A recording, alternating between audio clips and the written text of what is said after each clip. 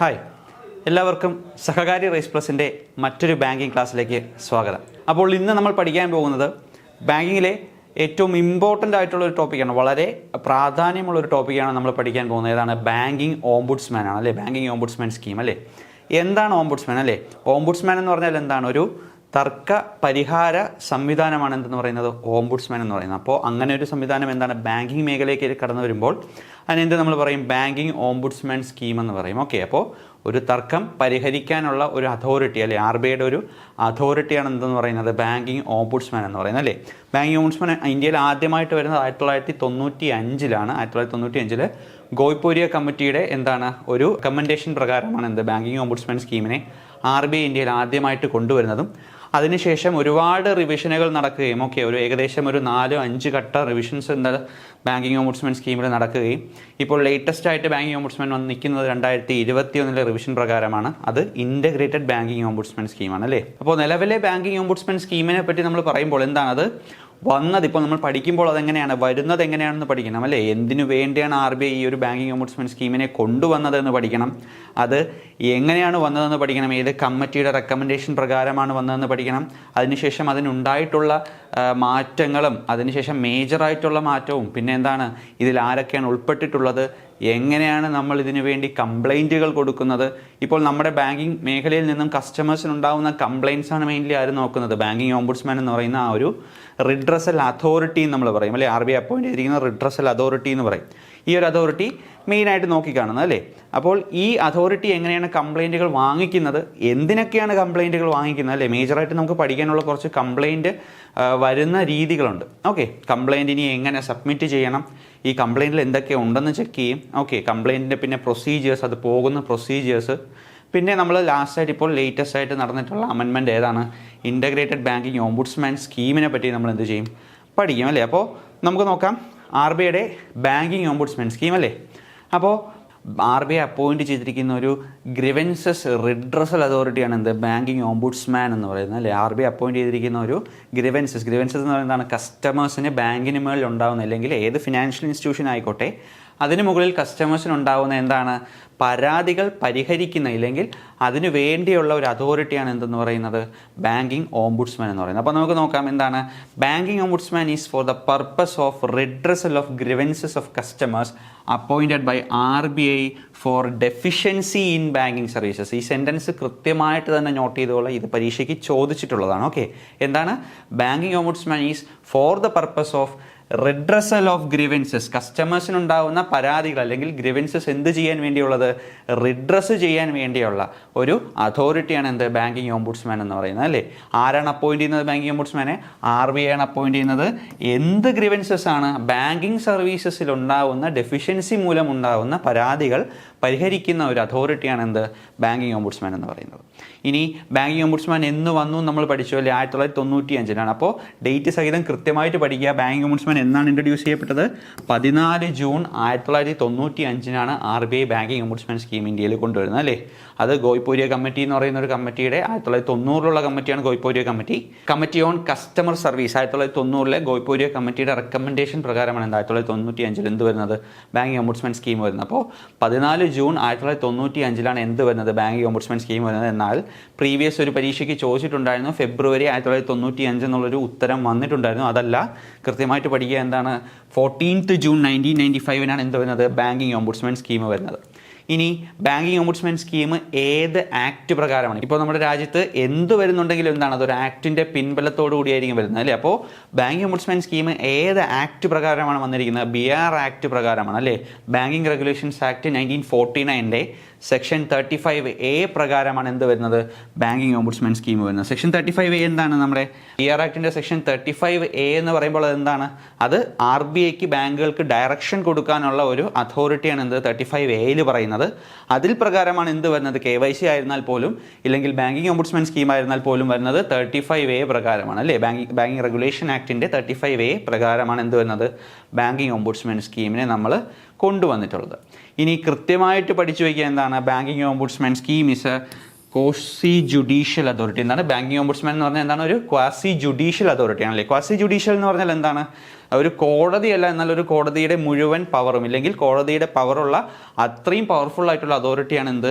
Banking ombudsman എന്ന് പറയുന്നത് അല്ലേ. അപ്പോൾ അതുകൊണ്ട് ബാങ്കിങ് ഓംബുഡ്സ്മാൻ നമ്മൾ എന്ത് വിളിക്കും? ക്വാസി ജുഡീഷ്യൽ അതോറിറ്റി എന്നും വിളിക്കുന്നുണ്ട്. അപ്പോൾ കൃത്യമായിട്ട് പഠിച്ചു വയ്ക്കുക. ആർ ബി ഐ അപ്പോയിന്റ് ചെയ്തിട്ടുള്ള ഒരു റിഡ്രസൽ, ഗ്രീവൻസസ് റിഡ്രസൽ അതോറിറ്റിയാണ് എന്ത്? ബാങ്കിങ് ഓംബുഡ്സ്മാൻ എന്ന് പറയുന്നത്. അത് വന്നിരിക്കുന്നത് ജൂൺ 1995, ജൂൺ 14, 1995 ഇനി വന്നിരിക്കുന്നത് BR ആക്ടിൻ്റെ സെക്ഷൻ 35A പ്രകാരമാണ്. കൃത്യമായിട്ട് പഠിച്ചു വയ്ക്കുക. BR ആക്ടിൻ്റെ സെക്ഷൻ 35A പ്രകാരമാണ്. ഇനി അതൊരു ക്വാസി ജുഡീഷ്യൽ അതോറിറ്റി ആണെന്നും കൂടി കൃത്യമായിട്ട് പഠിച്ചു വയ്ക്കുക. ഓക്കെ, ഇനി എന്താണ് പറയുന്നത്? The remuneration and other prerequisites payable to banking ombudsman will be determined by RBI from time to time അല്ലേ. അപ്പോൾ ബാങ്കിങ് ഓംബുഡ്സ്മാന് കൊടുക്കുന്ന റെമ്യൂണറേഷൻ ആയാലും പിന്നെ അദ്ദേഹത്തിൻ്റെ മറ്റ് ചെലവുകളായാലും അദ്ദേഹത്തിന് കൊടുക്കുന്ന പ്രീ റിക്വസിറ്റ്സ് ആയാലും അത് ഡിസൈഡ് ചെയ്യുന്ന ആരാണ്? RBI ആണ് അല്ലേ. RBI ആണ് എന്ത് ചെയ്യുന്നത്? ഡിറ്റർമൈൻ ചെയ്യുന്നതും അതിന് വേണ്ടിയുള്ള കൃത്യമായിട്ടുള്ള റിവിഷൻസ് കാലാകാലങ്ങളിൽ നടത്തുന്നതും ആരാണ്? RBI തന്നെയാണ്. ഇതൊരു ചോദ്യമായിട്ട് വന്നിട്ടുള്ളൊരു സെൻറ്റൻസ് ആണ്. എന്ത്? The prerequisites and remuneration payable to banking ombudsman is controlled by ആരാണ്? RBI ആണ് അല്ലേ. ഇനി എന്താണ് പറയുന്നത്? The new banking ombudsman scheme came into force on January 1, 2006. ഇത് കൃത്യമായിട്ട് പഠിച്ചു വയ്ക്കുക. ഓക്കെ, ഞാൻ പറഞ്ഞിരുന്നു എന്താണ്? 1995 വരുന്ന ബാങ്കിങ് ഓംബുഡ്സ്മാൻ സ്കീമിന് പല റിവിഷൻസ് സംഭവിക്കുകയും ഒരുപാട് റിവിഷൻസ് സംഭവിക്കുകയും അതിൽ മേജർ ആയിട്ടുള്ള ഒരു റിവിഷൻ എന്ന് പറയുന്നത് എന്താണ്? January 1, 2006 നടപ്പാക്കപ്പെട്ട ന്യൂ ബാങ്കിങ് ഓംബുഡ്സ്മാൻ സ്കീം എന്ന് പറയുന്ന സ്കീമാണ്. എന്ത്? ഏറ്റവും മേജർ ആയിട്ടുള്ള റിവിഷൻ എന്ന് പറയുന്നത് ഈ ഒരു കാലയളവിൽ. ഓക്കെ, അപ്പോൾ ന്യൂ ബാങ്കിങ് ഓംബുഡ്സ്മാൻ സ്കീം എന്ന് പറയുന്നത് 2006 January 1 എന്ത് ചെയ്യുന്നത്? ഇൻട്രൊഡ്യൂസ് ചെയ്യപ്പെടുന്നത്. ഇനി കൃത്യമായിട്ട് നോക്കി വയ്ക്കുക. 2006 ബാങ്കിങ് ഓംബുഡ്സ്മാൻ സ്കീം പ്രകാരം എല്ലാ ഷെഡ്യൂൾഡ് കൊമേഴ്ഷ്യൽ ബാങ്കുകളും പിന്നെ എന്താണ് RRBകളും പിന്നെ എന്താണ് ഷെഡ്യൂൾഡ് പ്രൈമറി അർബൻ കോപ്പറേറ്റീവ് ബാങ്കുകളും പേയ്മെൻറ്റ്സ് ബാങ്കും സ്മോൾ ഫിനാൻസ് ബാങ്കുകളും എന്താണ്? ഈ ഒരു ബാങ്കിങ് ഓംബുഡ്സ്മാൻ സ്കീമിൻ്റെ അണ്ടറിൽ വരുന്ന ഫിനാൻഷ്യൽ ഇൻസ്റ്റിറ്റ്യൂഷൻസ് ആകുന്നു അല്ലേ. അപ്പോൾ ഈ ഇത്രയും ഫിനാൻഷ്യൽ ഇൻസ്റ്റിറ്റ്യൂഷൻസിൽ നിന്നുള്ള പരാതികളാണ് എന്ത്? ബാങ്കിങ് ഓംബുഡ്സ്മാൻ സ്കീം പ്രകാരം ആ കാലത്ത് എന്ത് ചെയ്തുകൊണ്ടിരുന്നത്? കേട്ടുകൊണ്ടിരുന്നത്. ഇല്ലെങ്കിൽ ഈ കമ്പനിയിൽ നിന്നും വരുന്ന ഈ ഒരു ഫിനാൻഷ്യൽ ഇൻസ്റ്റിറ്റ്യൂഷൻസിൽ നിന്നും വരുന്ന റിഡ്രസലാണ് എന്ത് ചെയ്തുകൊണ്ടിരുന്നത്? ഗ്രീവൻസസിൻ്റെ റിഡ്രസലാണ് എന്ത്? ബാങ്കിങ് ഓംബുഡ്സ്മാൻ ചെയ്തുകൊണ്ടിരുന്നത്. അപ്പോൾ കൃത്യമായിട്ട് ഇത് നോട്ട് ചെയ്ത് തന്നെ പഠിക്കുക. ഓൾ ഷെഡ്യൂൾഡ് കൊമേഴ്ഷ്യൽ ബാങ്ക്സ്, എല്ലാ ഷെഡ്യൂൾഡ് രാജ്യത്തുള്ള എല്ലാ ഷെഡ്യൂൾഡ് ആയിട്ടുള്ള കൊമേഴ്ഷ്യൽ ബാങ്കുകളും പിന്നെ എന്താണ്? RRBs അല്ലേ, റീജിയണൽ റൂറൽ ബാങ്കുകളെയും പിന്നെ എന്താണ്? ഷെഡ്യൂൾഡ് പ്രൈമറി അർബൻ കോപ്പറേറ്റീവ് ബാങ്കുകളും പിന്നെ എന്താണ്? പേയ്മെൻറ്റ്സ് ബാങ്കും സ്മോൾ ഫിനാൻസ് ബാങ്കുകളും എന്തിൻ്റെ അണ്ടറിൽ വരുന്നുണ്ട്? ബാങ്കിങ് ഓംബുഡ്സ്മാൻ സ്കീമിൻ്റെ അണ്ടറിൽ വരുന്നുണ്ട്. ഇനി 2006 ന്യൂ ബാങ്കിങ് ഓംബുഡ്സ്മാൻ സ്കീം പ്രകാരം പരാതി എന്ത് ചെയ്യാം? നമുക്ക് ഓൺലൈനായിട്ട് സബ്മിറ്റ് ചെയ്യാനുള്ള ഒരു ഫെസിലിറ്റി കൂടി കൊണ്ടുവരികയാണ്. ഓക്കെ, അപ്പോൾ എന്താണ്? The scheme also provided for online complaint submission. Okay, അപ്പോൾ 2006 ന്യൂ ബാങ്കിങ് ഓംബുഡ്സ്മാൻ സ്കീം പ്രകാരം നമുക്ക് പരാതികൾ എന്ത് ചെയ്യാം? ഓൺലൈനായിട്ടും സബ്മിറ്റ് ചെയ്യാം. ഓക്കെ, അല്ലെങ്കിൽ നമ്മൾ എന്താണ് ചെയ്തുകൊണ്ടിരുന്നത്? നേരിട്ട് കൊണ്ട് പരാതി കൊടുക്കുകയാണ് ചെയ്തുകൊണ്ടിരുന്നത്. നമ്മൾ ഈ ക്ലാസ് കഴിയുമ്പോൾ നമ്മളത് പഠിക്കും. ഓക്കെ, അപ്പോൾ the scheme also provided the facility for online complaint submission.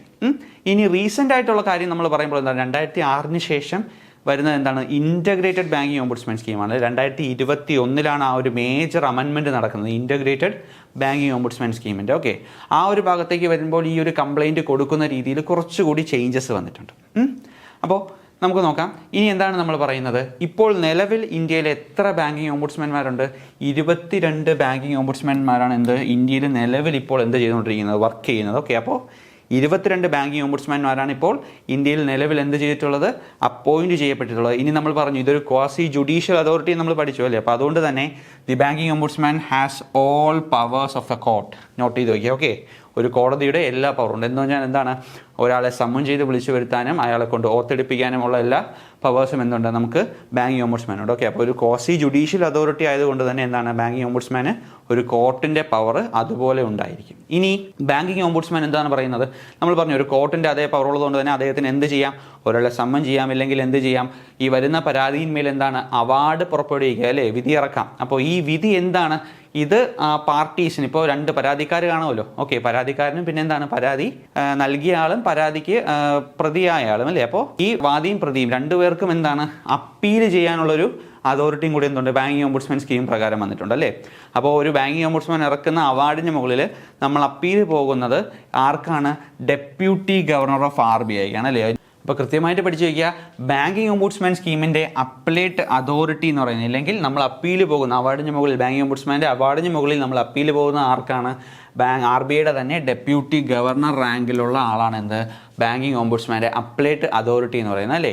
എന്നാൽ ഇപ്പോൾ ഇൻ്റഗ്രേറ്റഡ് ബാങ്കിങ് ഓംബുഡ്സ്മാൻ പ്രകാരം ഈ ഒരു അപ്ലേറ്റ് അതോറിറ്റിക്ക് ചേഞ്ച് വന്നിട്ടുണ്ട്. എന്നാൽ നിങ്ങൾ ശ്രദ്ധിക്കുക, ബാങ്കിങ് ഓംബുഡ്സ്മാൻ സ്കീം പ്രകാരം ആരാണ് ഡെപ്യൂട്ടി ഗവർണർ ഓഫ് RBI ആണ് എന്ത് ബാങ്കിങ് ഓംബുഡ്സ്മാൻ സ്കീമിൻ്റെ അപ്ലേറ്റ് അതോറിറ്റി എന്ന് പറയുന്നത്. ഓക്കെ, ഇനി എന്താണ് ബാങ്കിങ് ഓംബുഡ്സ്മാൻ സ്കീം എന്താണ്? Doesn't charge any fee for filing complaint. Okay, complaint സ്വീകരിക്കുന്നതിനും അതിന്മേൽ പരാതി പരിഹരണം ഉണ്ടാക്കുന്നതിനും എന്താണ് ഒരു രീതിയിലുള്ള ചാർജും ആരും ഈടാക്കുന്നില്ല, ബാങ്കിങ് ഓംബുഡ്സ്മാൻ ഈടാക്കുന്നില്ല. ഓക്കെ, ഇനി അതെന്താണ് ഇൻ്റഗ്രേറ്റഡ് ബാങ്കിങ് ഓംബുഡ്സ്മാൻ സ്കീം വരുമ്പോഴും എന്ത് തന്നെയാണ്, അതിന്മേൽ ഒരു രീതിയിലുള്ള ചാർജും ഈടാക്കുന്നില്ല. ഇനി കൃത്യമായിട്ട് പഠിച്ചു വയ്ക്കുക, ബാങ്കിങ് ഓംബുഡ്സ്മാൻ്റെ ടേം ഓഫ് ഓഫീസ് എന്ന് പറയുന്നത് 3 വർഷമാണ്. ഓക്കെ, ബാങ്കിങ് ഓംബുഡ്സ്മാൻ സ്കീമിൻ്റെ ടേം ഓഫ് ഓഫീസ് എന്ന് പറയുന്നത് 3 വർഷമാണ്. ഇനി അത് എന്ത് ചെയ്യാം, ഒരു 2 വർഷം കൂടി എന്ത് ചെയ്യാം, എക്സ്റ്റെൻഡ് ചെയ്യാം. എന്നാൽ മാക്സിമം 65 വയസ്സ് വരെ ആയിരിക്കും എന്ത് ഇവരുടെ ടേം ഓഫ് ഓഫീസ് എന്ന് പറയുന്നത്. അത് ജസ്റ്റ് ഓർത്തിരുന്നാൽ മാത്രം മതി. നമുക്ക് മെയിനായിട്ട് പഠിക്കേണ്ട എന്താണ്, അവരുടെ ടേം ഓഫ് ഓഫീസ് എന്ന് പറയുന്നത് ബാങ്കിങ് ഓംബുഡ്സ്മാൻ്റെ ഓഫീസിലിരിക്കുന്ന കാലാവധി എന്ന് പറയുന്നത് 3 വർഷം മാത്രമാണ്. ഓക്കെ, 3 years ആണ് ടേം ഓഫ് ഓഫീസ് എന്ന് പറയുന്നത്. ഓക്കെ, നമ്മുടെ KCS ആക്ടിലെ സെക്ഷൻ 69A പ്രകാരം അപ്പോയിന്റ് ചെയ്തിരിക്കുന്ന ആളാണ് കോപ്പറേറ്റീവ് ഓംബുഡ്സ്മാൻ അല്ലേ. അപ്പോൾ കോപ്പറേറ്റീവ് ഓംബുഡ്സ്മാൻ്റെയും ടേം ഓഫ് ഓഫീസ് എത്ര തന്നെയാണ്, 3 years തന്നെയാണ്. അദ്ദേഹവും 65 വയസ്സ് വരെ എന്ത് ചെയ്യുന്നുള്ളൂ, ഓഫീസിൽ ഇരിക്കുന്നുള്ളൂ അല്ലേ. അപ്പോൾ ബാങ്കിങ് ഓംബുഡ്സ്മാൻ്റെ ആയാലും കോപ്പറേറ്റീവ് ഓംബുഡ്സ്മാൻ്റെ ആയാലും എന്താണ്, അവർ രണ്ടുപേരും 3 വർഷം വരെ ആയിരിക്കും അവരുടെ ടേം ഓഫ് ഓഫീസ്. പിന്നെ എന്താണ് ബാങ്കിങ് ഓംബുഡ്സ്മാൻ്റെ കേസിൽ എന്താണ്, ഇത് 2 വർഷം കൂടി എക്സ്റ്റെൻഡ് ചെയ്യാം. പിന്നെ അത് 65 വയസ്സ് വരെ നമുക്ക് എന്ത് പറ്റത്തുള്ളൂ, ഓഫീസിലിരിക്കാൻ പറ്റത്തുള്ളൂ. കോപ്പറേറ്റീവ് ഓംബുഡ്സ്മാൻ ആയാലും എന്ത് തന്നെയാണ്, 65 വയസ്സ് വരെയാണ് ഓഫീസിലിരിക്കുന്ന ടേം ഓഫ് ഓഫീസ് എന്ന് പറയുന്നത്. ഓക്കെ, അപ്പോൾ ഇത് കൃത്യമായിട്ട് പഠിച്ചു വയ്ക്കുക. ബാങ്കിങ് ഓംബുഡ്സ്മാൻ്റെ ടേം ഓഫ് ഓഫീസ് എന്ന് ചോദിച്ചു കഴിഞ്ഞാൽ അത് 3 years ആണ്. ഓക്കെ, ഇനി എന്താണ് പറയുന്നത്, ബാങ്കിങ് ഓംബുഡ്സ്മാൻ എന്ന് പറയുന്ന ആ ഒരു പോസ്റ്റിലേക്ക് RBI അപ്പോയിന്റ് ചെയ്യുന്നത് അവരുടെ ചീഫ് ജനറൽ മാനേജർ അല്ലെങ്കിൽ ജനറൽ മാനേജർ റാങ്കിലുള്ള ഒരു ഉദ്യോഗസ്ഥനായിരിക്കും അല്ലേ. അപ്പോൾ എന്താണ്, ചീഫ് ജനറൽ മാനേജറോ അല്ലെങ്കിൽ ജനറൽ മാനേജറോ റാങ്കിൽപ്പെട്ട ഉദ്യോഗസ്ഥരായിരിക്കും എന്ത് ചെയ്യുന്നത്, RBI ബാങ്കിങ് ഓംബുഡ്സ്മാനായിട്ട് അപ്പോയിന്റ് ചെയ്യുന്നത്. അപ്പോൾ ചീഫ് ജനറൽ മാനേജറോ ആയിട്ടുള്ള ആൾക്കാരെ ബാങ്കിങ് ഓംബുഡ്സ്മാനായിട്ട് അപ്പോയിന്റ് ചെയ്യുന്നു. അവരുടെ അപ്പലേറ്റ് അതോറിറ്റി ആയിട്ട് ആരെ വയ്ക്കുന്നു, ഡെപ്യൂട്ടി ഗവർണർ റാങ്കിലുള്ള ആൾക്കാരെയാണ് എന്ത് ചെയ്യുന്നത്, ബാങ്കിങ് ഓംബുഡ്സ്മാൻ്റെ അപ്പലേറ്റ് അതോറിറ്റി ആയിട്ട് വയ്ക്കുന്നത്. ഇനി കൃത്യമായിട്ട് ശ്രദ്ധിക്കുക, ബാങ്കിങ് ഓംബുഡ്സ്മാൻ ആവാനുള്ള ക്വാളിഫിക്കേഷൻസ് ആണ് പറയുന്നത് അല്ലേ. എന്താണ്, should have experience in legal, banking, financial services, public administration or management sector. അപ്പോൾ ഏതൊക്കെ വിഷയങ്ങൾ അല്ലെങ്കിൽ ഏതൊക്കെ സെക്ടറുകളിൽ എന്ത് ചെയ്യണം, ഇയാൾക്ക് എക്സ്പീരിയൻസ് ഉണ്ടായിരിക്കണം എന്നാണ് പറയുന്നത്.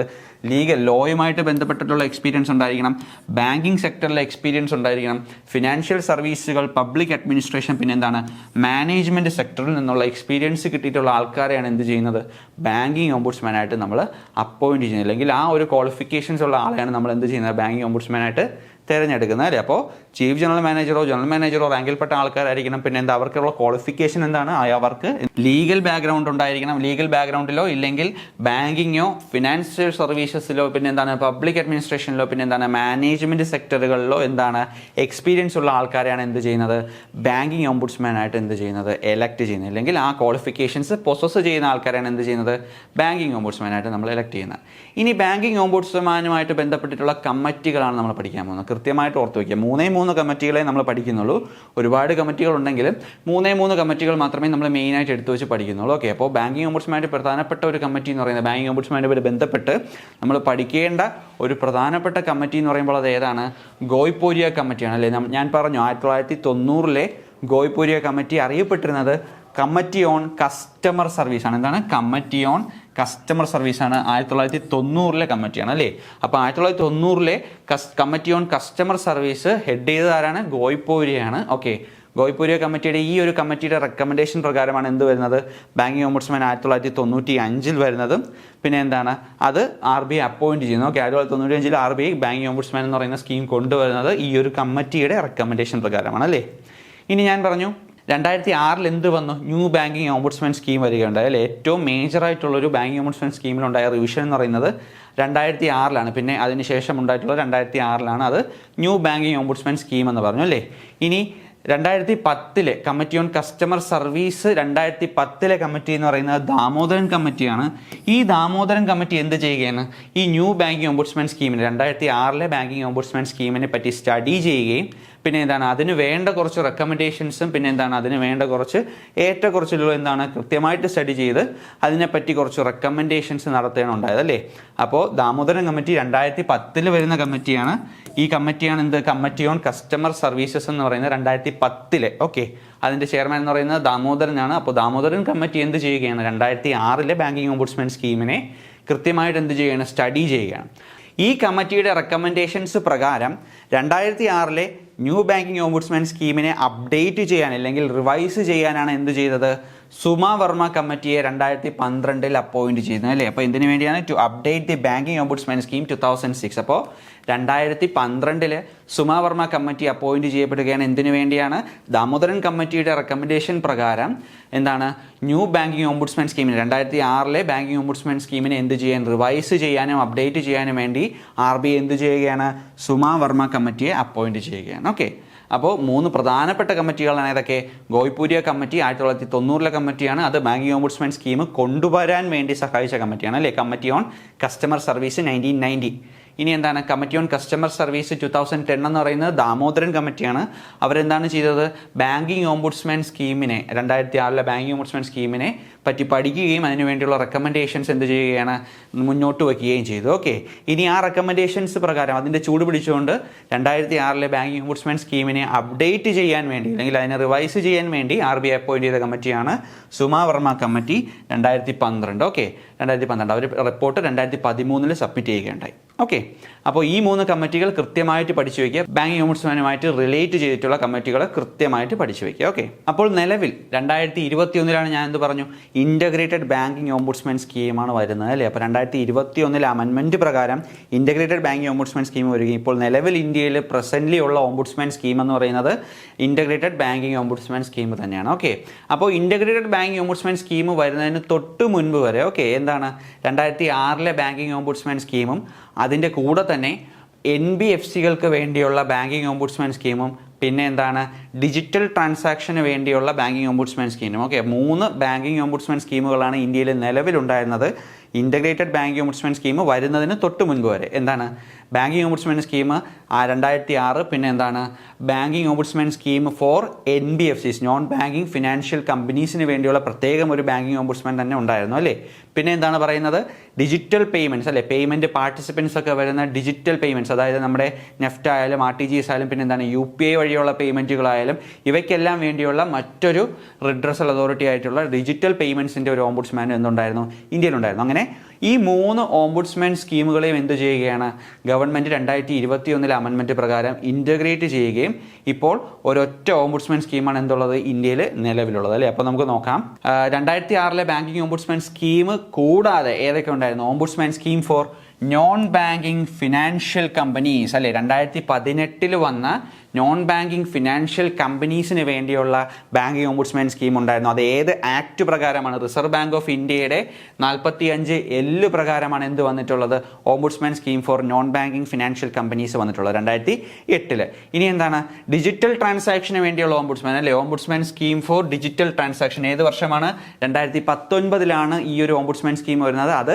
Payments and settlement systems act 2007 section 18 പ്രകാരമാണ് എന്ത് കോൺസ്റ്റിറ്റ്യൂട്ട് ചെയ്യപ്പെടുന്നത്. അപ്പോൾ ബാങ്കിങ് ഓംബുഡ്സ്മാൻ സ്കീം 2006 അതുകൂടാതെ ഏതൊക്കെയാണ് നോൺ ബാങ്കിങ് ഫിനാൻഷ്യൽ കമ്പനീസിനും ഒരു ഓംബുഡ്സ്മാൻ ഉണ്ടായിരുന്നു. പിന്നെ എന്താണ് ഡിജിറ്റൽ ട്രാൻസാക്ഷൻസിനും ഒരു ഓംബുഡ്സ്മാൻ ഉണ്ടായിരുന്നു അല്ലേ. ബാങ്കിങ് ഓംബുഡ്സ്മാൻ സ്കീം ഏത് ആക്ട് പ്രകാരമാണ് BR ആക്ടിൻ്റെ സെക്ഷൻ 35A പ്രകാരമാണ് അല്ലേ. അപ്പോൾ 35A പ്രകാരമുള്ള ഓംബുഡ്സ്മാൻ സ്കീമിനെയും പിന്നെന്താണ് digital banking ombudsman scheme section 18 ഏതിൻ്റെയാണ് പേയ്മെൻറ്റ്സ് ആൻഡ് സെറ്റിൽമെൻറ്റ് സിസ്റ്റം ആക്ടിൻ്റെ സെക്ഷൻ 18 പ്രകാരം വന്ന ഡിജിറ്റൽ ബാങ്കിങ് ഓംബുഡ്സ്മാൻ സ്കീമും പിന്നെ എന്താണ് NBFCകൾക്ക് വേണ്ടിയുള്ള ഓംബുഡ്സ്മാൻ ഏത് ആക്ടിൻ്റെയാണ് section 45L of RBI act അല്ലെ. RBI ആക്ടിൻ്റെ 45L പ്രകാരം വന്നിട്ടുള്ള ഏത് നോൺ ബാങ്കിങ് ഫിനാൻഷ്യൽ കമ്പനീസിന് വേണ്ടിയുള്ള ഓംബുഡ്സ്മാൻ സ്കീമും കൂടി ചേർത്ത് വെച്ചുകൊണ്ടാണ് എന്ത് ഇപ്പോൾ നിലവിലുള്ള 2021 വന്നിട്ടുള്ള ഇൻ്റഗ്രേറ്റഡ് ബാങ്കിങ് ഓംബുഡ്സ്മാൻ സ്കീമിനെ RBI കോൺസ്റ്റിറ്റ്യൂട്ട് ചെയ്യുന്നത് അല്ലേ. അപ്പോൾ ലേറ്റസ്റ്റ് അമെൻമെൻറ്റ് ഇപ്പോൾ ബാങ്കിങ് ഓംബുഡ്സ്മാൻ സ്കീം ആ ഒരു ബാങ്കിങ് ഓംബുഡ്സ്മാനിൽ നടന്നിട്ടുള്ള ലേറ്റസ്റ്റ് അമെൻമെൻറ്റ് എന്ന് പറയുന്നത് എപ്പോഴാണ് 2021 സംഭവിച്ചിട്ടുള്ള അമെൻമെൻ്റ് ആണ് അല്ലേ. ഈ പ്രസൻറ്റ് അമെൻമെൻറ്റ് പ്രകാരമാണ് ഏത് വരുന്നത്, ഇൻ്റഗ്രേറ്റഡ് ബാങ്കിങ് ഓംബുഡ്സ്മാൻ സ്കീം വരുന്നത്. അപ്പോൾ the present ombudsman scheme is known as integrated ombudsman scheme 2021 which was launched by പ്രധാനമന്ത്രി നരേന്ദ്രമോദി ഓൺ 12/11/2021. അപ്പോൾ നവംബർ 12, 2021 പ്രധാനമന്ത്രി നരേന്ദ്രമോദിയാണ് എന്ത് ലോഞ്ച് ചെയ്യുന്നത്, ഇൻ്റഗ്രേറ്റഡ് ഓംബുഡ്സ്മാൻ സ്കീം അല്ലേ 2021 ലോഞ്ച് ചെയ്യുന്നത്. അപ്പോൾ ഇത് കൃത്യമായിട്ട് തന്നെ പഠിച്ചു വയ്ക്കുക. എന്താണ്, 3 ബാങ്കിങ് ഓംബുഡ്സ്മാൻ സ്കീം ഇന്ത്യയിൽ നിലവിലുണ്ടായിരുന്നു. ഈ 3 ബാങ്കിങ് ഓംബുഡ്സ്മാൻ സ്കീമുകളെയും എന്ത് ചെയ്യുകയാണ്, ഇൻ്റഗ്രേറ്റ് ചെയ്തുകൊണ്ടാണ് എന്ത് വരുന്നത്, ഇൻ്റഗ്രേറ്റഡ് ഓംബുഡ്സ്മാൻ സ്കീം 2021 വരുന്നത്. ഓക്കെ, അപ്പോൾ നമുക്കിനി ഡീറ്റെയിൽ ആയിട്ട് എന്തിനെ പറ്റി പഠിക്കാം, ഇൻ്റഗ്രേറ്റഡ് ഓംബുഡ്സ്മാൻ സ്കീമിനെ പറ്റി നമുക്ക് പഠിക്കാം. ഓക്കെ, അപ്പോൾ നമ്മുടെ നിലവിലത്തെ ഇൻ്റഗ്രേറ്റഡ് ബാങ്കിങ് ഓംബുഡ്സ്മാൻ സ്കീം അല്ലേ, RBIOS, റിസർവ് ബാങ്കിൻ്റെ integrated banking ombudsman scheme, integrated ombudsman scheme 2021 വരുന്നത്. ഇത് RBIയുടെ നിലവിലുണ്ടായിരുന്ന 3 ഓംബുഡ്സ്മാൻ സ്കീമുകളെയും എന്ത് ചെയ്യുകയാണ്, മെർജ് ചെയ്തതിന് ശേഷമാണ് എന്ത് വരുന്നത്, ഇൻ്റഗ്രേറ്റഡ് ബാങ്കിങ് ഓംബുഡ്സ്മാൻ സ്കീം വരുന്നത് അല്ലേ. അപ്പോൾ നമുക്ക് നോക്കാം, RBIയുടെ അന്ന് വരെ നിലവിലുണ്ടായിരുന്ന 3 ഓംബുഡ്സ്മാൻ സ്കീമുകളാണ് അല്ലേ. ഏതൊക്കെ, ബാങ്കിങ് ഓംബുഡ്സ്മാൻ സ്കീം 2006, അത് ഏത് ആക്ട് പ്രകാരമാണ്, BR ആക്ടിൻ്റെ സെക്ഷൻ 35A പ്രകാരം കോൺസ്റ്റിറ്റ്യൂട്ട് ചെയ്തിട്ടുള്ള ബാങ്കിങ് ഓംബുഡ്സ്മാൻ സ്കീം 2006. പിന്നെ എന്താണ്, നോൺ ബാങ്കിങ് ഫിനാൻഷ്യൽ കമ്പനീസിന് വേണ്ടിയുള്ള ഓംബുഡ്സ്മാനെയും എന്ത് ചെയ്യുകയാണ്, ഇതിലേക്ക് ഇൻറ്റഗ്രേറ്റ് ചെയ്യണം അല്ലേ. 2018 വന്നിട്ടുള്ള റിസർവ് ബാങ്ക് ഓഫ് ഇന്ത്യ ആക്ടിൻ്റെ സെക്ഷൻ 45L പ്രകാരം വന്നിട്ടുള്ള നോൺ ബാങ്കിങ് ഫിനാൻഷ്യൽ കമ്പനീസിന് വേണ്ടിയുള്ള ഓംബുഡ്സ്മാനെയും, അതുകൂടാതെ എന്താണ്, ombudsman scheme for digital transactions അല്ലേ. ഞാൻ പറഞ്ഞു ഏതാണ്, digital transactions, NEFT, RTGS, UPI വഴിയൊക്കെ ചെയ്യുന്ന ഡിജിറ്റൽ ട്രാൻസാക്ഷൻസിന് വേണ്ടിയുള്ള എല്ലാ പരാതികളും പരിഹരിച്ചുകൊണ്ടിരുന്ന ഡിജിറ്റൽ ട്രാൻസാക്ഷൻസിന് വേണ്ടിയുള്ള 2019 സ്ഥാപിതമായ ഏത് ഓംബുഡ്സ്മാൻ, ഏത്, പേയ്മെൻറ്റ് ആൻഡ് സെറ്റിൽമെൻറ്റ് സിസ്റ്റം ആക്ടിൻ്റെ സെക്ഷൻ 18 പ്രകാരം വന്നിട്ടുള്ള ഡിജിറ്റൽ ട്രാൻസാക്ഷൻ്റെ ഓംബുഡ്സ്മാനെ എന്ത് ചെയ്യുകയാണ്, ഇൻ്റഗ്രേറ്റഡ് ഓംബുഡ്സ്മാൻ സ്കീമിലേക്ക് മെർജ് ചെയ്യുകയാണ്.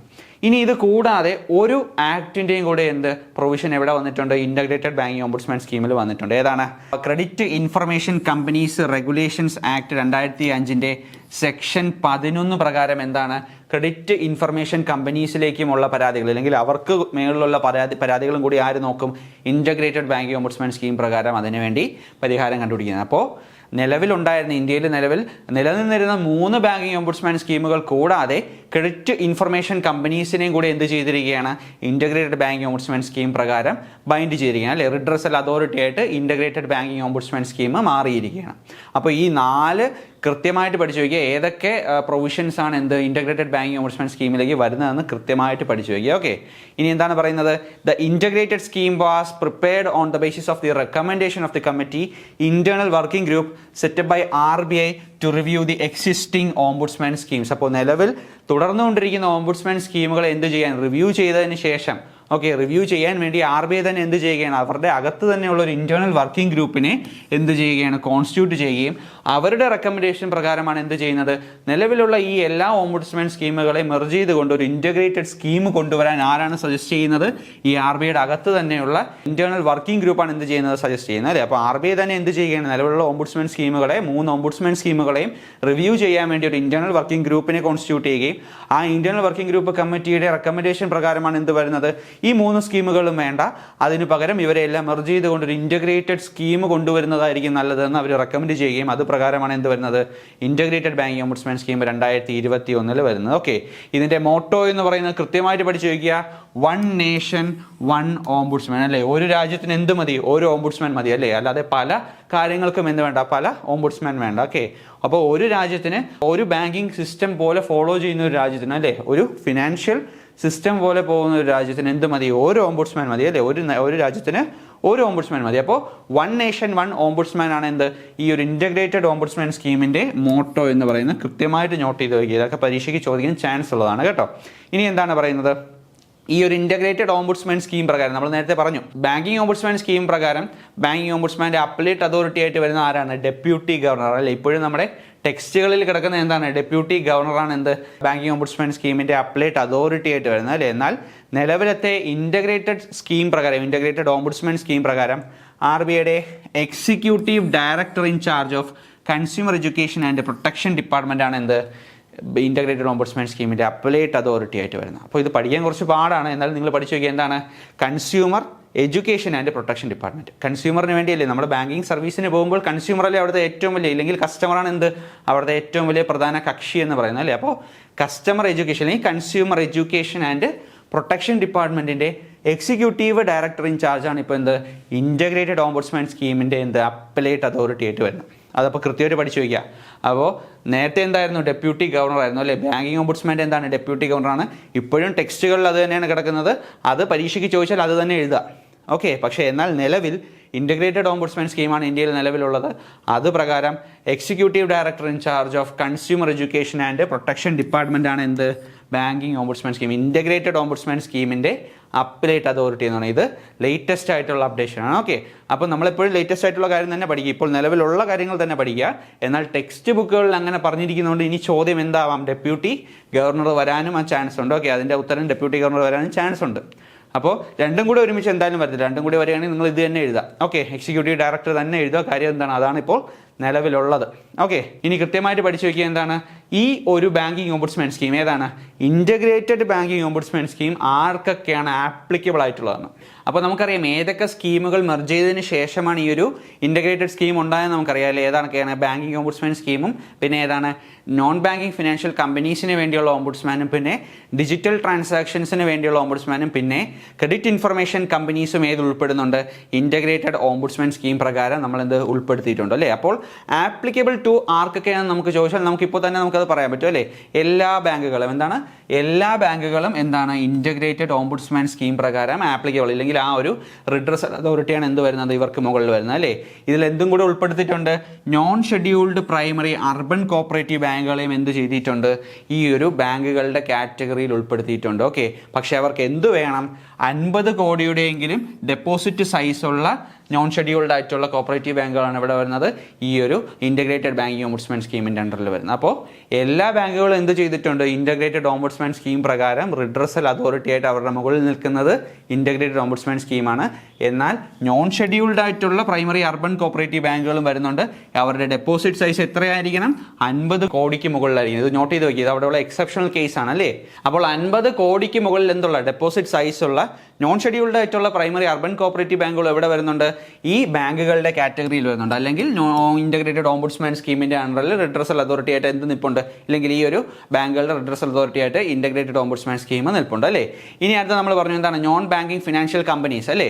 അപ്പോൾ എന്താണ് എല്ലാ നോൺ ബാങ്കിങ് ഫിനാൻഷ്യൽ കമ്പനീസും RBI ആയിട്ട് രജിസ്റ്റർ ചെയ്തിട്ടുള്ള എല്ലാ നോൺ ബാങ്കിങ് ഫിനാൻഷ്യൽ കമ്പനീസും എന്താണ് banking ombudsman and integrated ombudsman സ്കീമിൻ്റെ അണ്ടറിൽ വരും അല്ലേ.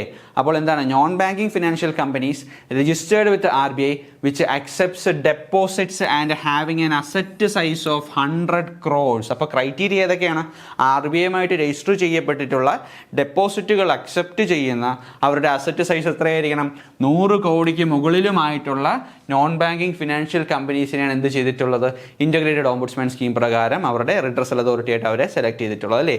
ഇവിടെ എന്തിനെ എക്സ്ക്ലൂഡ് ചെയ്തിരിക്കുന്നു ഹൗസിംഗ് ഫിനാൻസ് കമ്പനീസിനെ എന്ത് ചെയ്തിരിക്കുന്നു ഇൻ്റഗ്രേറ്റഡ് ഓംബുഡ്സ്മാൻ സ്കീം പ്രകാരം എക്സ്ക്ലൂഡ് ചെയ്തിരിക്കുന്നു. അപ്പോൾ കൃത്യമായിട്ട് പഠിക്കുക. അപ്പോൾ ആദ്യം നമ്മൾ പഠിച്ചു എല്ലാ ബാങ്കുകളും അല്ലേ, എല്ലാ ബാങ്കുകളും എന്തിൻ്റെ അണ്ടറിൽ വരും ഇൻ്റഗ്രേറ്റഡ് സ്കീമിൻ്റെ അണ്ടറിൽ എന്തായാലും വരുന്നുണ്ട് അല്ലേ. ഇനി അവിടെയുള്ള എക്സെപ്ഷണൽ കേസ് കൃത്യമായിട്ട് നോക്കുക. Non scheduled primary urban cooperative ബാങ്കുകൾ എത്ര ഡെപ്പോസിറ്റ് സൈസുള്ള 50 കോടി ഡെപ്പോസിറ്റ് സൈസുള്ള non scheduled primary urban cooperative ബാങ്കുകൾ എന്തിൻ്റെ അണ്ടറിൽ വരും ഇൻ്റഗ്രേറ്റഡ് ഓംബുഡ്സ്മാൻ സ്കീമിൻ്റെ അണ്ടറിൽ വരും. ഇനി രണ്ടാമത്തെ കാറ്റഗറി ഏതാണ് നോൺ ബാങ്കിങ് ഫിനാൻഷ്യൽ കമ്പനീസ് ആണ് അല്ലേ.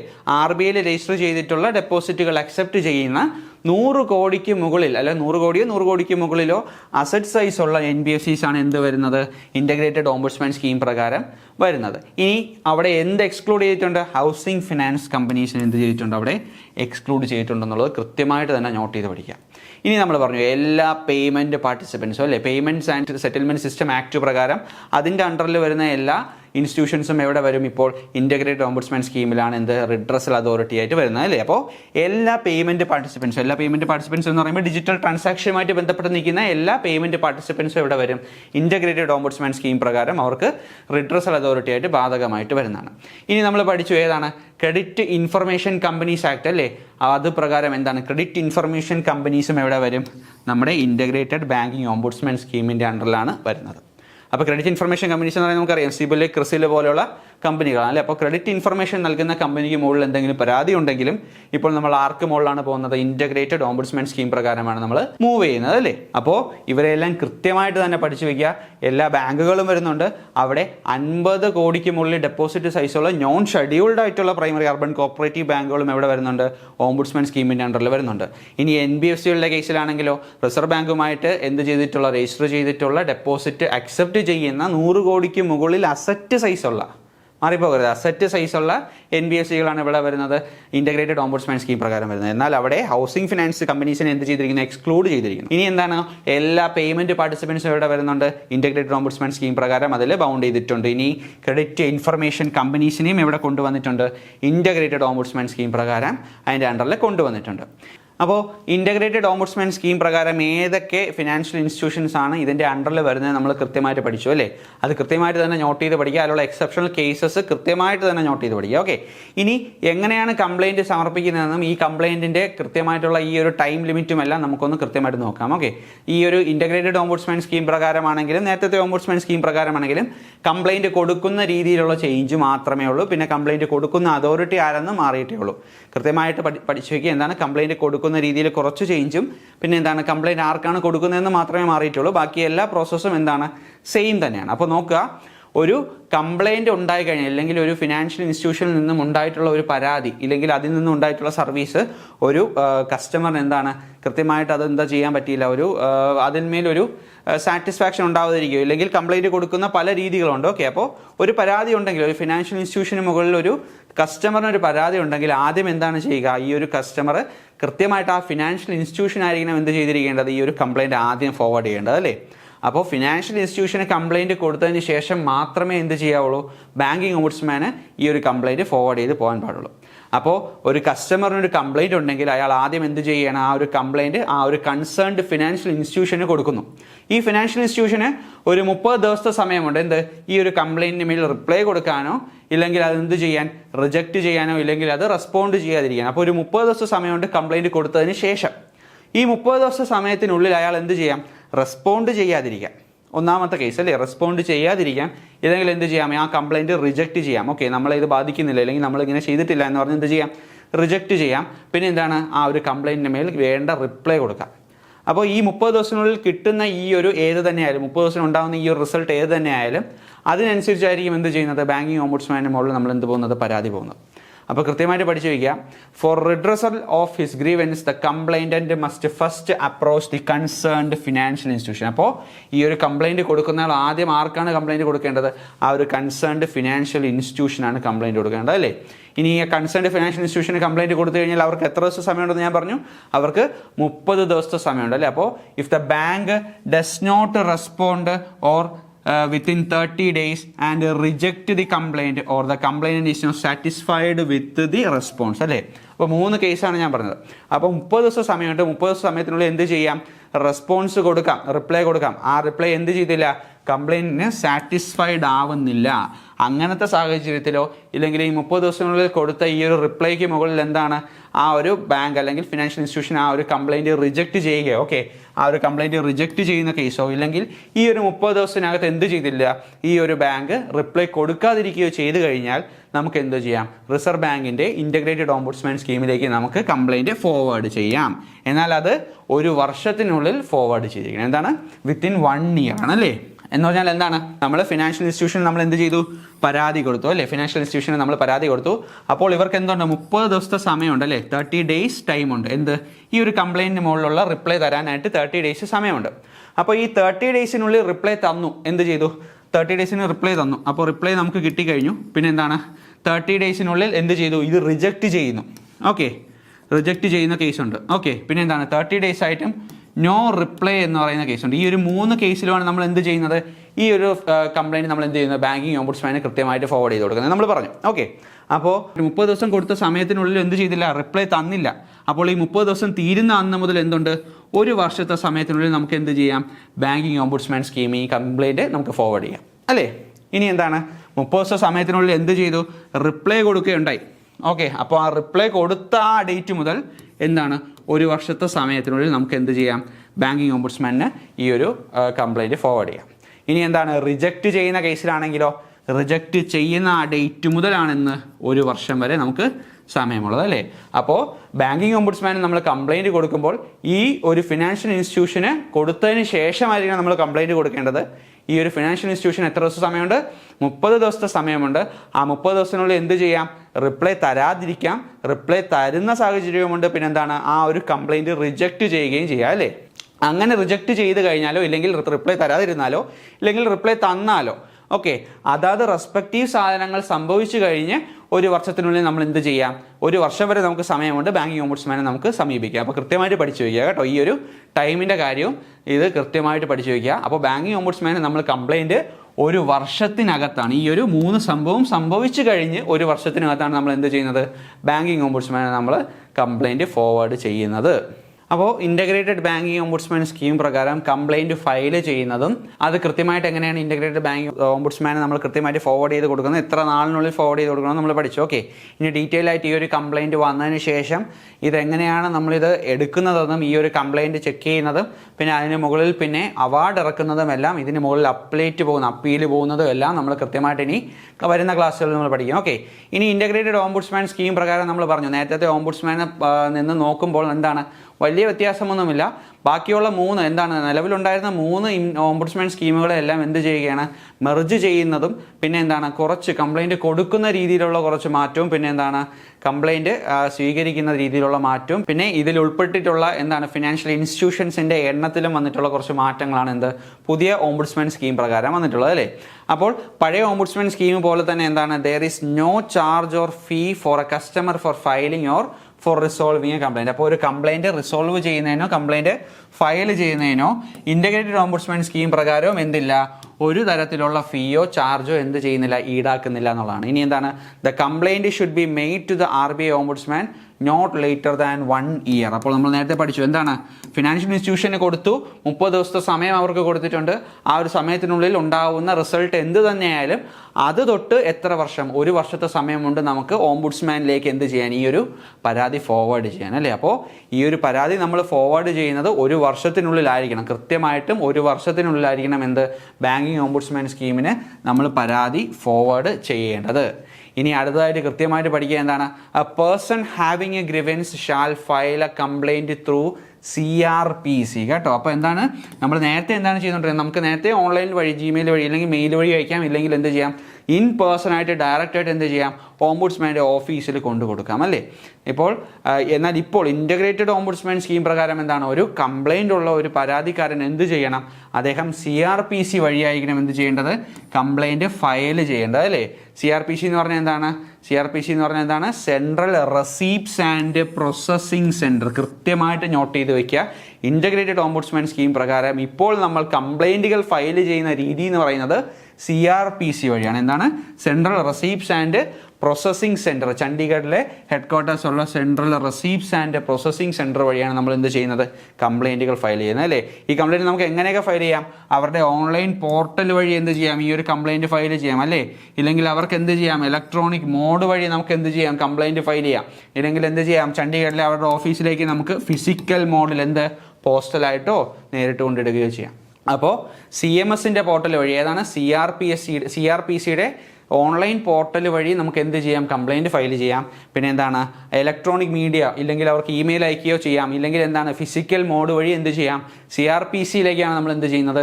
കംപ്ലൈൻറ്റ് കൊടുക്കുന്നത്. ശ്രദ്ധിക്കുക. ഓക്കെ, ഇതാണ് എന്താ CRPCയുടെ വെബ്സൈറ്റ് എന്ന് പറയുന്നത്. അതുവഴി നമുക്ക് എന്ത് ചെയ്യാം? ഒരു കംപ്ലൈൻറ്റ് ഫയൽ ചെയ്യാനും ആ ഒരു കംപ്ലൈൻറ്റ് എന്ത് ചെയ്യാൻ ട്രാക്ക് ചെയ്യാനും പിന്നെ എന്താണ് അപ്പീൽ കൊടുക്കാനും ആ ഒരു കംപ്ലൈൻറ്റ് മേൽ നമുക്ക് അപ്പീൽ കൊടുക്കാനും എന്ത് ചെയ്യാൻ ഈ ഒരു വെബ്സൈറ്റ് വഴി നമുക്ക് കൃത്യമായിട്ടുള്ള സൗകര്യം ഇപ്പോൾ ലഭിക്കുന്നുണ്ട് അല്ലേ. അപ്പോൾ ഇൻ്റഗ്രേറ്റഡ് ഓംബുഡ്സ്മാൻ സ്കീം പ്രകാരം നമ്മളിപ്പോൾ കംപ്ലൈൻറ്റുകൾ ഫോർവേഡ് ചെയ്യുന്ന ആർക്കാണ്? ഇൻ്റഗ്രേറ്റഡ് ഓംബുഡ്സ്മാൻ സ്കീം പ്രകാരം ഓംബുഡ്സ്മാന് ഡയറക്റ്റായിട്ടല്ല കംപ്ലൈൻറ്റ് കൊടുക്കുന്നത്, നമ്മൾ കൃത്യമായിട്ട് CRPCയിലേക്കാണ് എന്ത് ചെയ്യുന്നത്? ഈ ഒരു കംപ്ലൈൻറ്റുകളെല്ലാം നമ്മൾ എന്ത് ചെയ്യുന്നത്? ഫയൽ ചെയ്യുന്നത് അല്ലേ. CRPCയുടെ ഒഫീഷ്യൽ വെബ്സൈറ്റിൽ കയറി നമുക്ക് എന്ത് ചെയ്യാം? ഇതുപോലെ കംപ്ലൈൻറ്റ് ഫയൽ ചെയ്യാനുള്ള ഒരു ഓപ്ഷൻ ഉണ്ട്. ഇല്ലെങ്കിൽ നമുക്ക് എന്ത് ചെയ്യാം? ഇമെയിൽ അയക്കുകയോ ഇല്ലെങ്കിൽ ഫിസിക്കൽ മോഡ് വഴിയോ നമുക്ക് കൊണ്ടിടാം. CRPC എന്ന് പറഞ്ഞാൽ എന്താണെന്ന് കൃത്യമായിട്ട് പഠിക്കുക. Central receipts and processing centre ചണ്ഡീഗഡിലുള്ള. ഓക്കെ, ഇനി എന്താണ് പറയുന്നത്? Now complaints are made to CRPC and CRPC will forward such complaint to concerned ombudsman അല്ലേ. എന്താണ് CRPC-ക്കാണ് എന്ത് കൊടുക്കുന്നത്? ഇപ്പോൾ പരാതി കൊടുക്കുന്ന ആൾക്കാരല്ല, CRPC-യിലേക്ക് എന്ത് കൃത്യമായിട്ട് കംപ്ലൈൻറ്റ് കൊടുക്കുകയും CRPC-യിൽ എത്തുന്ന കംപ്ലൈൻറ്റുകൾ എന്ത് ചെയ്യും? കൃത്യമായിട്ട് അതത് ഓംബുഡ്സ്മാൻ, ആ ഒരു റീജിയനിലുള്ള അതത് ഓംബുഡ്സ്മാനിലേക്കും ഫോർവേഡ് ചെയ്യപ്പെടും എന്നാണ് പറയുന്നത് അല്ലേ. അപ്പോൾ ഇപ്പോൾ കംപ്ലൈൻറ്റുകൾ ആർക്കാണ് പോകുന്നത്? CRPC-ക്ക് അല്ലേ, സെൻട്രൽ റെസീപ്റ്റ്സ് ആൻഡ് പ്രോസസ്സിംഗ് സെൻറ്ററിലേക്ക് പോവുകയും പിന്നെ എന്താണ് അവിടെ നിന്നാണ് എന്ത് ഈ കംപ്ലൈൻറ്റുകൾ അതത് റീജിയനിലുള്ള കൺസേൺഡ് ഓംബുഡ്സ്മാനിലേക്ക് എത്തുകയും ചെയ്യുന്നത്. അപ്പോൾ ഇങ്ങനെയാണ് ഇപ്പോൾ ഇവിടുത്തെ പരാതി പോകുന്ന വഴി എന്ന് പറയുന്നത്. അപ്പോൾ ഇങ്ങനെയുള്ള കുറച്ച് മാറ്റങ്ങൾ മാത്രമേ എന്തുണ്ടായിട്ടുള്ളൂ? ഇൻ്റഗ്രേറ്റഡ് ഓംബുഡ്സ്മാൻ സ്കീം പ്രകാരം വന്നിട്ടുള്ളൂ അല്ലേ. ഇനി അടുത്ത നമുക്ക് കൃത്യമായിട്ട് ശ്രദ്ധിക്കുക എന്താണ്? There is no limit on the amount of disputed transaction that can be taken by Reserve bank of India integrated ombudsman scheme അല്ലേ. അപ്പോൾ ഇൻ്റഗ്രേറ്റഡ് ഓംബുഡ്സ്മാൻ സ്കീം പ്രകാരം എന്താണ് നമുക്ക് ഈ ഒരു ഡിസ്പ്യൂട്ട് എടുക്കുന്ന എമൗണ്ട് എന്ന് പറയുന്നത് അതിനെന്തില്ല? ലിമിറ്റ് ഇല്ല അല്ലേ. എത്ര രൂപയുടെ ഡിസ്പ്യൂട്ട് എമൗണ്ട് വേണമെങ്കിൽ എന്ത് ചെയ്യാം? ഇൻ്റഗ്രേറ്റഡ് ഓംബുഡ്സ്മാന് കേസായിട്ട് പരിഗണിക്കാം. എന്നാൽ കൃത്യമായിട്ട് മനസ്സിലാക്കുക, ഇൻ്റഗ്രേറ്റഡ് ഓംബുഡ്സ്മാൻ സ്കീമിന് ഒരു കോമ്പൻസേഷൻ എന്ന് പറയുന്ന രീതിയിൽ വാങ്ങിക്കൊടുക്കാൻ 20 ലക്ഷമോ അല്ലെങ്കിൽ അതിൽ താഴെയുള്ള തുകയെ എന്ത് ചെയ്യാൻ പറ്റത്തുള്ളൂ? കോമ്പൻസേഷനായിട്ട് അഡ്മിസിബിൾ ആയിട്ടുള്ളൂ അല്ലേ. അപ്പോൾ ഇൻ്റഗ്രേറ്റഡ് ഓംബുഡ്സ്മാൻ സ്കീം പ്രകാരം 20 ലക്ഷമോ അതിന് താഴെയുള്ള തുകയാണ് കോമ്പൻസേഷനായിട്ട് അഡ്മിസിബിൾ ആയിട്ടുള്ളത്. അപ്പോൾ കൃത്യമായിട്ട് പഠിച്ചു വയ്ക്കുക, ഡിസ്പ്യൂട്ട് എമൗണ്ട്, ഡിസ്പ്യൂട്ടിന് എടുക്കുന്ന ആ ഒരു കേസിന് ബന്ധപ്പെടുത്തിയിരിക്കുന്ന എമൗണ്ട് ഒരു വിഷയമേ അല്ല, അതിലൊരു ലിമിറ്റ് പറയുന്നില്ല. എന്നാൽ കോമ്പൻസേഷൻ വാങ്ങിക്കൊടുക്കുക എന്ന് പറയുന്നത് എന്താണ്? 20 ലക്ഷമോ അല്ലെങ്കിൽ അതിൽ താഴെയുള്ള തുകയിലേക്ക് മാത്രമേ എന്ത് ചെയ്യാൻ പറ്റത്തുള്ളൂ? കോമ്പൻസേഷൻ വാങ്ങിക്കൊടുക്കാൻ സാധിക്കത്തുള്ളൂ. എന്നാൽ ഇനി ഒരു പുതിയൊരു കാര്യം ആഡ് ആയിട്ടുള്ളത് എന്താണെന്ന് വെച്ച് കഴിഞ്ഞാൽ, in addition to that the ombudsman can also provide compensation, കേട്ടോ, ഒരു എക്സ്ട്രാ കോമ്പൻസേഷൻ കൂടി എന്ത് ചെയ്യാം? വാങ്ങിച്ചു കൊടുക്കാനുള്ള അധികാരം ഇപ്പോൾ ഇൻ്റഗ്രേറ്റഡ് ഓംബുഡ്സ്മാൻ സ്കീം പ്രകാരം വന്നിട്ടുണ്ട്. എന്താണ്? Up to 1 lakh for mental agony and harassment, loss of time and expenses അല്ലേ. അപ്പോൾ എന്താണ്? ഈ ഒരു ബാങ്കിന് മുകളിലുള്ള പരാതി അല്ലെങ്കിൽ ഒരു ഫിനാൻഷ്യൽ ഇൻസ്റ്റിറ്റ്യൂഷന് മുകളിലുള്ള പരാതി കൊടുക്കുന്ന സമയത്തുണ്ടായിട്ടുള്ള മെൻ്റൽ സ്ട്രെസ് ഇല്ലെങ്കിൽ നമുക്കുണ്ടായിട്ടുള്ള അപമാനം, ഓക്കെ, ഹരാസ്മെൻറ്റ് ഇല്ലെങ്കിൽ നമുക്ക് സംഭവിച്ചിട്ടുള്ള സമയനഷ്ടത്തിനും പിന്നെ എന്താണ് നമുക്ക് അതിനു വേണ്ടി വന്നിട്ടുള്ള ചെലവുകൾക്കും വേണ്ടി എന്ത് ചെയ്യാം? ഓംബുഡ്സ്മാന് ഒരു എക്സ്ട്രാ 1 ലക്ഷം കൂടി എന്ത് ചെയ്യാം? കോമ്പൻസേഷൻ നമുക്ക് വാങ്ങിത്തരാൻ ഇല്ലെങ്കിൽ പരാതിക്കാരന് വാങ്ങിത്തരാനുള്ള പുതിയൊരു പ്രൊവിഷനും കൂടി എന്ത് പ്രകാരം വന്നിട്ടുണ്ട്? ഇൻ്റഗ്രേറ്റഡ് ഓംബുഡ്സ്മാൻ സ്കീം പ്രകാരം വന്നിട്ടുണ്ട്. അപ്പോൾ പഠിച്ചു വയ്ക്കുക, ഡിസ്പ്യൂട്ട് എമൗണ്ട് ഒരു വിഷയമേ അല്ല, അതിനൊരു ലിമിറ്റ് ഉണ്ടായിരിക്കുന്നതല്ല. ഇനി എന്താണ്? കോമ്പൻസേഷൻ വാങ്ങിച്ചു കൊടുക്കുന്നത് 20 ലക്ഷമോ പിന്നെ എന്താണ് അതിൽ താഴെയുള്ള തുകയായിരിക്കും. പിന്നെ ഇത് കൂടാതെ എന്ത് ചെയ്യാം? ഇത് കൂടാതെയാണ് എന്ത് വരുന്നത്? ഈ ഒരു 1 ലക്ഷം വരുന്നത്. ഇത് വാങ്ങിച്ചു കൊടുക്കുകയോ കൊടുക്കാതിരിക്കുകയോ ചെയ്യാം. ഓക്കെ, അപ്പോൾ മെൻ്റൽ അഗണിയോ ഹരാസ്മെൻറ്റോ ലോസ് ഓഫ് ടൈമോ പിന്നെ എന്താണ് എക്സ്പെൻസുകൾ, എക്സ്ട്രാ എക്സ്പെൻസ്, ഈ ഒരു പരാതി ഈ ഒരു കേസ് നടക്കുന്ന സമയത്തുള്ള എക്സ്ട്രാ എക്സ്പെൻസുകൾ വന്നു കഴിഞ്ഞാലോ അങ്ങനെയുള്ള കാര്യങ്ങൾക്കാണ് ഈ ഒരു 1 ലക്ഷം രൂപ എന്ത് ചെയ്യുന്നത്? ഇൻ്റഗ്രേറ്റഡ് ഓംബുഡ്സ്മാൻ സ്കീം പ്രകാരം വാങ്ങിക്കൊടുക്കുന്ന ഈ ഒരു കംപ്ലൈൻറ്റ്. ഓക്കെ, അപ്പോൾ ഇത് കൃത്യമായിട്ട് പഠിച്ചു വയ്ക്കുക. നമ്മൾ ആദ്യത്തെ ക്ലാസ്സിൽ നമ്മൾ എന്തൊക്കെയാണ് പഠിച്ചത്? എന്താണ് ബാങ്കിങ് ഓംബുഡ്സ്മാൻ സ്കീം, അത് കൊണ്ടുവന്നത് ആരാണ്, അത് ഏത് വർഷമാണ് കൊണ്ടുവന്നത്, പിന്നെ അതിൻ്റെ കൃത്യമായിട്ടുള്ള അതിൽ എന്തൊക്കെയാണ് നമ്മൾ പറഞ്ഞത്, ഇൻ്റഗ്രേറ്റഡ് ബാങ്കിങ് ഓംബുഡ്സ്മാൻ സ്കീമിനെ പറ്റി പറഞ്ഞു, 2021 വന്നത്, പിന്നെ ബാങ്കിങ് ഓംബുഡ്സ്മാൻ സ്കീമുമായിട്ട് ബന്ധപ്പെട്ട കമ്മിറ്റികളെ പറ്റി പറഞ്ഞു, പിന്നെ ആർക്കൊക്കെയാണ് ഈ ബാങ്കിങ് ഓംബുഡ്സ്മാൻ സ്കീം ആപ്ലിക്കബിൾ ആയിട്ടുള്ളതിനെ പറ്റി നമ്മൾ സംസാരിച്ചു. പിന്നെ നമ്മൾ മെയിനായിട്ട് അതിൽ നോക്കിയതാണ് ഇൻ്റഗ്രേറ്റഡ് ബാങ്കിങ് ഓംബുഡ്സ്മാൻ സ്കീം തന്നെയാണ് അല്ലേ. അതിൽ ഏതൊക്കെ അന്ന് നിലവിലുണ്ടായിരുന്ന ഏതൊക്കെ ഓംബുഡ്സ്മാൻ സ്കീമുകളാണ് അതിലേക്ക് മെർജ് ചെയ്തതെന്നും പിന്നെ അതിലെന്താണ് നമ്മൾ കംപ്ലൈൻറ്റ് കൊടുക്കുന്ന രീതിയിലുണ്ടായ മാറ്റവും അതിൻ്റെ അപ്ഡേറ്റ് അതോറിറ്റിയും പിന്നെ അതിൻ്റെ കോമ്പൻസേഷനും എല്ലാം നമ്മൾ കൃത്യമായിട്ട് പഠിച്ചു അല്ലേ. അപ്പോൾ ഈ ഒരു പാർട്ടിൽ നമ്മൾ നോക്കാൻ പോകുന്നത് എന്ത് ടൈപ്പ് കംപ്ലൈൻറ്റുകളാണ് അല്ലേ, എന്തൊക്കെ തരത്തിലുള്ള പരാതികളാണ് നമ്മൾ കൊടുക്കുന്നതെന്നും, ഓക്കെ, മെയിനായിട്ട് എന്തൊക്കെ തരത്തിലുള്ള പരാതികളാണ് വരാൻ സാധ്യതയുള്ളതെന്നും പിന്നെ എന്താണ് കൃത്യമായിട്ട് ആ പരാതി എങ്ങനെയാണ് കൊടുക്കേണ്ടതെന്നും ആ പരാതി പോകുന്ന റൂട്ടും അവിടെ വരുന്ന ടൈം ലിമിറ്റുകളും എല്ലാമാണ് നമ്മൾ കൃത്യമായിട്ട് പഠിക്കാൻ പോകുന്നത്. അപ്പോൾ 2 കാര്യങ്ങളേ ഉള്ളൂ, എന്ത് ടൈപ്പിലുള്ള കംപ്ലൈൻറ്റുകളാണ് വരുന്നത്, പിന്നെ എന്താണ് ആ കംപ്ലൈൻറ്റുകൾ ഏത് രീതിയിലാണ് നമ്മൾ ഓംബുഡ്സ്മാന് കൊടുക്കുന്നതെന്നും പിന്നെ അതെങ്ങനെയാണ് പോകുന്നതെന്നും എന്നാണ് നമ്മൾ പഠിക്കാൻ പോകുന്നത്. ഓക്കെ, പ്രൊസീജിയർ ഫോർ ഫയലിംഗ് കംപ്ലൈൻറ്റും ടൈപ്സ് ഓഫ് കംപ്ലൈൻറ്റ്സ്. ഓക്കെ, അപ്പോൾ നമുക്ക് നോക്കാം ആദ്യമായിട്ട് ടൈപ്സ് ഓഫ് കംപ്ലൈൻറ്റ്, എന്തൊക്കെ തരത്തിലുള്ള അല്ലെങ്കിൽ എന്തൊക്കെ രീതിയിലുള്ള കംപ്ലൈൻറ്റുകളാണ് നമ്മൾ കൊടുക്കുന്നതെന്നാണ് അല്ലേ. അപ്പോൾ ഒന്നാമത്തെ എന്താണ്? Non acceptance of small denomination notes or coins tendered or charging of commission in respect of their of. എന്താണ് പറയുന്നത്? സ്മോൾ ഡിനോമിനേഷനുള്ള കോയിൻസോ നോട്ടുകളോ അക്സെപ്റ്റ് ചെയ്യാതിരിക്കുകയോ ഇല്ലെങ്കിൽ അത് അക്സെപ്റ്റ് ചെയ്യുന്നതിന് എന്ത് ചെയ്യുകയാണ്? കമ്മീഷൻ ചാർജ് ചെയ്യുകയോ ചെയ്ത് കഴിഞ്ഞാൽ അതെന്താണ്? അത് നമുക്ക് പരാതി കൊടുക്കാൻ പറ്റുന്ന ഒരു കേസായിട്ട് കൺസിഡർ ചെയ്യാനാണ് പറയുന്നത് അല്ലേ. ഇനി എന്താണ് പറയുന്നത്? Non payment or delay in payment of inward remittances. അപ്പോൾ ഇൻവാർഡ് റെമിറ്റൻസ് ചെയ്യുന്ന സമയത്ത് അതെന്ത് ചെയ്യുകയാണ്? പേയ്മെൻറ്റ് ചെയ്യാതിരിക്കുകയോ ഇല്ലെങ്കിൽ ആ ഒരു ചെയ്യുന്ന പരിപാടിയിൽ എന്ത് ചെയ്യുകയാണ്? ഡിലേ ഉണ്ടാക്കുകയോ ചെയ്ത് കഴിഞ്ഞാൽ നമുക്ക് എന്താണ്? പരാതിപ്പെടാനുള്ള അധികാരമുണ്ടെന്നാണ് പറയുന്നത്. ഓക്കെ, ഇനി എന്താണ് പറയുന്നത്? Failure to issue or delay in issue of draft, pay orders and bankers cheque. എന്തൊക്കെയാണ്? ഡ്രാഫ്റ്റും പേ ഓർഡറും പിന്നെ എന്താണ് ബാങ്കേഴ്സ് ചെക്കുകളും പിന്നെ എന്താണ് ഇഷ്യൂ ചെയ്യാതിരിക്കുകയോ പിന്നെ എന്താണ് ഇഷ്യൂ ചെയ്യുന്നതിൽ ഡിലേ കാണിക്കുകയോ മനഃപൂർവ്വമായിട്ട് ഡിലേ കാണിക്കുകയോ ചെയ്തു കഴിഞ്ഞാൽ നമുക്കത് എന്താണ്? അതൊരു കംപ്ലൈൻ്റ് ആയിട്ട് ഫയൽ ചെയ്യാവുന്നതാണ്. ഓക്കെ, അപ്പോൾ ഈ പറയുന്ന ടൈപ്സ് ഓഫ് കംപ്ലയിൻറ്റ്സ് എന്ത് ചെയ്യുക? നമ്മൾ കൃത്യമായിട്ട് നോട്ട് ചെയ്ത് വയ്ക്കുക, ഇതൊന്ന് അറിഞ്ഞിരിക്കുക. ഓക്കെ, നമുക്കറിയാം PSC എന്ന് പറഞ്ഞാൽ എന്താണ്? ജസ്റ്റ് എല്ലാം അറിഞ്ഞിരിക്കുക, ബേസ് ആയിട്ടുള്ള കാര്യങ്ങൾ കൃത്യമായിട്ട് പഠിച്ചുറപ്പിക്കുക. ഓക്കെ, അപ്പോൾ ഈ അറിഞ്ഞിരിക്കുന്ന കാര്യങ്ങളിൽ നമുക്ക് ചോദ്യം വന്നാലും നമുക്ക് എഴുതാൻ പറ്റണം. അപ്പോൾ ഇത് കൃത്യമായിട്ട് തന്നെ അറിഞ്ഞിരിക്കുക. ഓക്കെ, അപ്പോൾ എന്താണ്? ഡ്രാഫ്റ്റുകളോ പേ ഓർഡറുകളോ ബാങ്കേഴ്സ് ചെക്കുകളോ എന്ത് ചെയ്യാൻ? ഇഷ്യൂ ചെയ്യാൻ വേണ്ടി ഡിലേ കാണിക്കുകയോ ഇല്ലെങ്കിൽ അതിൽ പരാജയം സംഭവിക്കുകയോ ചെയ്തു കഴിഞ്ഞാൽ പിന്നെ എന്താണ്? ബാങ്കിങ് വർക്കിംഗ് അവേഴ്സിൽ എന്താണ്? പ്രിസ്ക്രൈബ്ഡ് ആയിട്ടുള്ള വർക്കിംഗ് അവേഴ്സിൽ എന്താണ്? ഊന്നി നിൽക്കാതെ ബാങ്ക് പ്രവർത്തിക്കുകയാണെങ്കിൽ നമുക്കറിയാം അല്ലേ, RBI എന്താണ്? ബാങ്കുകൾക്ക് കൃത്യമായിട്ട് ഒരു ലഞ്ച് ടൈം പറഞ്ഞിട്ടില്ല അല്ലേ? ബാങ്കുകൾക്ക് കൃത്യമായിട്ടൊരു ലഞ്ച് ടൈം RBI പ്രിസ്ക്രൈബ് ചെയ്ത് കൊടുത്തിട്ടില്ല. എന്നാലും നമുക്കറിയാം ബാങ്കുകൾ ചെല്ലുമ്പോൾ ഓരോ ബാങ്കിലും ഓരോ സമയം അനുസരിച്ചാണ് എന്ത്? ലഞ്ച് ടൈം അല്ലേ? അപ്പോൾ ഈ ഒരു പ്രിസ്ക്രൈബ്ഡ് വർക്കിംഗ് അവേഴ്സ് ഇല്ലെങ്കിൽ ഇങ്ങനെ ഒരു RBI പറഞ്ഞിരിക്കുന്ന പ്രകാരമുള്ള വർക്കിംഗ് അവേഴ്സിൽ എന്ത് ചെയ്യുകയല്ല, ഊന്നിയല്ല ഈ ബാങ്ക് പ്രവർത്തിക്കുന്നതിൽ കസ്റ്റമേഴ്സിന് കൃത്യമായിട്ടുള്ള സർവീസ് കൊടുക്കുന്നതിന് നമുക്ക് എന്ത് ചെയ്യാം? അതിന് പ്രകാരം നമുക്ക് കംപ്ലയിൻറ്റ് കൊടുക്കാം കേട്ടോ. ഞാൻ ഒരു എക്സാമ്പിൾ, ഒരു ഉദാഹരണം പറഞ്ഞാണ് കേട്ടോ. അതുവഴി നമുക്കിപ്പോൾ ലഞ്ച് ബ്രേക്ക് ഉള്ളത് കൊണ്ട് നമുക്ക് കംപ്ലയിൻറ്റ് കൊടുക്കാമെന്നല്ല, ഒരു ഉദാഹരണം പറഞ്ഞാണ്. ഓക്കെ, അപ്പോൾ പ്രിസ്ക്രൈബ്ഡ് ആയിട്ടുള്ള വർക്കിംഗ് അവേഴ്സിൽ കൃത്യമായിട്ട് അവർ നോക്കിയില്ലെങ്കിൽ എന്ത് ചെയ്യാം? നമുക്ക് കംപ്ലയിൻറ്റ് കൊടുക്കാം. ഓക്കെ, ഇനി എന്താണ്? Failure to honour guarantee or letter of credit commitments. Okay, letter of ക്രെഡിറ്റോ ഇല്ലെങ്കിൽ ഗ്യാരണ്ടിയോ എന്ത് ചെയ്യാൻ? ഓണർ ചെയ്യാനായിട്ട് ഫെയിലിയർ വരുത്തി കഴിഞ്ഞാൽ നമുക്ക് എന്ത് ചെയ്യാം? Complaint file ചെയ്യാന്നുള്ളതാണ്. ഓക്കെ, അപ്പോൾ കൃത്യമായിട്ട് നോക്കി നോക്കിയാൽ small denomination of notes or coins accept ചെയ്യുന്നതിൽ നിന്ന് വിട്ടു നിൽക്കുകയോ ഇല്ലെങ്കിൽ അത് അക്സെപ്റ്റ് ചെയ്യുന്നതിന് ചാർജസ് ഈടാക്കുകയോ ചെയ്തു കഴിഞ്ഞാൽ പിന്നെ എന്താണ്? ഇൻവേർഡ് റെമിറ്റൻസസ് വാങ്ങിക്കുന്നതിൽ ഡിലേ വരുത്തുകയോ ഇല്ലെങ്കിൽ അത് ചെയ്യാതിരിക്കുകയോ ചെയ്തു കഴിഞ്ഞാൽ പിന്നെ എന്താണ്? ഇഷ്യൂ ചെയ്യാൻ ഏതൊക്കെ? ഡ്രാഫ്റ്റോ പേ ഓർഡറോ ബാങ്കേഴ്സ് ചെക്കോ ഇഷ്യൂ ചെയ്യാൻ ഡിലേ കാണിക്കുകയോ ഇല്ലെങ്കിൽ ചെയ്യാതിരിക്കുകയോ ചെയ്തു കഴിഞ്ഞാൽ പിന്നെ എന്താണ്? പ്രിസ്ക്രൈബ്ഡ് വർക്കിംഗ് അവേഴ്സുമായിട്ട് കൃത്യമായിട്ട് അധറൻസ് കൊടുത്ത് വർക്ക് ചെയ്യാതിരുന്നാലോ പിന്നെ എന്താണ്? ലെറ്റർ ഓഫ് ക്രെഡിറ്റോ ഇല്ലെങ്കിൽ ഗ്യാരണ്ടിയോ പോലത്തുള്ള സാധനങ്ങൾ എന്ത് ചെയ്യാൻ? ഓണർ ചെയ്യാനുള്ള ഫെയിലിയർ കാണിച്ചു ഇല്ലെങ്കിൽ ഡിലേ കാണിക്കുകയോ ചെയ്തു കഴിഞ്ഞാൽ. ഇനി എന്താണ്? Failure to provide or delay in providing banking facility. ഏത് രീതിയിലുള്ള ബാങ്കിങ് ഫെസിലിറ്റി ആണെങ്കിൽ പോലും ഓക്കെ, ഒരു കസ്റ്റമറിന് അത് നൽകുന്നതിൽ നിന്നും ഫെയിലിയർ കാണിക്കുകയോ ഇല്ലെങ്കിൽ അതിൽ ഡിലേ സംഭവിക്കുകയോ ചെയ്തു കഴിഞ്ഞാൽ അതെന്താണ്? കംപ്ലയിൻറ്റ് കൊടുക്കാനുള്ള ഒരു മാർഗ്ഗമാണ്, അല്ലെങ്കിൽ കംപ്ലയിൻറ്റ് നമുക്ക് ഫയൽ ചെയ്യാവുന്നതാണ്. ഓക്കെ, അതിൽ ഇനി എന്താണ്? Refusal to open deposit accounts without any valid reason for refusal. Okay, refusal to open deposit account. ഒരു ഡെപ്പോസിറ്റ് അക്കൗണ്ട് തുടങ്ങുന്നതിന് എന്താണ്? റെഫ്യൂസ് ചെയ്യുകയാണ്. ഓക്കെ, ഒരു വാലിഡ് റീസൺ ഇല്ലാതെ ഒരു ഡെപ്പോസിറ്റ് അക്കൗണ്ട് തുടങ്ങുന്നത് റെഫ്യൂസ് ചെയ്യുകയാണെങ്കിൽ അതെന്താണ്?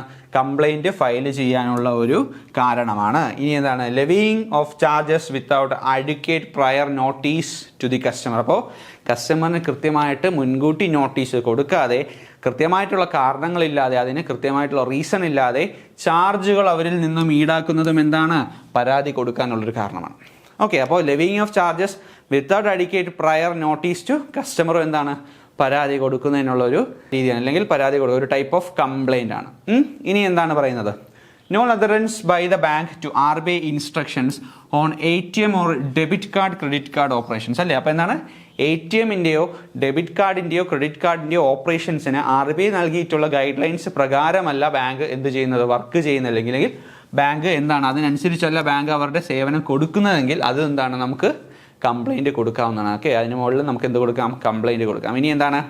Non disbursement or delay in disbursement of pension. Okay, ബാങ്കിൻ്റെ ഭാഗത്തു നിന്നുള്ള ഫോൾട്ട് കാരണം, ഓക്കെ, ബാങ്കിൻ്റെ ഭാഗത്തു നിന്നുള്ള വീഴ്ച കാരണം പെൻഷൻ കൊടുക്കുന്നതിൽ നിന്നും ഡിലേ വരുത്തുകയോ ഇല്ലെങ്കിൽ പെൻഷൻ കൊടുക്കാതിരിക്കുകയോ ചെയ്തു കഴിഞ്ഞാൽ എന്താണ്? അതും കംപ്ലയിൻറ്റ് ഫയൽ ചെയ്യാനുള്ള ഒരു പ്രധാനപ്പെട്ട കാരണമാണ്. അപ്പോൾ ഇതെല്ലാം എന്താണ്? ഒരു കോമൺ ആയിട്ടുള്ള കുറച്ച് റീസൺസ് ആണല്ലേ? നമുക്കിത് കേട്ടാൽ തന്നെ മനസ്സിലാവും എന്താണ് കംപ്ലയിൻറ്റ് കൊടുക്കാൻ പറ്റുന്നതാണ്. ഓക്കെ, ഇനി എന്താണ് പറയുന്നത്? refusal to accept or delay in accepting payment towards taxes required by RBI or government. അപ്പോൾ RBIക്കോ ഗവൺമെൻറ്റിനോ കൊടുക്കാനുള്ള ടാക്സുകൾ എന്താണ്? കൊടുക്കാതിരിക്കുകയോ ഇല്ലെങ്കിൽ അതിൽ ഡിലേ വരുത്തുകയോ ചെയ്തു കഴിഞ്ഞാൽ എന്താണ്? അത് കംപ്ലയിൻറ്റ് കൊടുക്കാനുള്ളൊരു മാർഗ്ഗമാണ്. അപ്പോൾ ഈ മാർഗ്ഗങ്ങളെല്ലാം കൃത്യമായിട്ട്, അല്ലെങ്കിൽ കംപ്ലയിൻറ്റ് ടൈപ്സ് ഓഫ് കംപ്ലയിൻറ്റുകളെല്ലാം കൃത്യമായിട്ട് തന്നെ മനസ്സിലാക്കി നോട്ട് ചെയ്ത് ഓർത്ത് വയ്ക്കുക. ഓക്കെ, ഇനി എന്താണ് പറയുന്നത്? Forced closure of deposit accounts. Okay, deposit അക്കൗണ്ടുകൾ എന്ത് ചെയ്യുകയാണ്? ഫോഴ്സ് ചെയ്തുകൊണ്ട് അത് എന്ത് ചെയ്യുന്നു? ക്ലോസ് ചെയ്യണം അല്ലേ, without due notice or without sufficient reason. അപ്പോൾ ഒരു റീസൺ ഇല്ലാതെ ഇല്ലെങ്കിൽ കൃത്യമായിട്ടുള്ളൊരു നോട്ടീസ് സെർവ് ചെയ്യാതെ എന്ത് ചെയ്യുകയാണ്, ഡെപ്പോസിറ്റ് അക്കൗണ്ടുകൾ ക്ലോസ് ചെയ്യുന്നതും അതൊരു കംപ്ലൈൻറ്റ് ഫയൽ ചെയ്യാനുള്ളൊരു കാരണമാണ്. ഇനി എന്താണ് പറയുന്നത്, refusal to close or delay in closing the accounts if requested by the customer. അപ്പോൾ ഒരു കസ്റ്റമർ റിക്വസ്റ്റ് ചെയ്യുന്ന പ്രകാരം ഒരു അക്കൗണ്ട് ക്ലോസ് ചെയ്യാൻ പറയുകയാണ്. ഓക്കെ, കസ്റ്റമർ റിക്വസ്റ്റ് ചെയ്യണം, എൻ്റെ അക്കൗണ്ട് ക്ലോസ് ചെയ്യാൻ വേണ്ടി റിക്വസ്റ്റ് ചെയ്യുകയാണ്. പക്ഷേ എന്നാൽ അത് ക്ലോസ് ചെയ്യുന്നതിൽ നിന്ന് റെഫ്യൂസ് ചെയ്യുകയോ ഇല്ലെങ്കിൽ അത് ഡിലേ വരുത്തുകയോ ചെയ്ത് കഴിഞ്ഞാൽ എന്താണ്, അതൊരു കംപ്ലൈൻറ്റ് ഫയലിംഗ് ടൈപ്പാണ്. ഓക്കെ, അപ്പോൾ ഒരു നോട്ടീസ് സെർവ് ചെയ്തോ ഇല്ലെങ്കിൽ വ്യക്തമായിട്ടുള്ള റീസൺ ഇല്ലാതെയോ ഒരു അക്കൗണ്ട് ക്ലോസ് ചെയ്യുകയാണെങ്കിൽ അത് എന്താണ്, ഒരു കംപ്ലൈൻ്റ് ആയിട്ട് വരാവുന്നതാണ്. പിന്നെ എന്താണ്, ഒരു കസ്റ്റമറിൻ്റെ അപേക്ഷ പ്രകാരം ഒരു അക്കൗണ്ട് ക്ലോസ് ചെയ്യാൻ പറയുകയും അത് റെഫ്യൂസ് ചെയ്യുകയോ ഇല്ലെങ്കിൽ അതിൽ ഡിലേ വരുത്തുകയോ ചെയ്ത് കഴിഞ്ഞാലോ അതെന്താണ്, അതും ഒരു കംപ്ലൈൻറ്റ് ഫയൽ ചെയ്യാനുള്ള കാരണമാണ്. ഇനി എന്താണ് പറയുന്നത്, non adherence to the fair practices code adopted by the bank. ബാങ്കിൻ്റെ ഫെയർ കോഡ്സിലേക്ക്, ഫെയർ പ്രാക്ടീസസിലേക്ക് എന്ത് ചെയ്യുകയില്ല, ഊന്നിയല്ല ബാങ്ക് പ്രവർത്തിക്കുന്നതിന് എന്ത് ചെയ്യാം, നമുക്ക് അതിന് മുകളിലും എന്ത് കൊടുക്കാം, കംപ്ലൈൻറ്റ് കൊടുക്കാം. ഇനി എന്താണ്, four non payment of cheque, draft, bills or delay in it അല്ലേ, ചെക്ക് ഓണർ ചെയ്ത് കൊടുക്കാനായിട്ട് ഡിലേ വരുത്തുകയില്ലെങ്കിൽ അതിൻ്റെ പേയ്മെൻറ്റ് നടത്താതിരിക്കുകയോ ചെയ്ത് കഴിഞ്ഞാൽ നമുക്ക് എന്ത് കൊടുക്കാം, അതിന് മുകളിൽ കംപ്ലൈൻറ്റ് കൊടുക്കാം. അപ്പോൾ കംപ്ലൈൻറ്റുകൾ ഫയൽ ചെയ്യുന്ന എന്തൊക്കെ തരത്തിലുള്ള കംപ്ലൈൻറ്റുകളാണ് നമുക്ക് ഫയൽ ചെയ്യാവുന്നത് എന്നുള്ളതാണ് നമ്മളിപ്പോൾ നോക്കിയത് അല്ലേ. അപ്പോൾ നമ്മളിപ്പോൾ പഠിച്ചതെല്ലാം എന്താണ്, ടൈപ്സ് ഓഫ് കംപ്ലൈൻറ്റുകളാണ് അല്ലേ, ഏതൊക്കെ രീതിയിലാണ് കംപ്ലൈൻറ്റുകൾ വരാൻ സാധ്യതയുള്ളത് എന്നാണ്. ഓക്കെ, അതെല്ലാം കൃത്യമായിട്ട് തന്നെ നോക്കി വയ്ക്കുക. ഇനി ഈ കംപ്ലൈൻറ്റ് ഫയൽ ചെയ്യുന്ന രീതിയാണ് അല്ലേ, ബാങ്കിങ് ഓംബുഡ്സ്മാൻ സ്കീം പ്രകാരം ഈ കംപ്ലൈൻറ്റുകൾ ഫയൽ ചെയ്യുന്ന രീതിയാണ് നമ്മൾ പഠിക്കാൻ പോകുന്നത്. ഓക്കെ, കൃത്യമായിട്ട് നോട്ട് ചെയ്ത് ശ്രദ്ധിച്ചിരിക്കുക. ഓക്കെ, അപ്പോൾ ഒരു കംപ്ലൈൻറ്റ് ഉണ്ടായി കഴിഞ്ഞാൽ നമ്മൾ പറഞ്ഞു എന്താണ്, നമ്മൾ നേരത്തെ കഴിഞ്ഞ ക്ലാസ്സിൽ നമ്മൾ പറഞ്ഞു, ഒരു കംപ്ലൈൻറ്റ് ഉണ്ടായി കഴിഞ്ഞാൽ ആദ്യം നമ്മളതൊരു ഫിനാൻഷ്യൽ ഇൻസ്റ്റിറ്റ്യൂഷനാണ് കൊടുക്കുന്നത്. ഫിനാൻഷ്യൽ ഇൻസ്റ്റിറ്റ്യൂഷന് 30 ദിവസത്തെ സമയമുണ്ട്. ഈ 30 ദിവസത്തെ സമയത്തിനുള്ളിൽ അവരെന്ത് ചെയ്യും, ഫിനാൻഷ്യൽ ഇൻസ്റ്റിറ്റ്യൂഷൻ നമുക്ക് റിപ്ലൈ തരാതിരിക്കാം, പിന്നെ എന്ത് ചെയ്യാം, റിജക്റ്റ് ചെയ്യാം അല്ലേ. അങ്ങനെ റിജക്റ്റ് ചെയ്യുകയോ തരാതിരിക്കുകയോ ഇല്ലെങ്കിൽ റിപ്ലൈ തരുന്ന ആ അവസരത്തിൽ ഓക്കെ എന്ത് തന്നെ സംഭവിച്ചാലും ആ സമയം മുതൽ അല്ലേ എന്താണ്, ആ സമയം മുതൽ എന്താണ്, നമ്മൾ ബാങ്കിങ് ഓംബുഡ്സ്മാന് നമ്മൾ പരാതി കൊടുക്കുന്നു. ബാങ്കിങ് ഓംബുഡ്സ്മാൻ ആ പരാതിയിന്മേൽ എന്താണ്, കോമ്പൻസേഷൻ വാങ്ങിത്തരുന്നു എന്നാണ് നമ്മൾ കഴിഞ്ഞ ക്ലാസ്സിൽ നമ്മൾ പഠിച്ചത്. ഓക്കെ, ഇനി അതിൻ്റെ കുറച്ചുകൂടി ഡീറ്റെയിൽഡ് ആയിട്ടാണ് നമ്മൾ പഠിക്കാൻ പോകുന്നത്. ഓക്കെ, എന്താണെന്ന് നോക്കാം. For redress of his grievance the complainant must first approach the concerned financial institution അല്ലെങ്കിൽ റെഗുലേറ്റഡ് എൻറ്റിറ്റി എന്ന് നമ്മൾ പറയും അല്ലേ. ഫിനാൻഷ്യൽ ഇൻസ്റ്റിറ്റ്യൂഷനെ മറ്റൊരു പേരിലാണ് നമ്മൾ അറിയപ്പെടുന്നത്, എന്താണ്, റെഗുലേറ്റഡ് എൻറ്റിറ്റി. ഓക്കെ, അപ്പോൾ ഒരു കംപ്ലൈൻറ്റ് ഉണ്ടെങ്കിൽ നമ്മൾ ആദ്യം എവിടെ നമ്മൾ ഫയൽ ചെയ്യണം എന്നാണ് പറഞ്ഞാൽ നമ്മൾ ആദ്യം ആ ഒരു കൺസേൺഡ് ഫിനാൻഷ്യൽ ഇൻസ്റ്റിറ്റ്യൂഷൻ അല്ലെങ്കിൽ കൺസേൺഡ് റെഗുലേറ്റഡ് എൻറ്റിറ്റിയിൽ നമ്മൾ എന്ത് ചെയ്യും, ഈ കംപ്ലൈൻറ്റ് നമ്മൾ ഫയൽ ചെയ്യും. ഓക്കെ, ഇനി എന്താണ് പറയുന്നത്, if the bank does not respond within the period of 30 days, rejects the complaint or the complainant is not satisfied with the response, the complaint under the banking ombudsman within 1 year അല്ലേ. അപ്പോൾ എന്താണ്, ഞാൻ നേരത്തെ പറഞ്ഞു നമുക്ക് ഒരു complaint ഉണ്ട്, complaint നമ്മൾ ഫയൽ ചെയ്തതിന് ശേഷം നമുക്ക് 30 ദിവസത്തെ എന്തുണ്ട്, സമയമുണ്ടെന്ന് പറഞ്ഞു അല്ലേ. ഫിനാൻഷ്യൽ ഇൻസ്റ്റിറ്റ്യൂഷന് 30 ദിവസത്തെ സമയമുണ്ടെന്ന് നമ്മൾ പറഞ്ഞു. ഓക്കെ, ഈ 30 ദിവസത്തിനുള്ളിൽ എന്ത് ചെയ്യാം, ഒന്നില്ലെങ്കിൽ എന്ത് ചെയ്യാം, മിണ്ടാതിരിക്കാം, നോ റെസ്പോൺസ് അല്ലേ, നോ റെസ്പോൺസ്. അപ്പോൾ നോ റെസ്പോൺസ് ഉള്ള കേസിൽ എന്താണ്, ഈ 30 ദിവസം കഴിഞ്ഞിട്ടാണ് എന്ത് ചെയ്യുന്നത്, 1 വർഷത്തിനുള്ളിൽ നമ്മൾ എന്ത് ചെയ്യുന്നത്, ബാങ്കിങ് ഓംബുഡ്സ്മാന് നമ്മൾ പരാതി കൊടുക്കുന്നത്. നമ്മൾ നേരത്തെ കഴിഞ്ഞ ക്ലാസ്സിൽ പറഞ്ഞു. ഇനി എന്താണ്, 30 ദിവസത്തിനുള്ളിൽ എന്ത് ചെയ്തു, അവർ റിപ്ലൈ തന്നുവെങ്കിൽ ആ റിപ്ലൈ കിട്ടിയ ഡേറ്റ് മുതൽ, റിപ്ലൈ ആർക്ക്, ഈ ഒരു കംപ്ലൈൻറ്റ് ഫയൽ ചെയ്ത ആൾക്ക് സാറ്റിസ്ഫൈഡ് അല്ല എങ്കിൽ റിപ്ലൈ മോൾ, പിന്നെ എന്താണ്, റിപ്ലൈ കിട്ടി ആ ഒരു റിപ്ലൈ വന്ന ഡേറ്റ് മുതൽ 1 വർഷത്തെ സമയം കൊണ്ട് എന്ത്, ഓംബുഡ്സ്മാന് നമുക്ക് പരാതി നൽകാം. ഓക്കെ, ഇനി എന്താണ്, 30 ദിവസത്തിനുള്ളിൽ എന്ത് ചെയ്തു, ഇവരത് റിജക്റ്റ് ചെയ്തു, ഈ ഒരു കംപ്ലൈൻറ്റ് റിജക്റ്റ് ചെയ്യുകയുണ്ടായി. അങ്ങനെയാണെങ്കിൽ ആ റിജക്റ്റ് ചെയ്ത ഡേറ്റ് മുതൽ എന്താണ്, 1 വർഷത്തെ സമയമുണ്ട് എന്ത്, കംപ്ലൈൻറ്റ് ഫയൽ ചെയ്യാനായിട്ട്. അപ്പോൾ അതാണ് പറയുന്നത് എന്താണ്, if the bank does not respond within 30 days, ആദ്യത്തെ കേസ് റെസ്പോണ്ട് ചെയ്തില്ലെങ്കിൽ, പിന്നെ എന്താണ്, if it rejects the complaint reject ചെയ്യുന്ന കേസിൽ, ഓക്കെ, പിന്നെ എന്താണ്, complainant is not satisfied with the response. അപ്പോൾ റെസ്പോൺസ് കിട്ടി അതിന്മേൽ സാറ്റിസ്ഫൈഡ് അല്ലെങ്കിൽ എന്താണ്, ഈ 3 കേസിലും 1 വർഷത്തെ സമയം കൊണ്ട് നമുക്ക് എന്ത് ചെയ്യാൻ, ബാങ്കിങ് ഓംബുഡ്സ്മാൻ ഈ കംപ്ലൈൻറ്റ് ഫോർവേഡ് ചെയ്ത് കൊടുക്കാം. ഓക്കെ, ഇനി ഫയൽ ചെയ്യുന്ന കംപ്ലൈൻറ്റ് എങ്ങനെ ഫയൽ ചെയ്യണം കൃത്യമായിട്ട് നോക്കിയിരിക്കുക, എന്താണ് കംപ്ലൈൻറ്റിൽ ഉണ്ടായിരിക്കേണ്ടതാണ്. ഓക്കെ, അപ്പോൾ name and address of the complainant and bank. അപ്പോൾ കംപ്ലൈൻറ്റ് ഫയൽ ചെയ്യുമ്പോൾ എന്താണ്, കംപ്ലൈൻറ്റ് പരാതിക്കാരൻ്റെ എന്തുണ്ടായിരിക്കണം, നെയിമും അഡ്രസ്സും ഉണ്ടായിരിക്കണം. പിന്നെ എന്താണ്, പരാതി ഏത് ബാങ്കിനോടാണോ ഇല്ലെങ്കിൽ ഏത് ഫിനാൻഷ്യൽ ഇൻസ്റ്റിറ്റ്യൂഷനാണോ പരാതിപ്പെട്ടത് ഇല്ലെങ്കിൽ ആർക്ക് എതിരെയാണോ പരാതിയുള്ളത് അവരുടെ പേരും അഡ്രസ്സും കൃത്യമായിട്ട് കൊടുത്തിരിക്കണം. പിന്നെ എന്താണ്, ഈ പരാതി കൃത്യമായിട്ട് വാലിഡിറ്റി വയ്ക്കുന്നത് ഇല്ലെങ്കിൽ അത് കൃത്യമായിട്ട് ചൂണ്ടിക്കാണിച്ചുകൊണ്ടുള്ള വാലിഡ് ഡോക്യുമെൻറ്റ്സ് എന്ത് ചെയ്യാൻ ഈ ഒരു പരാതിയുമായിട്ട് ബന്ധപ്പെടുത്തിയിട്ടുള്ള ഡോക്യുമെൻറ്റുകളെല്ലാം എന്ത് ചെയ്യണം, ഈ ഒരു കംപ്ലൈൻറ്റിൻ്റെ കൂടെ വയ്ക്കണം. പിന്നെ എന്താണ്, ഈ കംപ്ലൈൻറ്റിൻ്റെ പ്രകൃതം ഇല്ലെങ്കിൽ നേച്ചർ എന്താണെന്നും കൂടി ആ ഒരു കംപ്ലൈൻറ്റിൽ കൃത്യമായിട്ട് മെൻഷൻ ചെയ്തിരിക്കണം. ഓക്കെ, ഇനി എന്താണ് പറയുന്നത്, approaching the RBI ombudsman without first lodging a complaint with the regulated entity or doing so before എന്താണ് 30 days after lodging the complaint if there is no response from the RE would make the complaint non-maintainable under RBIOS 2021. Okay, അപ്പോൾ നമ്മൾ പറഞ്ഞു എന്താണ്, നമ്മൾ നേരത്തെ പറഞ്ഞു അല്ലേ, 30 ദിവസത്തെ സമയം ആർക്ക് കൊടുത്തിട്ടുണ്ട്, ഈ ഒരു റെഗുലേറ്റഡ് എൻറ്റിറ്റിക്ക് അല്ലെങ്കിൽ ഫിനാൻഷ്യൽ ഇൻസ്റ്റിറ്റ്യൂഷന് കൊടുത്തിട്ടുണ്ട് ഈ ഒരു കംപ്ലൈൻറ്റിന്മേൽ തീരുമാനമെടുക്കാൻ അല്ലേ. അപ്പോൾ ഈ 30 ദിവസത്തിനുള്ളിൽ എന്ത് ചെയ്തില്ല, അവർ തീരുമാനം എടുക്കാതിരിക്കുകയോ ഇല്ലെങ്കിൽ ആ 30 ദിവസത്തിനുള്ളിൽ റിജക്റ്റ് ചെയ്യുകയോ ഇല്ലെങ്കിൽ റെസ്പോൺസ് തരികയോ ചെയ്യുമ്പോഴാണ് നമ്മൾ എന്ത് ചെയ്യുന്നത്, ആ ഒരു സമയം മുതൽ ഇല്ലെങ്കിൽ ആ ഒരു റിസൾട്ട് ഉണ്ടായി അതിൽ നിന്നും 1 വർഷം സമയമുണ്ട് നമുക്ക് എന്ത് ബാങ്കിങ് ഓംബുഡ്സ്മാന് കംപ്ലൈൻറ്റ് കൊടുക്കാൻ അല്ലേ. ഇനി എന്താണ് പറഞ്ഞത്, നമുക്ക് ഈ ഒരു 30 ദിവസത്തെ സമയത്തിനുള്ളിൽ ഇല്ലെങ്കിൽ ഈ ഒരു ഫിനാൻഷ്യൽ ഇൻസ്റ്റിറ്റ്യൂഷന് നമ്മൾ ഈ കംപ്ലൈൻറ്റ് ഫയൽ ചെയ്യാതെ ഡയറക്റ്റ് ഓംബുഡ്സ്മാന് കൊടുക്കുകയോ ഇല്ലെങ്കിൽ ഈ ഒരു 30 ദിവസം സമയം കൊടുത്തിട്ടുണ്ടല്ലേ ആ ഒരു റെഗുലേറ്റഡ് എൻറ്റിറ്റിക്ക്, ആ ഒരു 30 ദിവസം തീരുന്നതിന് മുൻപ് നമ്മൾ ഈ ബാങ്കിങ് ഓംബുഡ്സ്മാൻ ഈ ഒരു പരാതി ഫോർവേഡ് ചെയ്യുകയോ ചെയ്ത് കഴിഞ്ഞാൽ ഈ ഒരു പരാതി ബാങ്കിങ് ഓംബുഡ്സ്മാൻ സ്കീം പ്രകാരം ഇന്നെവിറ്റബിൾ ആയിട്ട് കണക്കാക്കുകയും ഇല്ലെങ്കിൽ നോൺ മെയിൻറ്റെയിനബിൾ ആയിട്ട് കണക്കാക്കുകയും അതിനെ എന്ത് ചെയ്യും, അതിനെ റിജക്റ്റ് ചെയ്യുകയും ചെയ്യും അല്ലേ. ബാങ്കിങ് ഓംബുഡ്സ്മാൻ അതിനെ റിജക്റ്റ് ചെയ്യുകയും ചെയ്യുമെന്നാണ് പറയുന്നത്. ഓക്കെ, അപ്പോൾ ഒന്നുകൂടെ നമുക്ക് ശ്രദ്ധിച്ച് നോക്കാം. എന്താണ് പറയുന്നത്, approaching the RBI ombudsman without first lodging the complaint to the regulated entity or doing so before 30 days after lodging the complaint if there is no response from the regulated entity would make the complaint non maintainable under RBIOS 2021. അപ്പോൾ reserve ബാങ്കിൻ്റെ banking ombudsman scheme പ്രകാരം ഒരു complaint file ചെയ്ത് 30 ദിവസത്തിനുള്ളിൽ reply വരുന്നില്ലെങ്കിൽ 30 ദിവസം സമയം കൊടുത്തിട്ടുണ്ട്, ആ 30 ദിവസം തീരുന്നതിന് മുൻപേ നമ്മൾ എന്ത് ചെയ്യുകയാണ്, ബാങ്കിങ് ഓംബുഡ്സ്മാൻ ഈ കംപ്ലൈൻറ്റ് ഫോർവേഡ് ചെയ്യുന്ന കേസിലോ ഇല്ലെങ്കിൽ ഈ കംപ്ലൈൻറ്റ് ഡയറക്റ്റ് ആദ്യം ആർക്കാണ് കൊടുക്കേണ്ടത്, ആ ഒരു കൺസേൺഡ് റെഗുലേറ്റഡ് എൻറ്റിറ്റിക്ക് അല്ലെങ്കിൽ ഫിനാൻഷ്യൽ ഇൻസ്റ്റിറ്റ്യൂഷൻ. ഓക്കെ, അവർക്ക് കൊടുക്കാതെയോ എന്ത് ചെയ്യുകയാണ്, ബാങ്കിങ് ഓംബുഡ്സ്മാൻ ഈ പരാതി കൊടുത്തു കഴിഞ്ഞാൽ അത് എന്തായിട്ട് കൺസിഡർ ചെയ്യും, നോൺ മെയിൻറ്റെയിനബിൾ ആയിട്ട് കൺസിഡർ ചെയ്യുകയും ചെയ്യും. അത് റിജക്റ്റ് ചെയ്യാൻ ആർക്ക് പറ്റും, ബാങ്കിങ് ഓംബുഡ്സ്മാന് പറ്റുകയും ചെയ്യും. ഓക്കെ, അപ്പോൾ ഈ കംപ്ലൈൻറ്റിൽ എന്തൊക്കെ ഉണ്ടായിരിക്കണമെന്ന് നമ്മൾ പഠിച്ചു. ഈ കംപ്ലൈൻറ്റ് കൊടുക്കുന്ന വിധത്തിൽ നമ്മൾ ശ്രദ്ധിക്കേണ്ട ഒരു കാര്യം നമ്മൾ എന്ത് ചെയ്തു, പഠിച്ചു അല്ലേ. ഇനി കൃത്യമായിട്ട് ശ്രദ്ധിക്കേണ്ടത് എന്താണ്, നമുക്കിപ്പോൾ കംപ്ലൈൻറ്റ് നമ്മൾ കൊടുത്തു, 1 വർഷത്തെ സമയം ഉണ്ടല്ലേ നമുക്ക് കംപ്ലൈൻറ്റ് കൊടുക്കാൻ. ഓക്കെ, അപ്പോൾ 30 ദിവസം കഴിഞ്ഞു ഇല്ലെങ്കിൽ റിജക്റ്റ് ചെയ്യുകയോ അല്ലെങ്കിൽ അതിന്മേൽ റിപ്ലൈ ഉണ്ടായതിന് ശേഷം നമ്മൾ എന്ത് ചെയ്യുകയാണ്, 1 വർഷത്തെ സമയത്തിനകത്ത് നമ്മൾ ബാങ്കിങ് ഓംബുഡ്സ്മാന് കംപ്ലൈൻറ്റ് ഫോർവേഡ് ചെയ്യുകയാണ് ചെയ്യുന്നത്. ഓക്കെ, ഇനി അങ്ങനെ ഫോർവേഡ് ചെയ്യുമ്പോൾ ബാങ്കിങ് ഓംബുഡ്സ്മാൻ ആദ്യം ചെയ്യുന്നത് എന്താണെന്ന് വെച്ചാൽ the banking ombudsman shall have the power to summon both the parties of the complaint. അപ്പോൾ കംപ്ലൈൻറ്റുമായിട്ട് ബന്ധപ്പെട്ടിരിക്കുന്ന വാദിയും പ്രതിയും എന്ത് ചെയ്യാൻ, സമ്മൺ ചെയ്ത് നേരിട്ട് വിളിച്ചു വരുത്താനുള്ള അധികാരം ആർക്കുണ്ടെന്നാണ് പറയുന്നത്, ബാങ്കിങ് ഓംബുഡ്സ്മാന് ഉണ്ടെന്നാണ് പറയുന്നത്. ഓക്കെ, അപ്പോൾ the banking ombudsman shall have the power to summon both the parties relating to the complaint എന്നാണ് പറയുന്നത്. ഓക്കെ, ഇനി എന്താണ്, the banking ombudsman shall endeavor to solve it through mediation and if it compromises he shall pass an order as per the terms of the settlement. ഓക്കെ, banking ഓംബുഡ്സ്മാന് ഈ കംപ്ലൈൻറ്റുമായിട്ട് ബന്ധപ്പെട്ടിട്ടുള്ള 2 പാർട്ടികളെയും എന്ത് ചെയ്യാം, സമ്മൺ ചെയ്യാനുള്ള അധികാരമുണ്ട് അല്ലേ. ഇനി എന്താണ് പറയുന്നത്, the banking ombudsman shall endeavor to solve it through mediation and if it compromises he shall pass an order as per the terms of the settlement അല്ലേ. അപ്പോൾ ഒരു കംപ്ലൈൻറ്റ് 1 വർഷത്തിനകം ആർക്ക് കിട്ടുന്നു, ബാങ്കിങ് ഓംബുഡ്സ്മാന് കിട്ടുന്നു അല്ലേ.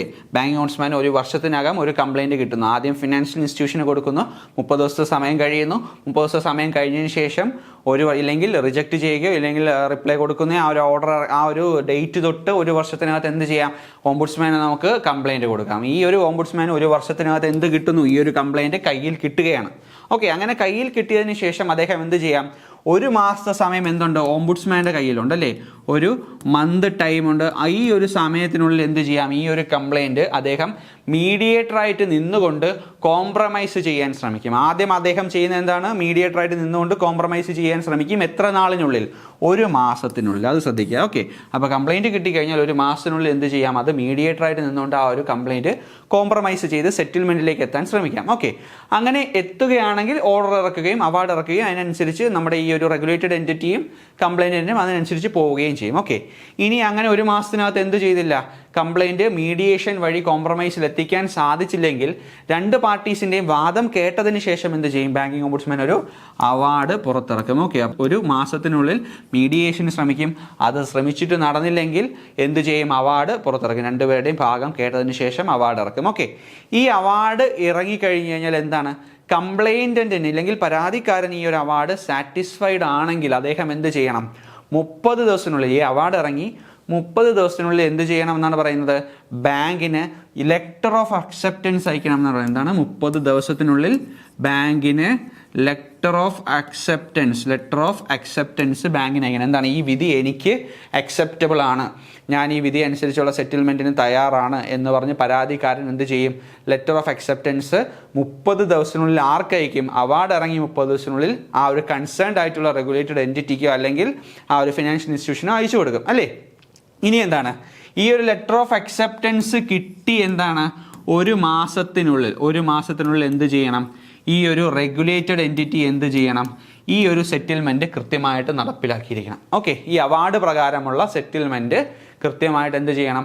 ആ ഒരു കംപ്ലൈൻറ്റ് അല്ലെങ്കിൽ പരാതിക്കാരന് നടപ്പിലാക്കി കൊടുത്തിരിക്കണം. എന്നാണ് ഈ ഒരു ലെറ്റർ ഓഫ് അക്സെപ്റ്റൻസ് ആ ബാങ്കിൽ ലഭിച്ച് 30 ഇല്ലെങ്കിൽ ഒരു മാസത്തിനകത്ത് നടത്തി കൊടുത്തിരിക്കണം. ഓക്കെ, അപ്പോൾ എന്താണ് നമ്മൾ പറഞ്ഞത്? ഒരു വർഷത്തിനകത്ത് എന്താണ് ബാങ്കിങ് ഓംബുഡ്സ്മാൻ നമുക്ക് കംപ്ലൈൻറ്റ് ഫയൽ ചെയ്യാം.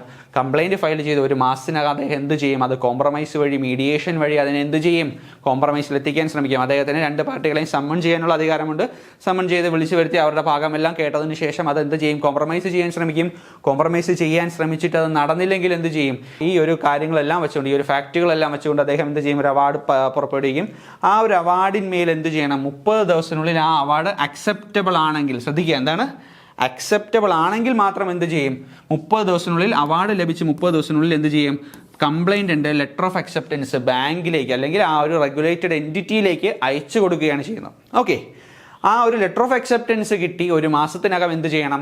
ഈ ഒരു അവാർഡിൽ പറഞ്ഞിരിക്കുന്ന സെറ്റിൽമെൻറ്റ് ആ ഒരു റെഗുലേറ്റഡ് എൻറ്റിറ്റി നടത്തിയിരിക്കണം. ഓക്കെ, എന്താണ്? ലെറ്റർ ഓഫ് അക്സെപ്റ്റൻസ് ലഭിച്ച് ഈ ഒരു അവാർഡ് അക്സെപ്റ്റബിൾ ആണെങ്കിൽ, ശ്രദ്ധിക്കുക, രണ്ടിടത്തും എന്താണ്? അക്സെപ്റ്റബിൾ ആണെങ്കിൽ മാത്രമേ ഈ ഒരു ലെറ്റർ ഓഫ് അക്സെപ്റ്റൻസ് കൊടുക്കുകയും അതിന് പ്രകാരം ഒരു മാസത്തിനകം എന്ത് ചെയ്യുക? റെഗുലേറ്റഡ് എൻറ്റിറ്റി ആ ഒരു സെറ്റിൽമെൻറ്റിന് തയ്യാറാവുകയും ചെയ്യുള്ളൂ അല്ലേ? ഈ ഒരു അവാർഡ് എന്താണ്? ഈ ബാങ്കിങ് ഓംബുഡ്സ്മാൻ ഇറക്കുന്ന ഈ ഒരു അവാർഡ് എന്താണ്? അക്സെപ്റ്റബിൾ അല്ലെങ്കിലോ ഇവരെന്ത് ചെയ്യും? അപ്പലേറ്റ് അതോറിറ്റിയിലേക്ക് എന്ത് ചെയ്യും? അപ്പീലിന് പോകും. ഓക്കെ, അപ്പോൾ ശ്രദ്ധിച്ചോളണം. ഓക്കെ, ഇനി നമുക്ക് നോക്കാം എന്താണ് പറയുന്നത്. If the complaint is not settled through mediation, അല്ലേ? ഒരു മാസത്തെ സമയം ആർക്ക് കൊടുത്തിട്ടുണ്ട്? ബാങ്കിങ് ഓംബുഡ്സ്മാന്റെ പക്കലുണ്ട്. എന്ത് ചെയ്യാൻ? ഇത് മീഡിയേഷൻ വഴി ഇതിനെ കംപ്ലൈൻറ്റ് സോൾവ് ചെയ്യാൻ. അപ്പോൾ if the complaint is not settled through mediation within 1 month he shall pass an award after providing opportunities for the parties to present their case. Okay, അപ്പോൾ അവർക്ക് അവരുടെ കേസ് പ്രസന്റ് ചെയ്തതിന് ശേഷം എന്ത് ചെയ്യാം? ഒരു മാസത്തെ സമയം കൊടുക്കും കോംപ്രമൈസിൽ ഇത് തീർക്കാനായിട്ട്. അങ്ങനെ തീർന്നില്ലെങ്കിൽ എന്ത് ചെയ്യാം? അയാൾക്ക് ഇല്ലെങ്കിൽ ബാങ്കിങ് ഓംബുഡ്സ്മാൻ എന്ത് ചെയ്യാം? ഈ ഒരു ഫാക്റ്റുകൾ വെച്ച് ഫാക്റ്റുകൾ കൃത്യമായിട്ട് നോക്കിയതിന് ശേഷം എന്ത് ചെയ്യാം? ഒരു അവാർഡ് പാസ് ചെയ്യുകയാണ് ചെയ്യുന്നത്. ഓക്കെ, ഒരു മാസത്തെ സമയത്തിനുള്ളിൽ കോംപ്രമൈസ് ആയില്ലെങ്കിൽ. ഇനി എന്താണ് പറയുന്നത്? After passing the award. അപ്പോൾ അവാർഡ് പാസ് ചെയ്ത് കഴിഞ്ഞു, കൃത്യമായിട്ട് രണ്ട് ഭാഗം കേട്ടതിന് ശേഷം അവാർഡ് പാസ് ചെയ്ത് കഴിഞ്ഞു. ഓക്കെ, പാസ് ചെയ്ത് കഴിഞ്ഞാൽ എന്ത് ചെയ്യും? Its copy send to the complainant and to the concerned bank. Okay, അപ്പോൾ അവാർഡ് പാസ് ചെയ്ത് കഴിഞ്ഞാൽ ആദ്യം ചെയ്യുന്നത് എന്താണ്? ഈ ഒരു അവാർഡിൻ്റെ കോപ്പി പരാതിക്കാരനും പിന്നെ എന്താണ്? ആ ഒരു ബാങ്കിനും കൃത്യമായിട്ട് അയച്ചു കൊടുക്കും. If the award is acceptable to the complaint, ആ പരാതിക്കാരൻ എന്താണ്? ഈ ഒരു അവാർഡ് അക്സെപ്റ്റബിൾ ആണെങ്കിൽ അയാൾ എന്ത് ചെയ്യണം? നമ്മൾ നേരത്തെ പറഞ്ഞു 30 ദിവസത്തിനുള്ളിൽ എന്ത് ചെയ്യണം? ഒരു letter of acceptance is required to send a letter of acceptance of award to the bank concerned within 30 days from the date of receipt of the copy of award. Okay, അപ്പോൾ അവാർഡിൻ്റെ കോപ്പി ലഭിച്ച date തൊട്ട് 30 ദിവസത്തിനുള്ളിൽ എന്ത് ചെയ്യണം? ഈ ഒരു letter of acceptance ആർക്ക് അയച്ചു കൊടുത്തിരിക്കണം? ആ ഒരു പരാതിപ്പെട്ടിരിക്കുന്ന റെഗുലേറ്റഡ് എൻറ്റിറ്റിക്കോ അല്ലെങ്കിൽ ഫിനാൻഷ്യൽ ഇൻസ്റ്റിറ്റ്യൂഷനോ അയച്ചു കൊടുത്തിരിക്കണം.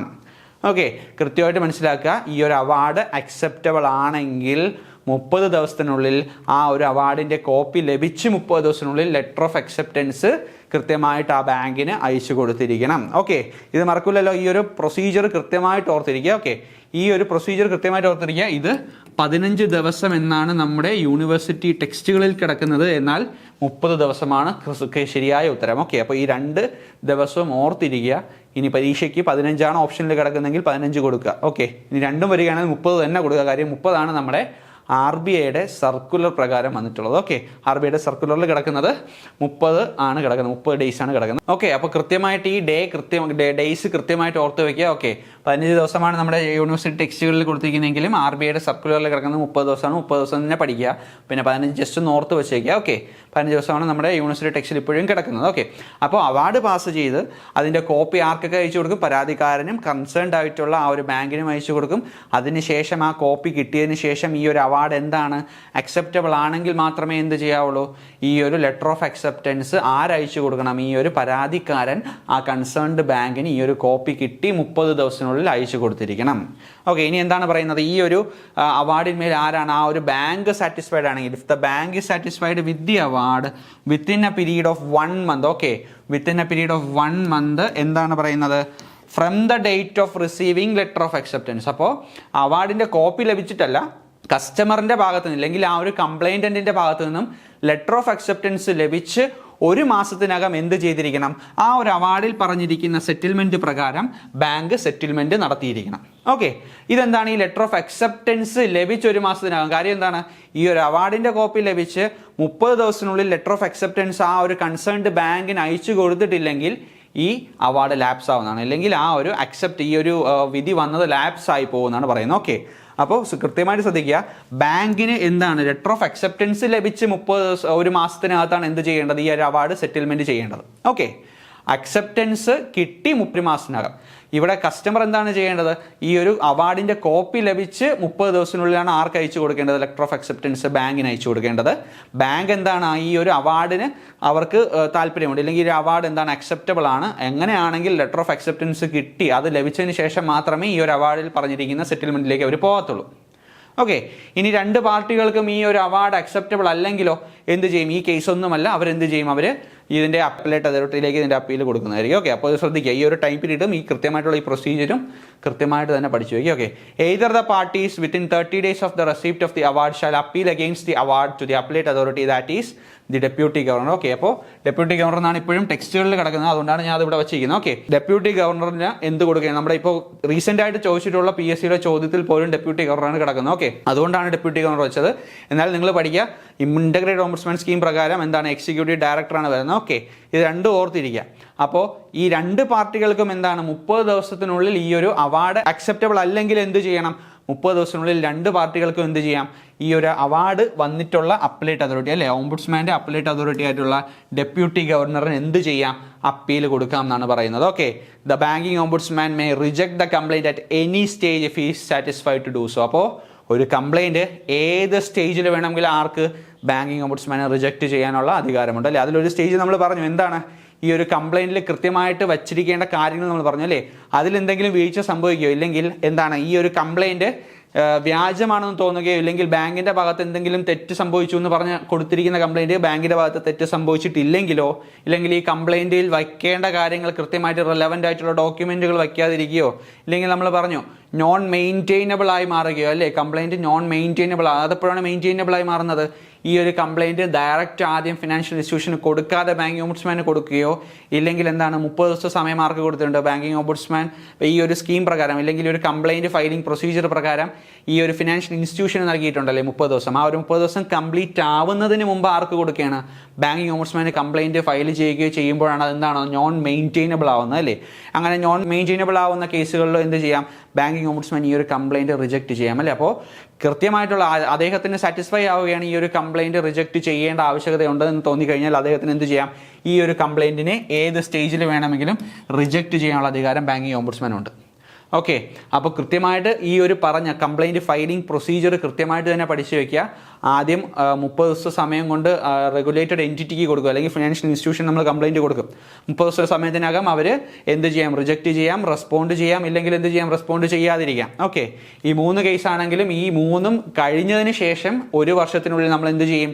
ബാങ്കിങ് ഓംബുഡ്സ്മാന് നമ്മൾ കൃത്യമായിട്ട് പരാതി കൊടുക്കണം. ഓക്കെ, 1 വർഷത്തിനകത്ത് പരാതി കൊടുക്കണം. പരാതി കിട്ടിയതിന് ശേഷം ബാങ്കിങ് ഓംബുഡ്സ്മാൻ എന്ത് ചെയ്യും? 1 മാസത്തെ സമയത്തിനുള്ളിൽ എന്ത് ചെയ്യും? ഇത് മീഡിയേറ്ററായിട്ട് നിന്നുകൊണ്ട് കോംപ്രമൈസിൽ എത്തിക്കാൻ ശ്രമിക്കും. അങ്ങനെ എത്തിയില്ലെങ്കിൽ നമ്മൾ എന്ത് ചെയ്യും? ഈ ഒരു പരാതി കൃത്യമായിട്ട് അതിൻ്റെ ഭാഗങ്ങളെല്ലാം കേട്ടതിന് ശേഷം അദ്ദേഹം ഒരു അവാർഡ് പുറത്തിറക്കുന്നതായിരിക്കും. ഓക്കെ, ഈ അവാർഡ് കസ്റ്റമറിന് ഇല്ലെങ്കിൽ കംപ്ലൈൻറ്റൻറ്റിന് പരാതിക്കാരന് അക്സെപ്റ്റബിൾ ആണെങ്കിൽ അദ്ദേഹത്തിന് എന്ത് ചെയ്യാം? അദ്ദേഹത്തിന് ഈ ഒരു അവാർഡിൻ്റെ കോപ്പി ലഭിച്ച് 30 ദിവസത്തിനുള്ളിൽ എന്ത് ചെയ്യാം? അത് ബാങ്കിന് ലെറ്റർ ഓഫ് അക്സെപ്റ്റൻസ് കൊടുക്കാം അല്ലെ. ഈ ഒരു പരാതി ഇല്ലെങ്കിൽ ഒരു അവാർഡ് അക്സെപ്റ്റ് ചെയ്യുന്നു എന്ന് പറഞ്ഞുകൊണ്ടൊരു ലെറ്റർ ഓഫ് അക്സെപ്റ്റൻസ് ആർക്ക് കൊടുക്കാം? ബാങ്കിന് നൽകാവുന്നതാണ്. ഓക്കെ, അക്സെപ്റ്റബിൾ അല്ലെങ്കിൽ ഈ ഒരു അവാർഡ് അക്സെപ്റ്റബിൾ അല്ലെങ്കിൽ 30 ദിവസത്തിനുള്ളിൽ എന്ത് ചെയ്യണം? അപ്പലേറ്റ് അതോറിറ്റിക്ക് അപ്പീൽ പോയിരിക്കണം. ഓക്കെ, ഇനി ബാങ്കിൻ്റെ കേസിലാണെങ്കിൽ ഈ ഒരു അവാർഡ് അക്സെപ്റ്റബിൾ ആണെങ്കിൽ ലെറ്റർ ഓഫ് അക്സെപ്റ്റൻസ് ലഭിച്ച് ലെറ്റർ ഓഫ് അക്സെപ്റ്റൻസിൻ്റെ ലഭിച്ച് ആന്ന ഡേറ്റ് മുതൽ 1 മാസത്തിനകത്ത് എന്ത് ചെയ്യണം? ഈ ഒരു അവാർഡിൽ പറഞ്ഞിരിക്കുന്ന സെറ്റിൽമെൻറ്റിലേക്ക് അവർ എത്തേണ്ടതാണ്. ഓക്കെ, ഇനി അവർക്ക് ബാങ്കിന് ഈ ഒരു റെഗുലേറ്റഡ് എൻറ്റിറ്റിക്ക് ഈ ഒരു കാര്യത്തിൽ അക്സെപ്റ്റ് ചെയ്യാൻ പറ്റുന്നില്ല, ഈ ഒരു അവാർഡ് അക്സെപ്റ്റ് ചെയ്യാൻ പറ്റാത്ത അവസ്ഥയാണെങ്കിൽ എന്ത് ചെയ്യാം?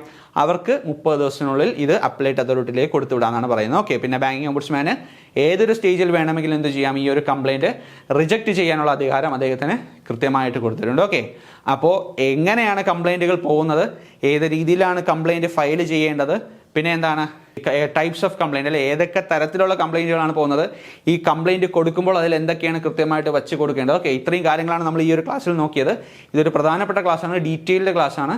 ഇത് കൃത്യമായിട്ടിരുന്ന് കാണുക, ഇതിലെ ടൈം ലിമിറ്റ് കൃത്യമായിട്ട് തന്നെ പഠിക്കുക. ഓക്കെ, ഇനി നമുക്ക് അതിൻ്റെ കുറച്ച് ക്വസ്റ്റ്യൻസ് നോക്കാം. ഓക്കെ, ഒന്നാമത്തെ ക്വസ്റ്റ്യൻ എന്താണ്? What is the primary purpose of banking ombudsman? Banking ഓംബുഡ്സ്മാൻ്റെ പ്രൈമറി പർപ്പസ് എന്താണെന്നാണ് ചോദിച്ചിരിക്കുന്നത്. എന്താണ്? To promote banking services for the redressal of grievances of customers, to provide loans, to regulate interest rates. അല്ലേ, അപ്പോൾ ഞാൻ പറഞ്ഞു ബാങ്കിങ് ഓംബുഡ്സ്മാൻ നമ്മൾ പഠിച്ചപ്പോൾ ഫസ്റ്റ് നമ്മൾ പഠിച്ചത് എന്താണ്? It is the customer grievances redressal authority appointed by RBI for എന്താണ്? ബാങ്കിങ് സർവീസസിൽ ഉണ്ടാകുന്ന ഡിഫോൾട്ടിന് വേണ്ടിയാണ്. അല്ലേ, അപ്പോൾ ഇതിന്റെ ഉത്തരമായിട്ട് വരുന്നത് എന്താണ്? ഓപ്ഷൻ ബി ആണ്. അല്ലേ, four the redressal of grievances of customers ആണ് ഉത്തരമായിട്ട് വരുന്നത്. ഓക്കെ, ഇനി അടുത്ത ചോദ്യത്തിലേക്ക് നമുക്ക് പോകാം. When was the banking ombudsman scheme introduced in India? അല്ലേ, അപ്പോൾ ഇന്ത്യയിൽ എന്നാണ് ബാങ്കിങ് ഓംബുഡ്സ്മാൻ സ്കീം വന്നതെന്നാണ് RBI കൊണ്ടുവന്നത്. എപ്പോഴാണ്? 14th June 1995 ആണ്. അല്ലേ, 1990 അപ്പോയിന്റ് ചെയ്ത ഗോയ്പൂരിയ കമ്മിറ്റിയുടെ റെക്കമെൻഡേഷൻ പ്രകാരമാണ് 1995 എന്ത് ബാങ്കിങ് ഓംബുഡ്സ്മാൻ സ്കീം RBI ഇന്ത്യയിൽ ഇൻട്രൊഡ്യൂസ് ചെയ്യുന്നത്. ഓക്കെ, അപ്പോൾ 14th June 1995 ആണ് എന്ത് ബാങ്കിങ് ഓംബുഡ്സ്മാൻ വന്ന വർഷം എന്ന് പറയുന്നത്. ഓക്കെ, ഇനി അടുത്ത ചോദ്യം നോക്കാം. Under which section of banking regulation act is the banking ombudsman scheme specified? അപ്പോൾ BR ആക്ടിൻ്റെ ഏത് സെക്ഷനിലാണ് എന്ത് ബാങ്കിങ് ഓംബുഡ്സ്മാൻ സ്കീം സ്പെസിഫൈ ചെയ്തിരിക്കുന്നതെന്നാണ് ചോദിച്ചിരിക്കുന്നത്. ഏത് സെക്ഷനാണ്? നമുക്ക് എല്ലാവർക്കും അറിയാമല്ലേ, സെക്ഷൻ 35A പ്രകാരമാണ് ബാങ്കിങ് ഓംബുഡ്സ്മാൻ സ്കീം ഡിഫൈൻ ചെയ്യുക അല്ലെങ്കിൽ സ്പെസിഫൈ ചെയ്തിരിക്കുന്നത്. അല്ലേ, ബാക്കി എന്തുണ്ടായിരുന്നു? പിന്നെ അതല്ലാതെ അതിൽ കൂടാതെ എന്താണ്? NBFCകൾക്ക് വേണ്ടിയുള്ള ഓംബുഡ്സ്മാനും പിന്നെ എന്താണ്? ഡിജിറ്റൽ പേയ്മെൻറ്റ്സിന് വേണ്ടിയുള്ള ഓംബുഡ്സ്മാനും ഉണ്ടായിരുന്നു. NBFC ഓംബുഡ്സ്മാൻ സ്പെസിഫൈ ചെയ്യുന്നത് എവിടെയാണ്? 45L അല്ലേ, RBI ആക്ടിൻ്റെ 45L പറഞ്ഞിരുന്നത്. പിന്നെ എന്താണ് നമ്മൾ പഠിച്ചു? എന്താണ്? ഡിജിറ്റൽ പേയ്മെൻറ്റ്സിൻ്റെ ബാങ്കിങ് ഓംബുഡ്സ്മാൻ വരുന്നത്. അല്ലേ, ഡിജിറ്റൽ പേയ്മെൻറ്റ്സിൻ്റെ ഓംബുഡ്സ്മാൻ വരുന്നത് സെക്ഷൻ 18 ഏതിൻ്റെ? Payments and settlement systems act 2007 എന്ത് സെക്ഷൻ 18 എന്ത് വരുന്നത്? ഡിജിറ്റൽ പേയ്മെൻറ്റ്സിൻ്റെ ഓംബുഡ്സ്മാൻ വരുന്നത്. അല്ലേ, അപ്പോൾ ബാങ്കിങ് ഓംബുഡ്സ്മാൻ വരുന്നത് എവിടെയാണ്? Section 35A. ഇത് കൃത്യമായിട്ട് പഠിച്ചു വയ്ക്കുക കേട്ടോ, പ്രീവിയസ് ഇയർ ചോദിച്ചിട്ടുള്ള ചോദ്യമാണ്. ഓക്കെ, ഇത് സ്ഥിരമായിട്ട് ചോദിക്കുന്ന ചോദ്യങ്ങളാണ്. ഓക്കെ, ഇനി എന്താണ് അടുത്ത ചോദ്യം നോക്കാം. What type of authority is the banking ombudsman? Banking ombudsman എന്ത് ടൈപ്പ് ഓഫ് അതോറിറ്റിയാണ്? നമ്മൾ പഠിച്ചു എന്താണ്? അതൊരു കോർട്ടിൻ്റെ പവറുള്ള ഒരു ക്വാസി ജുഡീഷ്യൽ അതോറിറ്റിയാണ്. അല്ലേ, അപ്പോൾ ഓപ്ഷൻ ഡി ക്വാസി ജുഡീഷ്യൽ അതോറിറ്റിയാണ് എന്ത് ബാങ്കിങ് ഓംബുഡ്സ്മാൻ എന്ന് പറയുന്നത്. അല്ലേ, ഇനി എന്താണ്? Who determines the remuneration and other prerequisites payable to banking ombudsman? ഇതൊരു പ്രീവിയസ് ചോദ്യമായിട്ട് കഴിഞ്ഞ വർഷങ്ങളിൽ ചോദിച്ചിട്ടുള്ളതാണ്. അല്ലേ, ആരാണ് ബാങ്കിങ് ഓംബുഡ്സ്മാന് കൊടുക്കുന്ന റെമ്യൂണറേഷനും പിന്നെ അദ്ദേഹത്തിന്റെ ബാക്കിയുള്ള അലവൻസസും ഇതെല്ലാം ടൈം ടു ടൈം കൊടുക്കുന്നത്, പിന്നെ അതെന്താണ് റിവൈസ് ചെയ്യുന്നത് ആരാണെന്ന് നമ്മൾ പഠിച്ചു. അല്ലേ, ആരാണ്? Reserve bank of India. അപ്പോൾ ഓപ്ഷൻ ബി RBI ആണ് എന്ത് ഉത്തരമായിട്ട് വരുന്നത്. ഓക്കെ, ഇനി അടുത്ത ചോദ്യത്തിലേക്ക് പോകാം. Which of the following are covered under the banking ombudsman scheme? അപ്പോൾ ബാങ്കിങ് ഓംബുഡ്സ്മാൻ സ്കീം പ്രകാരം ഏതൊക്കെ ടൈപ്പ് ബാങ്കുകളാണ് അല്ലെങ്കിൽ ഫിനാൻഷ്യൽ ഇൻസ്റ്റിറ്റ്യൂഷൻസ് ആണ് കവർ ചെയ്യപ്പെടുന്നതെന്ന് നമ്മൾ പഠിച്ചു. അല്ലേ, ഏതൊക്കെയാണ്? ഷെഡ്യൂൾഡ് കൊമേഴ്ഷ്യൽ ബാങ്ക് വരുന്നുണ്ട്. അല്ലേ, പിന്നെ എന്താണ്? റീജിയണൽ റൂറൽ ബാങ്കും അതിൽ ഉൾപ്പെടുന്നുണ്ട്. പിന്നെ ഷെഡ്യൂൾഡ് പ്രൈമറി അർബൻ കോപ്പറേറ്റീവ് ബാങ്കുകൾ വരുന്നുണ്ട്. അപ്പോൾ അതിൻ്റെ ഉത്തരമായിട്ട് വരുന്നത് option D all of the above ആണ്. Okay, option D all of the above. നോക്കാം അടുത്ത ചോദ്യം. How many banking ombudsmen are there in India? അപ്പോൾ ഇന്ത്യയിൽ നിലവിൽ ഇപ്പോൾ എത്ര ബാങ്കിങ് ഓംബുഡ്സ്മെന്മാരാണ് നിലവിൽ ഉള്ളത് അല്ലെങ്കിൽ പ്രവർത്തിച്ചു കൊണ്ടിരിക്കുന്നത് നമ്മൾ പഠിച്ചു. അല്ലേ, ഏതാണ്? ഓപ്ഷൻ ഡി 22 ആണ്. അല്ലേ, അപ്പോൾ 22 ബാങ്കിങ് ഓംബുഡ്സ്മെന്മാരാണ് ഇപ്പോൾ നിലവിൽ ഇന്ത്യയിൽ പ്രവർത്തിച്ചു പോരുന്നത്. ഓക്കെ, ഇനി എന്താണ് അടുത്ത ചോദ്യം നോക്കാം. Who is the appellate authority for the banking ombudsman scheme? Okay, banking ombudsman scheme പ്രകാരം ഓംബുഡ്സ്മാനായിട്ട് അപ്പോയിന്റ് ചെയ്യപ്പെടുന്ന ആളുടെ അപ്പലേറ്റ് അതോറിറ്റി അല്ലെങ്കിൽ അദ്ദേഹം ഇറക്കുന്ന ഒരു ഓർഡറിന്റെ അല്ലെങ്കിൽ അവാർഡിന്റെ അപ്പീൽ നമ്മൾ കൊടുക്കുന്നത് ആർക്കായിരിക്കും? അല്ലേ, ഡെപ്യൂട്ടി ഗവർണർ ഓഫ് RBI റാങ്കിലുള്ള ഒരാൾക്കായിരിക്കും നമ്മൾ എന്ത് ചെയ്യുന്നത്? ഈ ഒരു ഓംബുഡ്സ്മാൻ സ്കീം പ്രകാരമുള്ള അപ്പീലുകൾ നമ്മൾ ഫയൽ ചെയ്യുന്നത്. അല്ലേ, അപ്പോൾ ഡെപ്യൂട്ടി ഗവർണർ ഓഫ് RBI ആണ് ഇതിന്റെ ഉത്തരമായിട്ട് വരുന്നത്. എന്നാൽ ഇന്റഗ്രേറ്റഡ് ഓംബുഡ്സ്മാൻ സ്കീം പ്രകാരം കൃത്യമായിട്ട് ഓർത്തിരിക്കുക, ഇന്റഗ്രേറ്റഡ് ഓംബുഡ്സ്മാൻ സ്കീം പ്രകാരം ഈ അപ്പലേറ്റ് അതോറിറ്റി എന്ന് പറയുന്നത് മാറിയിട്ടുണ്ട്. അതാരാണ്? എക്സിക്യൂട്ടീവ് ഡയറക്ടറാണ് അല്ലേ, ഏതിൻ്റെ? കൺസ്യൂമർ പ്രൊട്ടക്ഷൻ ആൻഡ് എഡ്യൂക്കേഷൻ ഡിപ്പാർട്ട്മെൻറ്റിൻ്റെ എക്സിക്യൂട്ടീവ് ഡയറക്ടറാണ് ഇപ്പോൾ നിലവിലത്തെ ഇൻ്റഗ്രേറ്റഡ് ഓംബുഡ്സ്മാൻ സ്കീം പ്രകാരമുള്ള അപ്പീൽ കൊടുക്കുന്നത്, അല്ലെങ്കിൽ അപ്പലേറ്റ് അതോറിറ്റി നമ്മൾ പഠിച്ചിരിക്കുന്നത് അല്ലേ. അപ്പോൾ ബാങ്കിങ് ഓംബുഡ്സ്മാൻ സ്കീം പ്രകാരം അവിടുത്തെ അപ്പലേറ്റ് അതോറിറ്റി ആയിട്ട് വരുന്ന ആരാണ്? ഡെപ്യൂട്ടി ഗവർണറാണ്, RBIയുടെ ഡെപ്യൂട്ടി ഗവർണറാണ്. ഓക്കെ, അടുത്ത ചോദ്യം നോക്കാം. What is a term of office of a banking ombudsman? നമുക്കറിയാമല്ലേ, ബാങ്കിങ് ഓംബുഡ്സ്മാൻ്റെ ഓഫീസ് ടേം എത്രയാണ്? എത്ര വർഷമാണ് അദ്ദേഹം ഓഫീസിൽ ഇരിക്കുന്നത്? എത്ര വർഷമാണ്? ഓപ്ഷൻ ബി 3 ആണ് അല്ലേ. 3 years ആയിരിക്കും എന്ത് ബാങ്കിങ് ഓംബുഡ്സ്മാൻ്റെ ടേം ഓഫ് ഓഫീസ് എന്ന് പറയുന്നത്. ഓക്കെ, ഇനി എന്താണ്? Who can be appointed as A banking ombudsman? ആരെയാണ് ബാങ്കിങ് ഓംബുഡ്സ്മാൻ ആയിട്ട് അപ്പോയിൻറ്റ് ചെയ്യാൻ സാധിക്കുന്നത്? ആരെയാണ്? RBIയുടെ തന്നെ ചീഫ് ജനറൽ മാനേജറോ അല്ലെങ്കിൽ ജനറൽ മാനേജറോ റാങ്കിൽ പെടുന്ന ആൾക്കാരെയാണ് എന്ത് ചെയ്യുന്നത്? ബാങ്കിങ് ഓംബുഡ്സ്മാൻ ആയിട്ട് ഇവിടെ അപ്പോയിൻറ്റ് ചെയ്യുന്നത്. ഓക്കെ, അപ്പോൾ option A chief general manager or general managers of RBI. Okay, അവരാണ് എന്ത് ബാങ്കിങ് ഓംബുഡ്സ്മാൻ സ്കീം പ്രകാരം ഓംബുഡ്സ്മാൻ ആയിട്ട് അപ്പോയിൻറ്റ് ചെയ്യപ്പെടുന്നത് അല്ലേ. ഇനി അടുത്ത ചോദ്യത്തിലേക്ക് പോകാം. Which committee recommended the establishment of banking ombudsman in 1995? അപ്പോൾ 1995 ബാങ്കിങ് ഓംബുഡ്സ്മാൻ വരുന്നത് നമ്മൾ പറഞ്ഞു അല്ലേ. RBI ബാങ്കിങ് ഓംബുഡ്സ്മാൻ സ്കീം കൊണ്ടുവരുന്നത് 1995. എന്നാൽ ഏത് കമ്മിറ്റിയാണ് ഈ ഒരു ബാങ്കിങ് ഓംബുഡ്സ്മാൻ സ്കീം കൊണ്ടുവരുന്നത് അല്ലെങ്കിൽ നടപ്പിലാക്കുന്നതിന് വേണ്ടി RBIക്ക് റെക്കമെൻഡേഷൻ നൽകിയതെന്ന് പറയുന്ന ഏത് കമ്മിറ്റിയാണ്? ഗോയ്പോരിയ കമ്മിറ്റിയാണ് അല്ലേ. ഗോയ്പോരിയ കമ്മിറ്റിയുടെ വർഷം ഏതാണ്? 1990 കമ്മിറ്റി ഓൺ കസ്റ്റമർ സർവീസ് എന്നാണ് എന്തറിയപ്പെട്ടിരുന്നത്? ഗോയ്പോരിയ കമ്മിറ്റി അറിയപ്പെട്ടിരുന്നത്. ഓക്കെ, അപ്പോൾ 1995 ബാങ്കിങ് ഓംബുഡ്സ്മാൻ സ്കീം കൊണ്ടുവരുന്നത് 1990 ഗോയ്പോരിയ കമ്മിറ്റിയാണ്. അപ്പോൾ ഉത്തരം എന്താണ്? ഓപ്ഷൻ ബി ഗോയ്പോരിയ കമ്മിറ്റിയാണ്. ഓക്കെ, ഇനി അടുത്ത ചോദ്യത്തിലേക്ക് പോകാം. ഏതാണ്?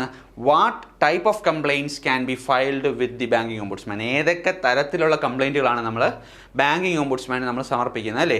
ഏതൊക്കെയാണ്? നമ്മൾ കുറച്ചൊരു ലിസ്റ്റ് പഠിച്ചു അല്ലേ. ടൈപ്സ് ഓഫ് കംപ്ലയിൻറ്റ്സിൻ്റെ കുറേ ഒരു ലിസ്റ്റ് നമ്മൾ പഠിച്ചു. അതിൽ ഇപ്പോൾ നമുക്ക് ഓപ്ഷൻസിലേക്ക് നോക്കാം. എന്താണ്? Non payment or delay in payment of inward remittances അല്ലേ.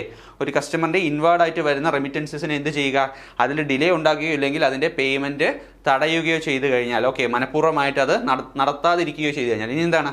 ഒരു deposit account, refusal to open deposit accounts, deposit account open ചെയ്യുന്നത് മനഃപൂർവ്വം റെഫ്യൂസ് ചെയ്യുകയോ ഇല്ലെങ്കിൽ non adherence to prescribed working hours, banking hours കൃത്യമായിട്ട് പാലിക്കാതിരിക്കുകയോ ചെയ്തു കഴിഞ്ഞാൽ അല്ലേ. അപ്പോൾ ഈ 3 കേസിലും എന്ത് ചെയ്യാം? നമുക്ക് ബാങ്കിങ് ഓംബുഡ്സ്മാന് നമുക്ക് പരാതി സമർപ്പിക്കാവുന്നതാണ് അല്ലേ. അപ്പോൾ ഇതിൻ്റെ ഉത്തരം എന്താണ്? Option D all of the above ആണ് എന്ത് ഇവിടെ ഉത്തരമായിട്ട് വരുന്നത്. അപ്പോൾ ആ ഒരു ലിസ്റ്റ് ഉണ്ടല്ലേ, നമ്മൾ പഠിച്ചു ഏതൊക്കെ തരത്തിലുള്ള കംപ്ലയിൻറ്റുകളാണ് നമ്മൾ ബാങ്കിങ് ഓംബുഡ്സ്മാന് കൊടുക്കുന്നതെന്നൊരു ലിസ്റ്റ് നമ്മൾ പഠിച്ചു. ഓക്കെ, ആ ലിസ്റ്റ് കൃത്യമായിട്ട് തന്നെ ഓർത്തിരിക്കുക. ഓക്കെ, നമുക്കത് വായിക്കുമ്പോൾ മനസ്സിലാവും ഏതൊക്കെയാണ് നമുക്ക് കംപ്ലയിൻറ്റ് കൊടുക്കാൻ പറ്റുന്നതെന്ന്. ഓക്കെ, അപ്പോൾ ആ ഒരു ലിസ്റ്റ് കൃത്യമായിട്ട് പഠിച്ചു വയ്ക്കുക. ഇനി അടുത്ത ചോദ്യത്തിലേക്ക് പോകാം. What is the first step a complainant must take before approaching the banking ombudsman? അപ്പോൾ ബാങ്കിങ് ഓംബുഡ്സ്മാനെ നമ്മൾ സമീപിക്കുന്നതിന് മുമ്പ്, നമുക്കൊരു പരാതി ഉണ്ടെങ്കിൽ ബാങ്കിങ് ഓംബുഡ്സ്മാനെ നമ്മൾ സമീപിക്കുന്നതിന് മുമ്പ് നമ്മൾ ആദ്യം ആർക്കാണ് ഈ കംപ്ലയിൻറ്റ് ഫോർവേഡ് ചെയ്യേണ്ടത് എന്നാണ് ചോദിച്ചിരിക്കുന്നത് അല്ലേ. നോക്കാം. ഡയറക്ട്ലി അപ്രോച്ച് ദി ഓംബുഡ്സ്മാൻ ആണോ? ഓംബുഡ്സ്മാനെ ഡയറക്റ്റായിട്ട് അപ്രോച്ച് ചെയ്യാൻ സാധിക്കുമോ? ഇല്ല. പിന്നെ എന്താണ്? നമുക്ക് എല്ലാവർക്കും അറിയാലോ എന്താണ്? File A complaint with the concerned financial institution ആണ് എന്ത് വരുന്നത് ഇവിടെ ഉത്തരമായിട്ട് വരുന്നത്. അപ്പോൾ നമുക്ക് ആർക്കെതിരെയാണോ പരാതി ഉള്ളത് ആ ഒരു പരാതി ആ ഒരു ഫിനാൻഷ്യൽ ഇൻസ്റ്റിറ്റ്യൂഷന് തന്നെ ആദ്യം എന്ത് ചെയ്യുക? ഫോർവേഡ് ചെയ്യുക. പിന്നെ നമ്മൾ പഠിച്ചു അവിടെ 30 ദിവസത്തെ സമയമുള്ളതും അതിനുശേഷമാണ് നമ്മൾ എവിടെ പോകുന്നത്? ബാങ്കിങ് ഓംബുഡ്സ്മാന് നമ്മൾ പരാതി ഫോർവേഡ് ചെയ്യുന്നത്. അപ്പോൾ ഇവിടെ ഉത്തരമായിട്ട് വരുന്നത് എന്താണ്? File A complaint with the concerned financial institution ആണ് ഇവിടെ ഉത്തരമായിട്ട് വരുന്നത്. അപ്പോൾ ആദ്യം ചെയ്യുന്നത് എന്താണ്? കറക്റ്റായിട്ട് ആ ഫിനാൻഷ്യൽ ഇൻസ്റ്റിറ്റ്യൂഷനാണ് നമ്മൾ എന്ത് കൊടുക്കുന്നത്? നമ്മൾ കംപ്ലയിൻറ്റ് ആദ്യം കൊടുക്കുന്നത്. ഓക്കെ, അതിനുശേഷമാണ് പിന്നെ ഓംബുഡ്സ്മാനിലേക്ക് നമ്മൾ പോകുന്നത്. ഇനി അടുത്ത ചോദ്യം നോക്കാം.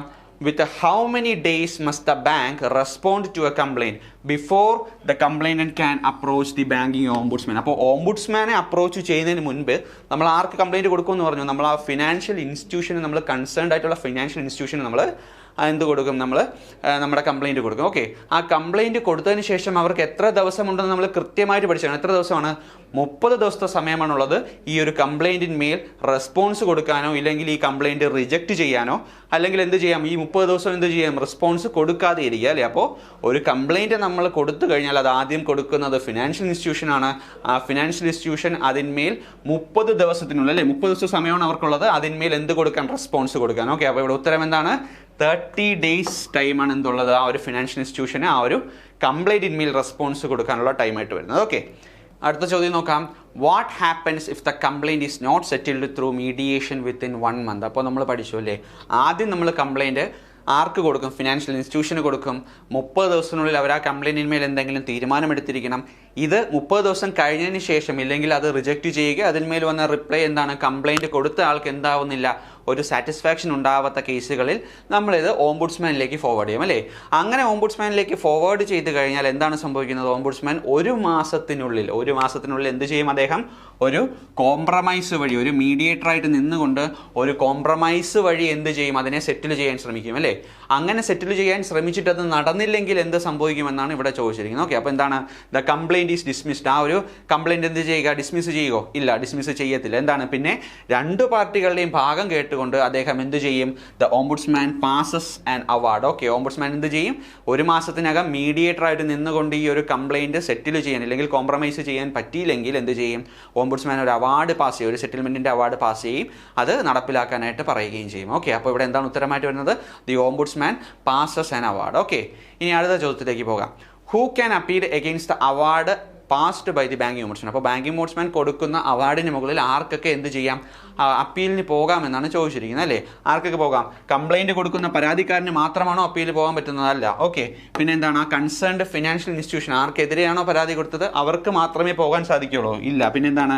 രണ്ടുപേർക്കും പോകാം അല്ലേ. ആ ഒരു കംപ്ലയിൻറ്റ് കൊടുത്ത പരാതിക്കാരനും പോകാം, പിന്നെ എന്താണ്? ആ ഒരു കൺസേൺഡ് ഫിനാൻഷ്യൽ ഇൻസ്റ്റിറ്റ്യൂഷനും പോകാം. എന്താണ്? ഈ ഓംബുഡ്സ്മാൻ്റെ അവാർഡ് തൃപ്തികരമല്ലെങ്കിൽ അവർക്ക് എന്ത് ചെയ്യാം? ഇതിൻ്റെ അപ്പലേറ്റ് അതോറിറ്റിയായ ഡെപ്യൂട്ടി ഗവർണറിലേക്ക് ഈ ഒരു അവാർഡ് പാസ് ചെയ്ത് അവരുടെ കോപ്പി കിട്ടി 30 ദിവസത്തിനകം എന്ത് ചെയ്തിരിക്കണം എന്നാണ് പറയുന്നത്? അപ്പീലിന് പോയിരിക്കണം എന്നാണ് പറയുന്നത്. ഓക്കെ, അപ്പോൾ ഇവിടെ ഉത്തരമായിട്ട് വരുന്നത് എന്താണ്? Both the complainant and the bank അല്ലേ. രണ്ടുപേർക്കും പോകാം. കംപ്ലയിൻറ്റ് കൊടുത്ത ആൾക്കും പോകാം, ആ ഒരു കൺസേൺഡ് ഫിനാൻഷ്യൽ ഇൻസ്റ്റിറ്റ്യൂഷനും പോകാം. ഓക്കെ, ഇനി അടുത്ത ചോദ്യത്തിലേക്ക് പോകാം. What is the maximum compensation amount admissible under Reserve bank of India integrated ombudsman scheme? അപ്പോൾ ഇൻ്റഗ്രേറ്റഡ് ഓംബുഡ്സ്മാൻ സ്കീം പ്രകാരം ഓക്കെ മാക്സിമം എത്ര രൂപയാണ് കോമ്പൻസേഷൻ അഡ്മിസിബിൾ ആണെന്നാണ് നമ്മൾ നോക്കാൻ പോകുന്നത് അല്ലേ. എത്ര രൂപയാണ് നമുക്ക് എല്ലാവർക്കും അറിയാം അല്ലേ. മാക്സിമം 20 ലക്ഷമോ ഇല്ലെങ്കിൽ അതിൽ കുറഞ്ഞ തുകയോ മാത്രമേ എന്ത് ചെയ്യാൻ പറ്റത്തുള്ളൂ? ബാങ്കിങ് ഓംബുഡ്സ്മാൻ സ്കീം പ്രകാരം നമുക്ക് കോമ്പൻസേഷൻ ആയിട്ട് വാങ്ങിക്കൊടുക്കാൻ പറ്റത്തുള്ളൂ. ഓക്കെ, അപ്പോൾ മാക്സിമം എമൗണ്ട് ചോദിച്ചു കഴിഞ്ഞാൽ നിങ്ങൾ എന്ത് തന്നെ എഴുതുക? 20 ലക്ഷം രൂപയാണ് എന്ത് മാക്സിമം എമൗണ്ട് ഓഫ് കോമ്പൻസേഷൻ എന്ന് പറയുന്നത്. ഓക്കെ, ഇനി അടുത്ത ചോദ്യത്തിലേക്ക് പോകാം. What is the latest amendment to the banking ombudsman scheme made? Okay, ഇപ്പോൾ ലേറ്റസ്റ്റ് ആയിട്ട് ബാങ്കിങ് ഓംബുഡ്സ്മാൻ സ്കീമിൽ വന്ന് നിൽക്കുന്ന അമെൻമെൻറ്റ് ഏതാണ്? 2021 ഇൻ്റഗ്രേറ്റഡ് ഓംബുഡ്സ്മാൻ സ്കീമാണ് ലേറ്റസ്റ്റ് ആയിട്ടുള്ള അമെൻമെൻ്റ് ആയിട്ട് വന്ന് നിൽക്കുന്നത് അല്ലേ. അപ്പോൾ ഉത്തരം എന്താണ്? ഓപ്ഷൻ ഡി 2021 ആണ്. ഇനി അടുത്ത ചോദ്യം നോക്കാം. What is the name of the present ombudsman scheme launched in 2021? അപ്പോൾ 2021 ലോഞ്ച് ചെയ്ത ഓംബുഡ്സ്മാൻ സ്കീമിൻ്റെ ഇപ്പോഴത്തെ പേര് എന്തെന്നാണ് ചോദിച്ചിരിക്കുന്നത്? എന്താണ്? ഇൻ്റഗ്രേറ്റഡ് ഓംബുഡ്സ്മാൻ സ്കീമാണ് അല്ലേ, നമ്മൾ പഠിച്ചു. അപ്പോൾ ഓപ്ഷൻ എ ഇൻ്റഗ്രേറ്റഡ് ഓംബുഡ്സ്മാൻ സ്കീമാണ് എന്ത് ഇപ്പോഴത്തെ നിലവിലുള്ള ഇന്ത്യയിലെ ഓംബുഡ്സ്മാൻ സ്കീമിൻ്റെ പേരെന്ന് പറയുന്നത്. Okay, 2021 integrated ombudsman scheme. അടുത്ത ചോദ്യം നോക്കാം. Which authority is responsible for the appellate authority under the integrated ombudsman scheme 2021? അപ്പോൾ ഇൻ്റഗ്രേറ്റഡ് ഓംബുഡ്സ്മാൻ സ്കീം പ്രകാരം ആ ഒരു ഓംബുഡ്സ്മാൻ ഇറക്കുന്ന അവാർഡിന് മുകളിൽ നമുക്ക് അപ്പീൽ പോകണമെങ്കിൽ ഇല്ലെങ്കിൽ ഇൻ്റഗ്രേറ്റഡ് ഓംബുഡ്സ്മാൻ സ്കീം പ്രകാരം അവിടുത്തെ ഇപ്പോഴത്തെ നിലവിലത്തെ അപ്ലേറ്റ് അതോറിറ്റി എന്ന് പറയുന്നത് ആരെന്നാണ് ചോദിച്ചിരിക്കുന്നത് അല്ലേ. Option A executive director in charge of consumer education and protection department. പിന്നെ എന്താണ്? ഡെപ്യൂട്ടി ഗവർണർ റാങ്കിലുള്ള ഒരാളാണ്, ഡെപ്യൂട്ടി ഗവർണർ ഓഫ് RBI. പിന്നെ എന്താണ്? C finance minister. Option D chief justice of India. അപ്പോൾ നമുക്കറിയാം നേരത്തെ എന്തായിരുന്നു? ബാങ്കിങ് ഓംബുഡ്സ്മാൻ സ്കീം പ്രകാരം ഡെപ്യൂട്ടി ഗവർണർ റാങ്കിലുള്ള ഒരാളായിരുന്നു എന്ത് അപ്ലേറ്റ് അതോറിറ്റി എന്ന് പറയുന്നത്. എന്നാൽ ഇൻ്റഗ്രേറ്റഡ് ഓംബുഡ്സ്മാൻ സ്കീം പ്രകാരം കൃത്യമായിട്ട് പഠിച്ചു വെക്കുക. എന്തിൻ്റെയാണ്? കൺസ്യൂമർ എഡ്യൂക്കേഷൻ ആൻഡ് പ്രൊട്ടക്ഷൻ ഡിപ്പാർട്ട്മെൻറ്റിൻ്റെ എക്സിക്യൂട്ടീവ് ഡയറക്ടർ ചാർജിലുള്ള RBIയുടെ ഉദ്യോഗസ്ഥനാണ് എന്ത് ഇപ്പോൾ ഇൻ്റഗ്രേറ്റഡ് ഓംബുഡ്സ്മാൻ സ്കീം പ്രകാരം ഇപ്പോഴത്തെ അപ്പലേറ്റ് അതോറിറ്റി എന്ന് പറയുന്നത് അല്ലേ. അപ്പോൾ ഉത്തരം എന്താണ്? Executive director in charge of consumer education and protection department. Okay, ഇനി അടുത്ത ചോദ്യത്തിലേക്ക് പോകാം. What is the main goal of the one nation one ombudsman approach? അപ്പോൾ ഇപ്പോൾ നിലവിലുള്ള ഇൻ്റഗ്രേറ്റഡ് ഓംബുഡ്സ്മാൻ സ്കീമിൻ്റെ മോട്ടോയാണ് എന്ത്? വൺ നേഷൻ വൺ ഓംബുഡ്സ്മാൻ എന്ന് പറയുന്നത് അല്ലേ. അതിൻ്റെ ഏറ്റവും വലിയ ഗോൾ എന്തെന്നാണ് ചോദിച്ചിരിക്കുന്നത് അല്ലേ. To reduce the number of ombudsman. ഇപ്പോൾ നിലവിലുള്ള 22 ഓംബുഡ്സ്മാൻമാർ അല്ലെങ്കിൽ നിലവിൽ വർക്ക് ചെയ്തുകൊണ്ടിരിക്കുന്ന ഓംബുഡ്സ്മാൻമാരായിട്ട് ചുമതല ഏറ്റിരിക്കുന്ന ആൾക്കാരുടെ നമ്പർ കുറയ്ക്കാനാണോ അല്ല അല്ലേ? പിന്നെ എന്താണ്? To integrate various ombudsman schemes under one umbrella അല്ലേ? നമുക്കറിയാം ഓംബുഡ്സ്മാൻ സ്കീം വരുന്ന ഇൻ്റഗ്രേറ്റഡ് ഓംബുഡ്സ്മാൻ സ്കീം വരുന്നതിന് മുമ്പ് ഇവിടെ നിലവിൽ എത്ര ഉണ്ടായിരുന്നു? 3 ഓംബുഡ്സ്മാൻ സ്കീമുകൾ പ്രവർത്തിച്ചിരുന്നു അല്ലേ? ഏതൊക്കെയാണ്? ബാങ്കിങ് ഓംബുഡ്സ്മാൻ സ്കീം, പിന്നെ എന്താണ് ഡിജിറ്റൽ പേയ്മെൻറ്റ്സിന് വേണ്ടിയുള്ള ഓംബുഡ്സ്മാൻ, പിന്നെ എന്താണ് നോൺ ബാങ്കിങ് ഫിനാൻഷ്യൽ കമ്പനീസിന് വേണ്ടി ഒരു പ്രത്യേക ഒരു ഓംബുഡ്സ്മാൻ ഉണ്ടായിരുന്നു അല്ലേ? അപ്പോൾ ഈ 3 ഓംബുഡ്സ്മാൻ സ്കീമുകളെയും എന്ത് ചെയ്യാൻ വേണ്ടി? ഇൻ്റഗ്രേറ്റ് ചെയ്യാൻ വേണ്ടിയാണ് എന്ത്? Integrated ombudsman scheme, one nation one ombudsman എന്ന് പറയുന്ന മോട്ടോയോട് കൂടി വന്നിരിക്കുന്നത് അല്ലേ? അപ്പോൾ ഇവിടെ ഉത്തരമായിട്ട് വരുന്നത് എന്താണ്? To integrate various ombudsman schemes under one umbrella. ഒരു കുടക്കീഴിൽ എന്ത് കൊണ്ടുവരിക? ഈ ഒരു കസ്റ്റമർ ഗ്രിവൻസസ് അതോറിറ്റിയെ കൊണ്ടുവരിക എന്നുള്ള ഉദ്ദേശം കൊണ്ടാണ് എന്ത് വരുന്നത്? One nation one ombudsman scheme എന്ന രീതിയിൽ ഇൻ്റഗ്രേറ്റഡ് ഓംബുഡ്സ്മാൻ സ്കീം നടപ്പിലാക്കുന്നത്. ഓക്കെ, അടുത്ത ചോദ്യത്തിലേക്ക് പോകാം. Which complaints are not maintainable under RBIOS 2021? അപ്പോൾ ഏതൊക്കെ കംപ്ലയിൻ്റ് ആണ് നോട്ട് മെയിൻറ്റെയിനബിൾ എന്ന് പറയുന്ന കാറ്റഗറിയിൽ നമ്മൾ കൺസിഡർ ചെയ്യുന്നതാണ് അല്ലേ? നമുക്ക് നോക്കാം. എന്താണ്?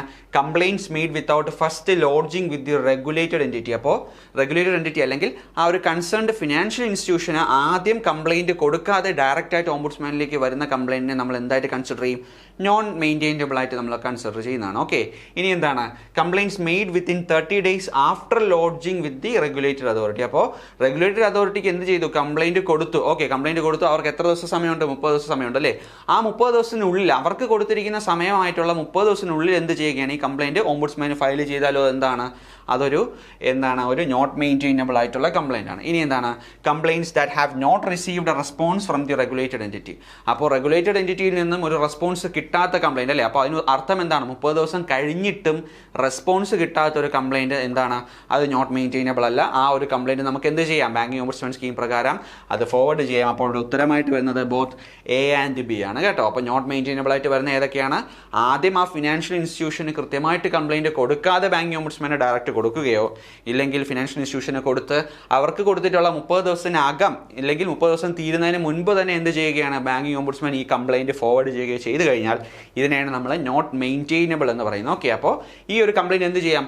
ബാങ്കിങ് ഓംബുഡ്സ്മാനെ റിജക്റ്റ് ചെയ്യാം. ഓക്കെ, ഇനി അടുത്ത ചോദ്യം നോക്കാം. What is the role of the central receipts and processing centre CRPC in RBIOS? Okay, അപ്പോൾ reserve bank of India integrated ombudsman സ്കീമിൻ്റെ പ്രകാരം central receipts and processing centre എന്ന് പറയുന്ന ആ ഒരു ഇൻസ്റ്റിറ്റ്യൂഷൻ്റെ ഉദ്ദേശം എന്താണ് അല്ലെങ്കിൽ റോൾ എന്തെന്നാണ് ചോദിച്ചിരിക്കുന്നത് അല്ലേ? എന്താണ്? To resolve complaints directly. കംപ്ലയിൻറ്റുകൾ ഡയറക്റ്റ് ആയിട്ട് റിസോൾവ് ചെയ്യുന്നതാണോ? അല്ല. പിന്നെന്താണ്? To forward complaints to the concerned ombudsman അല്ലേ? അപ്പോൾ ഇപ്പോൾ ഇൻ്റഗ്രേറ്റഡ് ഓംബുഡ്സ്മാൻ സ്കീം പ്രകാരം നമ്മൾ കംപ്ലയിൻറ്റുകൾ ഇപ്പോൾ ആർക്കാണ് കൃത്യമായിട്ട് ഫോർവേഡ് ചെയ്യുന്നത്? CRPCക്കാണ് നമ്മൾ കംപ്ലയിൻറ്റുകൾ ഫയൽ ചെയ്യുന്നത് അല്ലേ? ഈ ഫയൽ ചെയ്യുന്ന കംപ്ലയിൻറ്റുകൾ എന്ത് ചെയ്യും? CRPC കളക്ട് ചെയ്ത് വെച്ചതിന് ശേഷം അതാത് കൺസേൺഡ് റീജിയനിലുള്ള ഓംബുഡ്സ്മാനാണ് എന്ത് ചെയ്യുന്നത്? ഇത് ഫോർവേഡ് ചെയ്ത് കൊടുക്കുന്നത്. ഓക്കെ, അപ്പോൾ ഇവിടെ ഉത്തരമായിട്ട് വരുന്നത് എന്താണ്? To forward complaints to the concerned ombudsman. Okay, ഇനി അടുത്ത ചോദ്യത്തിലേക്ക് പോകാം. How can complaints be submitted to RBI ombudsman under RBIOS? Okay, ഇപ്പോൾ RBI ഓംബുഡ്സ്മാന് എങ്ങനെയാണ് നമ്മൾ കംപ്ലയിൻറ്റ് സബ്മിറ്റ് ചെയ്യുന്നതാണ്? ഓക്കെ, ഒൺലി ത്രൂ ഫിസിക്കൽ മോഡിൽ മാത്രമാണോ? അല്ല. പിന്നെന്താണ്? ഒൺലി ത്രൂ ഇമെയിൽ മാത്രമല്ല. പിന്നെന്താണ്? ഒൺലി ത്രൂ ഓൺലൈൻ പോർട്ടൽ അതുകൂടിയല്ല. പിന്നെന്താണ്? Through online portal, email or physical മോഡാണ് അല്ലേ? ഓക്കെ, അപ്പോൾ ഇതിൻ്റെ ഉത്തരമായിട്ട് വരുന്നത് എന്താണ്? Through online portal, email or physical mode അല്ലേ? ഇപ്പോൾ നിലവിൽ എങ്ങനെയാണ് നമ്മൾ അയക്കുന്നത്? CRPCക്കാണ് അല്ലേ? ഈ ഒരു കംപ്ലയിൻറ്റ് നമ്മൾ കൃത്യമായിട്ട് CRPCക്കാണ് എന്ത് ചെയ്യുന്നത്? ഈ ഒരു ഓൺലൈൻ പോർട്ടൽ വഴിയോ അല്ലെങ്കിൽ ഇമെയിൽ വഴിയോ ഫിസിക്കൽ മോഡ് വഴിയോ നമ്മൾ അയക്കുന്നത് അല്ലേ? അപ്പോൾ അതിൻ്റെ ഉത്തരം എന്താണ്? ഓപ്ഷൻ D ആണ് ഇതിൻ്റെ ഉത്തരമായിട്ട് വരുന്നത്. ഇനി അടുത്ത ചോദ്യത്തിലേക്ക് പോകാം. Which organisations fall under the scope of the integrated ombudsman scheme 2021? അപ്പോൾ ഏതൊക്കെ തരത്തിലുള്ള ഫിനാൻഷ്യൽ ഇൻസ്റ്റിറ്റ്യൂഷൻസ് അല്ലെങ്കിൽ റെഗുലേറ്റഡ് എൻറ്റിറ്റീസിനാണ് ഈ ഒരു ഇൻ്റഗ്രേറ്റഡ് ഓംബുഡ്സ്മാൻ സ്കീം ബാധകമായിട്ടുള്ളത് നമ്മൾ കൃത്യമായിട്ട് പഠിച്ചു അല്ലേ? നമ്മൾ ആ ഒരു ക്ലാസ്സിൽ നമ്മൾ കൃത്യമായിട്ട് പഠിച്ചു. ഇനി നമുക്ക് നോക്കാം. ഓപ്ഷൻ A എന്താണ്? ഓൾ ബാങ്ക്സ് അല്ലേ? എല്ലാ ബാങ്കുകൾക്കും എന്താണ്? ഈ ഒരു ഓംബുഡ്സ്മാൻ സ്കീം ബാധകമാണ്. അവിടെയുള്ള ഒരു എക്സെപ്ഷണൽ കേസ് നമ്മൾ പഠിച്ചു അല്ലേ? ആ എക്സെപ്ഷണൽ കേസാണ് എന്താ? ഓപ്ഷൻ B ആയിട്ട് വന്നിരിക്കുന്നത് അല്ലേ? അപ്പോൾ നോക്കാം. Non scheduled primary urban cooperative bank with deposit size of 50 crore and above. അപ്പോൾ 50 കോടിക്ക് മുകളിൽ ഡെപ്പോസിറ്റ് സൈസ് ഉള്ളതോ ഇല്ലെങ്കിൽ അതിന് മുകളിലോട്ട് ഡെപ്പോസിറ്റ് സൈസ് ഉള്ളതോ ആയിട്ടുള്ള നോൺ ഷെഡ്യൂൾഡ് ആയിട്ടുള്ള urban cooperative primary urban cooperative ബാങ്കുകൾ എന്തിൻ്റെ അണ്ടറിൽ വരും? RBI ഇൻ്റഗ്രേറ്റഡ് ഓംബുഡ്സ്മാൻ സ്കീമിൻ്റെ അണ്ടറിൽ വരും. ഇനി അടുത്ത എന്താണ്? എല്ലാ NBFCസും RBIയുമായിട്ട് രജിസ്റ്റർ ചെയ്തിട്ടുള്ള എല്ലാ NBFCസും അവർ ഡെപ്പോസിറ്റ് അക്സെപ്റ്റ് ചെയ്യുന്ന ഒരു ക്രൈറ്റീരിയയും കൂടെ ഉണ്ടെങ്കിൽ എന്താണ്? അവർ എന്ത് വരും? ഓംബുഡ്സ്മാൻ സ്കീമിൻ്റെ അണ്ടറിൽ വരും. പക്ഷേ അവർക്ക് എന്ത് ഒന്നുകൂടി വേണം, എന്താണ്, ഒരു 100 കോടിയോ അതിന് മുകളിലോ എന്ത് വേണം, അസറ്റ് സൈസ് കൂടി വേണം. ഓക്കെ, അപ്പോൾ ഈ തന്നിരിക്കുന്ന 3 ഓപ്ഷനും എന്താണ്, ഓംബുഡ്സ്മാൻ സ്കീമിൻ്റെ അണ്ടറിൽ വരുന്നതാണ്. അപ്പോൾ ഇവിടെ ഉത്തരം എന്താണ്, ഓൾ ഓഫ് ദി എബോ ആണ് ഇവിടെ ഉത്തരമായിട്ട് വരുന്നത്. കൃത്യമായിട്ട് ശ്രദ്ധിക്കുക. ഓക്കെ, ആ ഒരു ആർക്കൊക്കെയാണ് ആപ്ലിക്കബിൾ ആയിട്ടുള്ളത് എന്നുള്ളത്, ഈ ഒരു കണ്ടീഷൻസ്. പിന്നെ നമ്മൾ പറഞ്ഞു എന്താണ്, NBFCയുടെ കാറ്റഗറിയിലാണെങ്കിൽ ആരെയാണ് എക്സ്ക്ലൂഡ് ചെയ്തിരിക്കുന്നത്, ഹൗസിംഗ് ഫിനാൻസ് കമ്പനീസിനെ നമ്മൾ എക്സ്ക്ലൂഡ് ചെയ്തിട്ടുണ്ട് അല്ലേ, അതും കൂടി കൃത്യമായിട്ട് നോട്ട് ചെയ്ത് പഠിക്കുക. ഓക്കെ, ഇനി എന്താണ്, അടുത്ത ചോദ്യത്തിലേക്ക് പോകാം. What additional compensation can ombudsman provide under RBIOS for mental agony or harassment അല്ലേ, ഹറാസ്മെന്റോ പിന്നെ എന്താണ് നമുക്കുണ്ടായിട്ടുള്ള മാനസിക വിഷമത്തിനോ വേണ്ടി RBI ഓംബുഡ്സ്മാൻ എന്ത് ചെയ്യാം, എക്സ്ട്രാ ഒരു കോമ്പൻസേഷനും കൂടി വാങ്ങിച്ചു തരാം അല്ലേ. നമ്മളിപ്പോൾ നേരത്തെ പഠിച്ചു മാക്സിമം എത്ര വരെയാണ് വാങ്ങിച്ചു തരാൻ പറ്റുന്നത്, 20 ലക്ഷമോ അതിൽ കുറവോ എന്ത് ചെയ്യാൻ പറ്റത്തുള്ളൂ, ഓംബുഡ്സ്മാന് കോമ്പൻസേഷൻ ആയിട്ട് വാങ്ങിത്തരാൻ പറ്റത്തുള്ളൂ. എന്നാൽ പുതിയ പ്രൊവിഷൻ പ്രകാരം എന്താണ് സംഭവിച്ചിരിക്കുന്നത്, ഒരു 1 ലക്ഷം രൂപ കൂടി എന്ത് ചെയ്യാം, അപ് ടു 1 lakh നമുക്ക് എന്ത് ചെയ്യാം, മെന്റൽ അഗനിക്കോ ഹറാസ്മെന്റിനോ ഇല്ലെങ്കിൽ ലോസ് ഓഫ് ടൈമിനോ പിന്നെ എന്താണ് നമുക്കുണ്ടായിട്ടുള്ള എക്സ്പെൻസസിനോ വേണ്ടി അഡീഷണൽ ആയിട്ട് നമുക്ക് വാങ്ങിത്തരാനുള്ള ഒരു അധികാരം അല്ലെങ്കിൽ ഒരു പ്രൊവിഷൻ എന്തുണ്ട്, ഇന്റഗ്രേറ്റഡ് ഓംബുഡ്സ്മാൻ സ്കീം പ്രകാരമുണ്ട് അല്ലേ. അപ്പോൾ ഇവിടെ ഉത്തരമായിട്ട് വരുന്നത് എന്താണ്, option C, up to 1 lakh ആണ് എന്ത് അഡീഷണൽ കോമ്പൻസേഷൻ എന്ന് പറഞ്ഞു വരുന്നത്. ഓക്കെ, ഇനി അടുത്ത ചോദ്യത്തിലേക്ക് പോകാം. Which committee was appointed in order to update the ombudsman scheme 2006. അപ്പോൾ 2006 ബാങ്കിങ് ഓംബുഡ്സ്മാൻ സ്കീമിനെ അപ്ഡേറ്റ് ചെയ്യാൻ വേണ്ടി അപ്പോയിന്റ് ചെയ്ത RBI അപ്പോയിന്റ് ചെയ്ത കമ്മിറ്റി ഏതാണ്, ഓപ്ഷൻ സി, സുമാ വർമ്മ കമ്മിറ്റിയാണ് അല്ലേ. 2012 ഈ ഒരു കമ്മിറ്റി അപ്പോയിന്റ് ചെയ്യുന്നത്. അവർ 2013 എന്ത് ചെയ്യുന്നു, അവർ റിപ്പോർട്ട് സബ്മിറ്റ് ചെയ്യുന്നു. അപ്പോൾ കൃത്യമായിട്ട് ജസ്റ്റ് ഓർത്തിരുന്നാൽ മതി, നമുക്ക് ഇത്ര ഡീറ്റെയിൽ ആയിട്ട് പോകണ്ട. ഓക്കെ, അപ്പോൾ സുമാ വർമ്മ കമ്മിറ്റിയാണ് എന്ത് ചെയ്യുന്നത്, 2006 ബാങ്കിങ് ഓംബുഡ്സ്മാൻ സ്കീമിനെ അപ്ഡേറ്റ് ചെയ്യാൻ വേണ്ടി എന്ത് RBI അപ്പോയിന്റ് ചെയ്യുന്നത് സുമാ വർമ്മ കമ്മിറ്റിയാണ്. ഓക്കെ, അതിന് മുമ്പ് എന്താണ്, ദാമോദരൻ കമ്മിറ്റി 2010 വരുന്നു അല്ലേ. ദാമോദരൻ കമ്മിറ്റിയുടെ റെക്കമെൻഡേഷൻസ് പ്രകാരമാണ്. കമ്മിറ്റി ഓൺ കസ്റ്റമർ സർവീസസ് 2010 ഏതാണ്, ദാമോദരൻ കമ്മിറ്റിയാണ്. ഈ കമ്മിറ്റിയുടെ റെക്കമെൻഡേഷൻ പ്രകാരമാണ് എന്ത് ചെയ്യുന്നത്, RBI ഈ ഒരു സുമാ വർമ്മ കമ്മിറ്റി അപ്പോയിന്റ് ചെയ്ത് ഈ ഒരു ഓംബുഡ്സ്മാൻ സ്കീമിനെ അപ്ഡേറ്റ് ചെയ്യാനുള്ള പരിപാടികളിലേക്ക് പോകുന്നത്. ഓക്കെ, ഇനി അടുത്ത ചോദ്യം നോക്കാം. Which section of the Payments and Settlement Systems Act 2007 relates to Ombudsman scheme for digital transactions അല്ലേ. അപ്പോൾ ഡിജിറ്റൽ ട്രാൻസാക്ഷനുമായിട്ട് ബന്ധപ്പെട്ടിരിക്കുന്ന ഓംബുഡ്സ്മാനെ പറഞ്ഞിരിക്കുന്നത് ഏത് ആക്ടിലെ ഏത് സെക്ഷൻ പ്രകാരമാണ്, പേയ്മെന്റ് ആൻഡ് സെറ്റിൽമെന്റ് സിസ്റ്റംസ് ആക്ടിലെ ഏത് സെക്ഷൻ പ്രകാരം എന്നാണ് ചോദ്യം ചോദിച്ചിരിക്കുന്നത് അല്ലേ. അപ്പോൾ പേയ്മെന്റ് ആൻഡ് സെറ്റിൽമെന്റ് സിസ്റ്റംസ് ആക്ടിലെ സെക്ഷൻ 18 പ്രകാരമാണ്, നമ്മൾ ക്ലിയർ ആയിട്ട് പഠിച്ചതാണ് അല്ലേ. സെക്ഷൻ 18 പ്രകാരമാണ് ഡിജിറ്റൽ ട്രാൻസാക്ഷൻസിന് വേണ്ടിയുള്ള അല്ലെങ്കിൽ അവിടെ നിന്നും ഉയരുന്ന കംപ്ലൈന്റുകൾക്ക് റിഡ്രസൽ അതോറിറ്റി ആയിട്ട് വരുന്ന ഓംബുഡ്സ്മാനെ എന്ത് ചെയ്തിരിക്കുന്നത്, അപ്പോയിന്റ് ചെയ്തിരിക്കുന്നത്. അപ്പോൾ ഇവിടെ ഉത്തരമായിട്ട് വരുന്നത് എന്താണ്, ഓപ്ഷൻ സി, സെക്ഷൻ 18 ആണ് എന്ത് ഇവിടെ ഉത്തരമായിട്ട് വരുന്നത്. ഇനി അടുത്ത ചോദ്യത്തിലേക്ക് പോകാം. എന്താണ്, what is the time limit for filing a complaint with RBI ombudsman after the initial complaint to the regulated entity അല്ലേ. അപ്പോൾ നമ്മൾ റെഗുലേറ്റഡ് എൻറ്റിറ്റിക്ക് എന്ത് ചെയ്തു, ഒരു കംപ്ലൈന്റ് കൊടുത്തു. അപ്പോൾ അല്ലെങ്കിൽ ഫിനാൻഷ്യൽ ഇൻസ്റ്റിറ്റ്യൂഷൻ എന്ന് പറയും. ഓക്കെ, അവർക്ക് നമ്മൾ കംപ്ലൈന്റ് കൊടുത്താൽ അവർക്ക് എത്ര ദിവസത്തെ സമയമുണ്ട്, 30 ദിവസത്തെ സമയമാണ് റെഗുലേറ്റഡ് എൻറ്റിറ്റിക്ക് കൊടുത്തിരിക്കുന്നത് അല്ലേ. ഈ 30 ദിവസത്തെ സമയം നമ്മൾ ക്ലിയർ ആയിട്ട് പഠിച്ചു. ഈ 30 ദിവസത്തെ സമയം കഴിഞ്ഞു കഴിഞ്ഞാൽ നമ്മൾ ആർക്ക് കംപ്ലൈന്റ് ഫോർവേഡ് ചെയ്യാം, നമുക്ക് ഓംബുഡ്സ്മാനിലേക്ക് കംപ്ലൈന്റ് ഫോർവേഡ് ചെയ്യാം. അത് എത്ര നാളിനുള്ളിൽ എന്നാണ് ചോദിച്ചിരിക്കുന്നത് അല്ലേ. അപ്പോൾ ഈ 30 ദിവസത്തിനുള്ളിൽ എന്തൊക്കെ സംഭവിച്ചാലും, 3 കേസുകളുണ്ട്, എന്തൊക്കെ സംഭവിച്ചാലും ആ സംഭവിച്ച ദിവസം മുതൽ എത്ര ദിവസം വരെ നമുക്ക് സമയമുണ്ട്, 1 year വരെ നമുക്ക് സമയമുണ്ട്. വിത്തിൻ 1 yearനുള്ളിൽ നമ്മൾ എന്ത് ചെയ്തിരിക്കണം, ഓംബുഡ്സ്മാന് കംപ്ലൈന്റ് ഫോർവേഡ് ചെയ്തിരിക്കണം. ഓക്കെ, അപ്പോൾ ഇവിടെ ഉത്തരമായിട്ട് വരുന്നത് എന്താണ്, ഓപ്ഷൻ സി, 1 year ആണ്. ഓക്കെ, ശ്രദ്ധിച്ച് ഇത് ഈ ടൈം ലിമിറ്റ് എല്ലാം കൃത്യമായിട്ട് തന്നെ പഠിച്ചു വെച്ചേക്കുക. ഓക്കെ, ഇനി അടുത്ത ചോദ്യം നോക്കാം. ക്യാൻ ആ banking ombudsman reject a complaint at any stage. നമ്മൾ പഠിച്ചു ബാങ്കിങ് ഓംബുഡ്സ്മാൻ എന്ത് ചെയ്യാൻ പറ്റും, കംപ്ലൈൻറ്റ് ഏത് സ്റ്റേജിൽ വേണമെങ്കിലും നെസസറി റീസൺ ഉണ്ടെങ്കിൽ അല്ലെങ്കിൽ സാറ്റിസ്ഫൈഡ് ആവുകയാണെങ്കിൽ അദ്ദേഹത്തിന് എന്ത് ചെയ്യാം, റിജക്റ്റ് ചെയ്യാം. അപ്പോൾ ഇവിടെ ഉത്തരമായിട്ട് വരുന്നത് option A, if he is satisfied to do so he can reject a complaint at any stage of the time അല്ലേ. ആ ഒരു സമയത്തിനകത്ത് ഏത് സമയത്ത് വേണമെങ്കിലും അദ്ദേഹത്തിന് എന്ത് ചെയ്യാം, ആ ഒരു കംപ്ലൈൻറ്റ് അദ്ദേഹത്തിന് തോന്നുകയാണ് ഈ ഒരു കംപ്ലൈൻറ്റ് വ്യർത്ഥമാണ്, ഇല്ലെങ്കിൽ ഈ ഒരു വ്യാജമാണ്, ഇല്ലെങ്കിൽ അങ്ങനെ ഒരു സംഭവമില്ല, ഇല്ലെങ്കിൽ അത് അതിൻ്റെ ആവശ്യമില്ല എന്ന് തോന്നുകയാണെങ്കിൽ അയാൾക്ക് എന്ത് ചെയ്യാം, അത് കംപ്ലൈൻറ്റ് റിജക്റ്റ് ചെയ്യാനുള്ള അധികാരം ബാങ്കിങ് ഓംബുഡ്സ്മാനുണ്ട്. ഓക്കെ, ഇനി അടുത്ത ചോദ്യം നോക്കാം. Which scheme was launched to handle grievances related to non banking financial companies അല്ലേ. NBFCയുമായിട്ട് റിലേറ്റ് ചെയ്തിട്ടുള്ള ഗ്രിവൻസസ് മാനേജ് ചെയ്യാൻ അല്ലെങ്കിൽ കൃത്യമായിട്ട് നോക്കാനായിട്ട് ഹാൻഡിൽ ചെയ്യാനായിട്ട് അപ്പോയിന്റ് ചെയ്യപ്പെട്ട ഓംബുഡ്സ്മാൻ ഏതാണെന്ന് നമ്മൾ പഠിച്ചു അല്ലേ. Ombudsman scheme for non banking financial companies 2018 അല്ലേ. ഇത് ഏത് ആക്ട് പ്രകാരമാണ്, RBI ആക്ടിൻ്റെ 45L പ്രകാരമാണ് എന്ത് ഈ ഒരു ബാങ്കിങ് ഓംബുഡ്സ്മാൻ വന്നിരിക്കുന്നത് അല്ലേ. അപ്പോൾ ഇവിടെ ഉത്തരമായിട്ട് വരുന്നത് എന്താണ്, ombudsman scheme for non banking financial companies 2018. ഇനി അടുത്ത് നോക്കാം. വാട്ട് ഈസ് ദ ലേറ്റസ്റ്റ് അമെൻമെന്റ് to the banking ombudsman scheme known as? നമ്മൾ പറഞ്ഞു 2021 ലേറ്റസ്റ്റ് അമെൻമെന്റ്. ഈ ലേറ്റസ്റ്റ് അമെൻമെന്റ് പ്രകാരം ഇപ്പോൾ ഓംബുഡ്സ്മാൻ സ്കീമിനെ അറിയപ്പെടുന്നത് എന്താണ്? Integrated banking ombudsman scheme 2021. അപ്പോൾ option C integrated banking ombudsman scheme 2021 ആണ് ഇവിടെ ഉത്തരമായിട്ട് വരുന്നത്. ഇനി ഒരു സ്റ്റേറ്റ്മെന്റ് ചോദ്യമാണ്, നോക്കാം. Which of the following statements are is or are correct? Okay, അപ്പോൾ ഒന്നാമത്തെ സ്റ്റേറ്റ്മെന്റ് നോക്കാം. The complaint must be first filed to the concerned financial institution before approaching to the banking ombudsman, അല്ലേ? അപ്പോൾ നമുക്കറിയാം, ഒരു കംപ്ലൈന്റ് ബാങ്കിങ് ഓംബുഡ്സ്മാൻ കൊടുക്കുന്നതിന് മുമ്പ് അത് എന്തായിരിക്കണം? അത് കൃത്യമായിട്ട് ആ ഒരു റെഗുലേറ്റഡ് എൻറ്റിറ്റിക്ക് തന്നെ ആദ്യം കൊടുത്തിരിക്കണം. അപ്പോൾ അത് ശരിയായിട്ടുള്ള സ്റ്റേറ്റ്മെന്റ് ആണ്, അല്ലേ? അപ്പോൾ ഒന്നാമത്തെ സ്റ്റേറ്റ്മെന്റ് എന്താണ്? ശരിയാണ്. രണ്ടാമത്തെ സ്റ്റേറ്റ്മെന്റ് നോക്കാം. If a complaint is not settled through mediation within 3 months the ombudsman will pass an award. അപ്പോൾ 30 ദിവസത്തെ സമയത്തിനുള്ളിൽ എന്ത് ചെയ്യാം? റെഗുലേറ്റഡ് എൻറ്റിറ്റി അത് കൃത്യമായിട്ട് അതിൽ റിപ്ലൈ കൊടുക്കാം, അല്ലെങ്കിൽ റിജക്ട് ചെയ്യാം, അല്ലെങ്കിൽ എന്ത് ചെയ്യാം? മിണ്ടാതിരിക്കാം. ഈ 3 കേസിലും എന്ത് ചെയ്യാം? 1 വർഷത്തിനുള്ളിൽ നമ്മൾ ഓംബുഡ്സ്മാന് കംപ്ലൈന്റ് ഫോർവേഡ് ചെയ്യും. അങ്ങനെ ഫോർവേഡ് ചെയ്ത് കഴിഞ്ഞാൽ ഓക്കെ, ഓംബുഡ്സ്മാൻ എത്ര മാസത്തെ സമയമുണ്ട്? 1 മാസത്തെ സമയമുണ്ട് മീഡിയേഷൻ വഴി ഇതിനെ എന്ത് ചെയ്യാൻ? തീർപ്പ് കൽപ്പിക്കാൻ, അല്ലേ? അപ്പോൾ ഇവിടെ പറഞ്ഞിരിക്കുന്നത് എത്ര മാസമാണ്? ഇവിടെ പറഞ്ഞിരിക്കുന്നത് 3 മാസമാണ്. അപ്പോൾ ഈ ഒരു സെന്റൻസ് എന്താണ്? തെറ്റാണ്. ഓക്കെ, ഈ ഒരു സ്റ്റേറ്റ്മെന്റ് തെറ്റാണ്. ഇനി എന്താണ്? The maximum compensation amount admissible under RBI is 20 lakhs, അല്ലേ? മാക്സിമം എത്ര വാങ്ങിക്കൊടുക്കാം? 20 ലക്ഷം രൂപ വരെ വാങ്ങിക്കൊടുക്കാം. 20 ലക്ഷം രൂപയോ അതിൽ കുറവോ ആയിട്ടുള്ള തുക മാത്രമേ ബാങ്കിങ് ഓംബുഡ്സ്മാൻ സ്കീം പ്രകാരം കോമ്പൻസേഷൻ ആയിട്ട് വാങ്ങിക്കൊടുക്കാൻ സാധിക്കത്തുള്ളൂ. അപ്പോൾ ഇവിടെ ഏതൊക്കെയാണ്? 1, 3 അല്ലേ? കറക്റ്റ്. അപ്പോൾ ഓപ്ഷൻ എ 1 and 3 ആണ് എന്ത്? ശരിയായിട്ടുള്ള സ്റ്റേറ്റ്മെന്റ്സ് ആയിട്ട് ഇവിടെ വന്നിരിക്കുന്നത്. ഇനി അടുത്ത് നോക്കാം. Which of the following statement is or are correct? Okay, ഈ തന്നിരിക്കുന്ന സ്റ്റേറ്റ്മെന്റിൽ ഏതൊക്കെയാണ് കറക്റ്റ് എന്നാണ് ചോദിച്ചിരിക്കുന്നത്. All scheduled commercial banks are covered under the banking ombudsman scheme, അല്ലേ? എല്ലാ ഷെഡ്യൂൾഡ് കൊമേഴ്ഷ്യൽ ബാങ്ക്സും എന്താണ്? ബാങ്കിങ് ഓംബുഡ്സ്മാൻ സ്കീം പ്രകാരം അതിന്റെ അണ്ടറിൽ വരുന്നതാണ്. അപ്പോൾ ഒന്നാമത്തെ സ്റ്റേറ്റ്മെന്റ് എന്താണ്? ശരിയാണ്.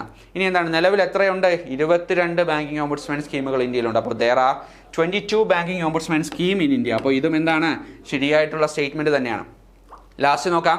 മൂന്നാമത്തെ സ്റ്റേറ്റ്മെന്റ് എന്താണ്? The appellate authority for the banking ombudsman scheme is governor of RBI. ആണോ? അല്ല, ഡെപ്യൂട്ടി ഗവർണർ റാങ്കിലാണ്, അല്ലേ? ബാങ്കിങ് ഓംബുഡ്സ്മാൻ സ്കീം പ്രകാരം ആരാണ്? ഡെപ്യൂട്ടി ഗവർണർ റാങ്കിലുള്ള ആളാണ് എന്ത്? ബാങ്കിങ് ഓംബുഡ്സ്മാൻ സ്കീം പ്രകാരം അത് ഇവിടുത്തെ അപ്പലേറ്റ് അതോറിറ്റി ആയിട്ട് വരുന്നത്, അല്ലേ? അപ്പോൾ ഇവിടെ ഓപ്ഷൻ 3 എന്താണ്? ഇവിടെ ഓപ്ഷൻ 3 എന്ന് പറയുന്നത്, അല്ലെങ്കിൽ മൂന്നാമത്തെ സ്റ്റേറ്റ്മെന്റ് എന്താണ്? അതൊരു തെറ്റായിട്ടുള്ള സ്റ്റേറ്റ്മെന്റ് ആണ്. അപ്പോൾ ഇവിടെ ശരിയായിട്ടുള്ളത് 1ഉം 2ഉമാണ്. അപ്പോൾ option B 1 and 2 are the correct statements. Okay, അപ്പോൾ നമ്മൾ പഠിച്ചത് വെച്ചിട്ട് നമുക്ക് കൃത്യമായിട്ട് ഇതെന്ത് ചെയ്യാം? സോർട്ട് ഔട്ട് ചെയ്യാൻ കഴിയുന്നതായിരിക്കും. ഓക്കെ, അടുത്ത ചോദ്യം നോക്കാം. Which of the following statement is or are incorrect? ഏതാണ് ഇൻകറക്റ്റ് എന്നാണ് ചോദിച്ചിരിക്കുന്നത്, അല്ലേ? ഒന്നാമത്തെ സ്റ്റേറ്റ്മെന്റ് നോക്കാം. The Integrated Ombudsman Scheme 2021 was launched by Prime Minister of India. അപ്പോൾ നരേന്ദ്രമോദി 12/11/2021, അല്ലേ? നവംബർ 12, 2021 എന്ത് ലോഞ്ച് ചെയ്യുന്നത്? ഇന്റഗ്രേറ്റഡ് ഓംബുഡ്സ്മാൻ സ്കീം ഇന്ത്യയിൽ ലോഞ്ച് ചെയ്യുന്നത്, അല്ലേ? അപ്പോൾ ഇത് ശരിയായിട്ടുള്ളൊരു സ്റ്റേറ്റ്മെന്റ് ആണ്, ഇൻകറക്റ്റ് അല്ല. ഓക്കെ, ഇനി എന്താണ്? The integrated ombudsman scheme 2021 does not cover non scheduled primary urban cooperative banks. അത് തെറ്റായിട്ടുള്ള സ്റ്റേറ്റ്മെന്റ് ആണ്, അല്ലേ? നമുക്കറിയാം, 50 കോടിക്ക് മുകളിൽ, അല്ലേ? 50 കോടിക്ക് മുകളിൽ എന്ത് ഉള്ളത്? ഡെപ്പോസിറ്റ് സൈസ് ഉള്ളത്. 50 കോടിക്ക് മുകളിൽ ഡെപ്പോസിറ്റ് സൈസ് ഉള്ള എല്ലാ non scheduled primary urban cooperative ബാങ്കുകളും എന്ത് ചെയ്യും? ഇന്റഗ്രേറ്റഡ് ഓംബുഡ്സ്മാൻ സ്കീം പ്രകാരം കവർ ചെയ്യുന്നതാണ്. അപ്പോൾ ഇത് കോമൺ ആയിട്ട് ചോദിച്ചിരിക്കുന്ന സെന്റൻസ് ആണെങ്കിൽ പോലും എന്താണ്? നോൺ ഷെഡ്യൂൾഡ് പ്രൈമറി കോപ്പറേറ്റീവ് ബാങ്കുകളെ കവർ ചെയ്യുന്നുണ്ടല്ലേ ഇന്റഗ്രേറ്റഡ് ഓംബുഡ്സ്മാൻ സ്കീം. അപ്പോൾ ഓപ്ഷൻ 2 അല്ലെങ്കിൽ രണ്ടാമത്തെ സ്റ്റേറ്റ്മെന്റ് എന്ന് പറയുന്നത് തെറ്റായിട്ടുള്ളൊരു സ്റ്റേറ്റ്മെന്റ് ആണ്. ഇനി എന്താണ്? മൂന്നാമത്തെ സ്റ്റേറ്റ്മെന്റ് നോക്കാം. Now complaint should be submitted to the RBI ombudsman in physical mode. Okay, എന്താണ് കംപ്ലൈന്റുകൾ? എന്താണ്? RBI ഓംബുഡ്സ്മാൻ എന്താ ഫിസിക്കൽ മോഡിൽ ആണ് കംപ്ലൈന്റ് ഇപ്പോൾ സബ്മിറ്റ് ചെയ്യേണ്ടത്. ഇപ്പോൾ നിലവിൽ ആണോ? അങ്ങനെയല്ല. എന്താണ്? CRPC വഴി എന്താണ്? നമുക്ക് 3 രീതിയിൽ നമുക്ക് എന്ത് ചെയ്യാം? കംപ്ലൈന്റുകൾ സബ്മിറ്റ് ചെയ്യാം, അല്ലേ? CRPCയിലേക്കാണ് നമ്മളിപ്പോൾ എന്ത് ചെയ്യുന്നത്? ഇന്റഗ്രേറ്റഡ് ഓംബുഡ്സ്മാൻ സ്കീം പ്രകാരം കംപ്ലൈന്റ് ഫോർവേഡ് ചെയ്യുന്നത്. അവിടെ നമ്മൾ എങ്ങനെയാണ് കൊടുക്കുന്നത്? അവരുടെ പോർട്ടലിൽ കയറി നമുക്ക് കംപ്ലൈന്റ് ഫയൽ ചെയ്യുകയോ, ഇല്ലെങ്കിൽ ഫിസിക്കൽ മോഡായിട്ട് അയച്ചു കൊടുക്കുകയോ, ഇല്ലെങ്കിൽ എന്ത് ചെയ്യാം? നമുക്ക് ഇമെയിൽ വഴി അയച്ചു കൊടുക്കുക, അല്ലേ? അപ്പോൾ ഈ മൂന്നാമത്തെ സ്റ്റേറ്റ്മെന്റ് എന്ന് പറയുന്നത് എന്താണ്? തെറ്റായിട്ടുള്ള സ്റ്റേറ്റ്മെന്റ് ആണ്. അപ്പോൾ നോക്കാം, ഇവിടെ ഏതൊക്കെയാണ് തെറ്റായിട്ടുള്ള സ്റ്റേറ്റ്മെന്റ്? രണ്ടാമത്തെ സ്റ്റേറ്റ്മെന്റും തെറ്റാണ്. പിന്നെ എന്താണ്? മൂന്നാമത്തെ സ്റ്റേറ്റ്മെന്റും തെറ്റാണ്, അല്ലേ? അപ്പോൾ ഓപ്ഷൻസ് നോക്കുമ്പോൾ 1 and 2. 1 ശരിയാണ്, അല്ലേ? അപ്പോൾ ഇത് അല്ല. പിന്നെ എന്താണ്? 1 only തെറ്റാണോ? 1 ശരിയായിട്ടുള്ള സ്റ്റേറ്റ്മെന്റ് ആണ്, അല്ലേ? അപ്പോൾ 1 വരത്തില്ല. ഇനി എന്താണ്? 2 only മാത്രമാണോ? അല്ല. പിന്നെ എന്താണ്? 3യും തെറ്റാണ്, അല്ലേ? അപ്പോൾ നൺ ഓഫ് ദീസ് ആണ് എന്ത് ഇവിടെ ഉത്തരമായിട്ട് വരുന്നത്, അല്ലേ? None of these. ഈ തന്നിരിക്കുന്ന ഓപ്ഷനിൽ എന്തില്ല? 2 and 3 എന്ന് പറയുന്ന ഓപ്ഷനില്ല. ഓക്കെ, അപ്പോൾ ഇതെന്താണ്? നൺ ഓഫ് ദീസ് ആണ് ഇവിടെ ഉത്തരമായിട്ട് വരുന്നത്. ഇനി അടുത്ത ചോദ്യം നോക്കാം. Which of the following statement is or are correct? ഏതൊക്കെ സ്റ്റേറ്റ്മെന്റുകളാണ് കറക്റ്റ് എന്നാണ് ചോദിച്ചിരിക്കുന്നത്. The banking ombudsman charges a fee for filing complaint, അല്ലേ? ഒന്നാമത്തെ സ്റ്റേറ്റ്മെന്റ് എന്താണ്? ബാങ്കിങ് ഓംബുഡ്സ്മാൻ ഈ ഒരു കംപ്ലൈന്റ് ഫയൽ ചെയ്യുന്നതിനോ ഇല്ലെങ്കിൽ ആ ഒരു പ്രൊസീജിയർ നടക്കുന്നതിൻ്റെ ഇടയ്ക്ക് എന്ത് ചെയ്യാം? ഫീ ചാർജ് ചെയ്യാനുള്ള അധികാരം ബാങ്കിങ് ഓംബുഡ്സ്മാൻ ഉണ്ടെന്നാണ് അല്ലേ?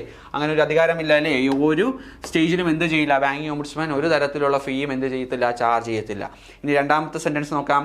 Banking ombudsman must have an experience in legal, banking, financial services, public administration or management sector. നമ്മൾ പറഞ്ഞു അദ്ദേഹത്തിന്റെ ക്വാളിഫിക്കേഷൻ പറഞ്ഞപ്പോൾ അല്ലേ? ജനറൽ മാനേജർ അല്ലെങ്കിൽ ചീഫ് ജനറൽ മാനേജർ റാങ്കിൽപ്പെട്ട ഒരാളായിരിക്കണം എന്ത് ബാങ്കിങ് ഓംബുഡ്സ്മാൻ ആയിട്ട് അപ്പോയിന്റ് ചെയ്യപ്പെടേണ്ടത്. അദ്ദേഹത്തിന് എന്ത് തരത്തിലുള്ള എക്സ്പീരിയൻസ് വേണമെന്ന് നമ്മൾ പറഞ്ഞു? അദ്ദേഹത്തിന് ലീഗലും ബാങ്കിങ്ങും പിന്നെ എന്താണ് ഫിനാൻഷ്യൽ സർവീസസ്, പബ്ലിക് അഡ്മിനിസ്ട്രേഷൻ അല്ലെങ്കിൽ മാനേജ്മെന്റ് സെക്ടേഴ്സിൽ നിന്നുള്ള എക്സ്പീരിയൻസ്ഡ് ആയിട്ടുള്ള വ്യക്തികളായിരിക്കും എന്ത് ബാങ്കിങ് ഓംബുഡ്സ്മാൻ ആയിട്ട് അപ്പോയിന്റ് ചെയ്യുന്നത്. അപ്പോൾ രണ്ടാമത്തെ സെന്റൻസ് എന്താണ്? കറക്റ്റ് ആയിട്ടുള്ള സ്റ്റേറ്റ്മെന്റ് ആണ്. ഇനി മൂന്നാമത്തെ സ്റ്റേറ്റ്മെന്റ് നോക്കാം. The CRPC forwards the complaint to the concerned ombudsman under Reserve bank of India integrated ombudsman scheme അല്ലേ? അപ്പോൾ CRPC ഇപ്പോൾ എന്താണ് ചെയ്യുന്നത്? വരുന്ന കംപ്ലൈന്റുകളെല്ലാം എന്ത് ചെയ്യുകയാണ്? കൺസേൺഡ് ആയിട്ടുള്ള റീജിയണൽ ഓംബുഡ്സ്മാനിലേക്ക് ഫോർവേഡ് ചെയ്ത് കൊടുക്കുകയാണ് അല്ലേ? അപ്പോൾ ഇവിടെ കറക്റ്റ് ആയിട്ടുള്ള ഉത്തരം ഏതാണ്? ഓപ്ഷൻ ബി ആണ് അല്ലേ? 2ഉം 3ഉം ആണ് എന്ത് ഇവിടെ കറക്റ്റ് ആയിട്ടുള്ള സ്റ്റേറ്റ്മെന്റ്. അപ്പോൾ ഓപ്ഷൻ ബി 2 and 3 ആണ് ഇവിടെ ഉത്തരമായിട്ട് വരുന്നത്. ഇനി അടുത്ത ചോദ്യം നോക്കാം. Which of the following statement is or are correct? ഈ തന്നിരിക്കുന്ന സ്റ്റേറ്റ്മെന്റുകളിൽ ഏതൊക്കെയാണ് കറക്റ്റ് എന്നാണ് ചോദിച്ചിരിക്കുന്നത്. നോക്കാം. The Banking Ombudsman scheme is specified in section 35A of Banking Regulation Act 1949 അല്ലേ? BR ആക്ടിന്റെ സെക്ഷൻ 35A പ്രകാരമാണ് എന്ത് വന്നിരിക്കുന്നത്? ബാങ്കിങ് ഓംബുഡ്സ്മാൻ സ്കീം വന്നിരിക്കുന്നത്. അപ്പോൾ അത് കറക്റ്റ് ആയിട്ടുള്ള സ്റ്റേറ്റ്മെന്റ് തന്നെയാണ്. ഇനി എന്താണ്? The ombudsman scheme for digital transactions was introduced in 2019 2019 അല്ലേ? സെക്ഷൻ 18 അല്ലേ? പേയ്മെന്റ്സ് ആൻഡ് സെറ്റിൽമെന്റ് സിസ്റ്റംസ് ആക്ടിന്റെ സെക്ഷൻ 18 പ്രകാരമാണ് 2019 എന്ത് വരുന്നത്? ഡിജിറ്റൽ ട്രാൻസാക്ഷന് വേണ്ടിയുള്ള ഓംബുഡ്സ്മാൻ സ്കീം ഇൻട്രൊഡ്യൂസ് ചെയ്യപ്പെടുന്നത്. അതും കറക്റ്റ് ആയിട്ടുള്ള സ്റ്റേറ്റ്മെന്റ് തന്നെയാണ്. ഇനി എന്താണ്? Integrated ombudsman scheme 2021 follows one nation one ombudsman approach അല്ലേ? അപ്പോൾ അതിന്റെ മോട്ടോ എന്ന് പറയുന്നത് എന്താണ്? ഒരു രാജ്യം ഒരു ഓംബുഡ്സ്മാൻ എന്നുള്ള ഒരു അപ്രോച്ചാണ്. അപ്പോൾ അതും എന്ത് തന്നെയാണ്? ശരിയായിട്ടുള്ള സ്റ്റേറ്റ്മെന്റ് ആണ്. അപ്പോൾ option D all of them ആണ് എന്ത് ഇവിടെ ഉത്തരമായിട്ട് വരുന്നത്. ഇനി നമുക്ക് ബാങ്കിങ് ഓംബുഡ്സ്മാനുമായിട്ട് ബന്ധപ്പെടുത്തിയിട്ടുള്ള കുറച്ച് പ്രീവിയസ് ഇയർ ക്വസ്റ്റ്യൻസ് കൂടി നമുക്ക് പരിചയപ്പെടാം. ഒന്നാമത്തെ ചോദ്യം, if the complaint regarding the credit card does not get satisfactory response within a maximum period of 30 days from the date of complaint, the customer have the opinion to approach the concerned dash for the redressal of his grievances. Okay അല്ലേ? അപ്പോൾ credit കാർഡുമായിട്ട് ബന്ധപ്പെടുത്തി എന്താണ്? ഒരു കസ്റ്റമറിന് ഒരു പരാതി ഉണ്ടാവുകയും അത് കൺസേൺഡ് ആയിട്ടുള്ള എന്താണ് ഒരു അതോറിറ്റിക്ക് നമ്മൾ കൊടുത്തിട്ട് മാക്സിമം പീരീഡ് 30 ദിവസം കഴിഞ്ഞു അല്ലേ? 30 ദിവസം കഴിഞ്ഞിട്ട് പിന്നെ അത് ആർക്ക് നമ്മൾ ഫോർവേഡ് ചെയ്യണം എന്നാണ് ചോദിച്ചിരിക്കുന്നത് അല്ലേ? ആർക്ക് വേണ്ടിയാണ് ഫോർവേഡ് ചെയ്യുന്നത്? നമ്മൾ ബാങ്കിങ് ഓംബുഡ്സ്മാനിലേക്കാണ് നമ്മൾ ആ ഒരു കംപ്ലൈൻറ്റ് ഫോർവേഡ് ചെയ്യുന്നത് അല്ലേ? അപ്പോൾ നമ്മൾ പഠിച്ചു ഒരാൾക്ക് 30 ദിവസം സമയമുണ്ട്. 30 ദിവസം സമയത്തിന് ശേഷം 30 ദിവസം സമയം ആ ഒരു റെഗുലേറ്റഡ് എൻറ്റിറ്റിക്ക് നമ്മൾ കൊടുക്കുമല്ലേ കംപ്ലൈൻറ്റ് ഫയൽ ചെയ്തതിന് ശേഷം. ആ 30 ദിവസം കഴിഞ്ഞിട്ട് എന്ത് ചെയ്യണം? നമ്മളത് ബാങ്കിങ് ഓംബുഡ്സ്മാന് ഫോർവേഡ് ചെയ്യാവുന്നതാണ്. ഇനി അടുത്ത ക്വസ്റ്റ്യൻ നോക്കാം. The banking ombudsman scheme 1995 has been announced by the Reserve bank of India on ഏത് ദിവസമാണ് അനൗൺസ് ചെയ്തിട്ടുള്ളതെന്നാണ് അല്ലേ? നമ്മൾ പഠിച്ചു 14 ജൂൺ 1995 ആണല്ലേ? 14 ജൂൺ 1995 ആണല്ലേ? അപ്പോൾ ഇവിടെ ഉത്തരമായിട്ട് വരുന്നത് എന്താണ്? ഓപ്ഷൻ ബി 14/6/1995 എന്ത് വരുന്നത്? ബാങ്കിങ് ഓംബുഡ്സ്മാൻ സ്കീം RBI കൊണ്ടുവരുന്നത്. ഇനി അടുത്ത ചോദ്യം നോക്കാം. Banking ombudsman may reject the complaint immediately after the receipt after hearing both parties at any stage none of the above. നമ്മൾ പഠിച്ചു ബാങ്കിങ് ഓംബുഡ്സ്മാന് കംപ്ലൈൻറ്റ് സഞ്ചരിക്കുന്ന ഏതൊരു സ്റ്റേജിൽ വേണമെങ്കിലും എന്ത് ചെയ്യാം? ഈ ഒരു കംപ്ലൈൻറ്റിനെ റിജക്റ്റ് ചെയ്യാനുള്ള അധികാരമുണ്ട്. അപ്പോൾ ഇവിടെ ഉത്തരമായിട്ട് വരുന്നത് എന്താണ്? At any stage of the complaint the banking ombudsman may reject it. Okay, അടുത്ത ചോദ്യം നോക്കാം.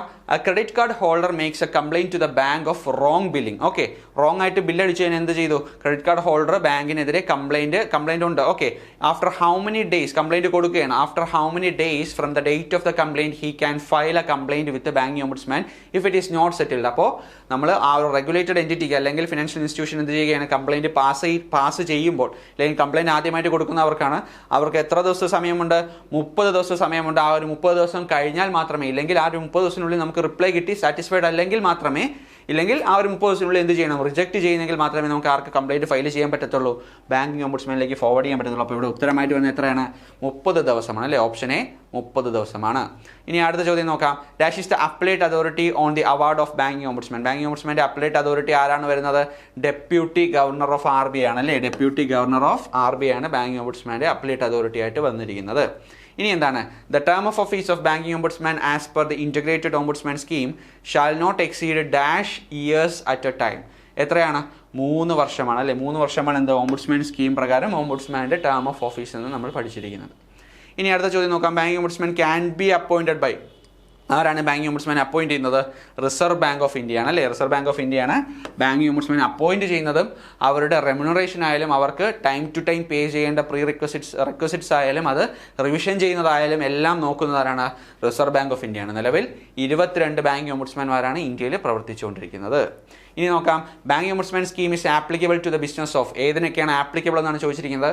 All scheduled commercial banks excluding RRB ആണോ? RRB എക്സ്ക്ലൂഡ് ചെയ്തിട്ടല്ലോ, RRBയും കൂടെ ഇൻക്ലൂഡ് ചെയ്തിട്ടല്ലേ? ഇനി നോക്കാം, ഓപ്ഷൻ ബി എന്താണ്? All scheduled commercial banks including RRB. അപ്പോൾ RRBയും കൂടെ ഇൻക്ലൂഡ് ചെയ്തുകൊണ്ട് എല്ലാ ഷെഡ്യൂൾഡ് കൊമേഴ്ഷ്യൽ ബാങ്ക്സും എന്തിൻ്റെ അണ്ടറിൽ വരും? ബാങ്കിങ് ഓംബുഡ്സ്മാൻ സ്കീമിൻ്റെ അണ്ടറിൽ വരും. ഇനി only public sector banks, public sector ബാങ്കുകൾ മാത്രമാണോ വരുന്നത്? അല്ല. ഇനി എന്താണ്? ഓൾ ബാങ്കിങ് കമ്പനീസ് എല്ലാം വരുമോ? ഇല്ല, അതിനും കുറച്ച് ക്രൈറ്റീരിയ ഉണ്ടല്ലേ. അപ്പോൾ ഓൾ ഷെഡ്യൂൾഡ് കൊമേഴ്ഷ്യൽ ബാങ്ക്സും പിന്നെ എന്താണ്? RRB ഇൻക്ലൂഡിങ് RRB എന്തിൻ്റെ അണ്ടറിൽ വരും? ബാങ്കിങ് ഓംബുഡ്സ്മാൻ്റെ അണ്ടറിൽ വരും. ഇനി അടുത്ത ചോദ്യം നോക്കാം, dash will settle the grievances of customers of the banks അല്ലെ? ഈ സെന്റൻസ് അതുപോലെ നമ്മൾ പഠിച്ചു അല്ലേ? ആരാണ്? ബാങ്കിങ് ഓംബുഡ്സ്മാൻ ആണ് എന്ത്? Banking ombudsman will settle the grievances of customers of the bank. Okay, ഇനി എന്താണ്? Banking ombudsman scheme was introduced for the dash of the grievances of bank customers. Bank കസ്റ്റമേഴ്സിന്റെ ഗ്രീവൻസസ് എന്തു ചെയ്യാൻ വേണ്ടിയാണ് ബാങ്കിങ് ഓംബുഡ്സ്മാൻ അപ്പോയിന്റ് ചെയ്തിരിക്കുന്നത്? Redressal ചെയ്യുന്നത് അല്ലേ? ഒരു ഗ്രീവൻസസ് റിഡ്രസൽ അതോറിറ്റിയാണ് നമ്മൾ പഠിച്ചു അല്ലേ? അപ്പോൾ ബാങ്കിങ് ഓംബുഡ്സ്മാൻ എന്ന് പറയുന്നത് എന്താണ്? ഒരു ഗ്രീവൻസസ് റിഡ്രസൽ അതോറിറ്റിയാണ് ബാങ്കിങ് ഓംബുഡ്സ്മാൻ എന്ന് പറയുന്നത്. അടുത്ത ക്വസ്റ്റ്യൻ നോക്കാം, the bank ombudsman can now pass an award അല്ലെ? പെനാൽറ്റി എത്ര രൂപയാണ് നമുക്ക് വാങ്ങി തരാൻ പറ്റുന്നത് കോമ്പൻസേഷൻ ആയിട്ട്? മാക്സിമം എത്ര രൂപയാണ്?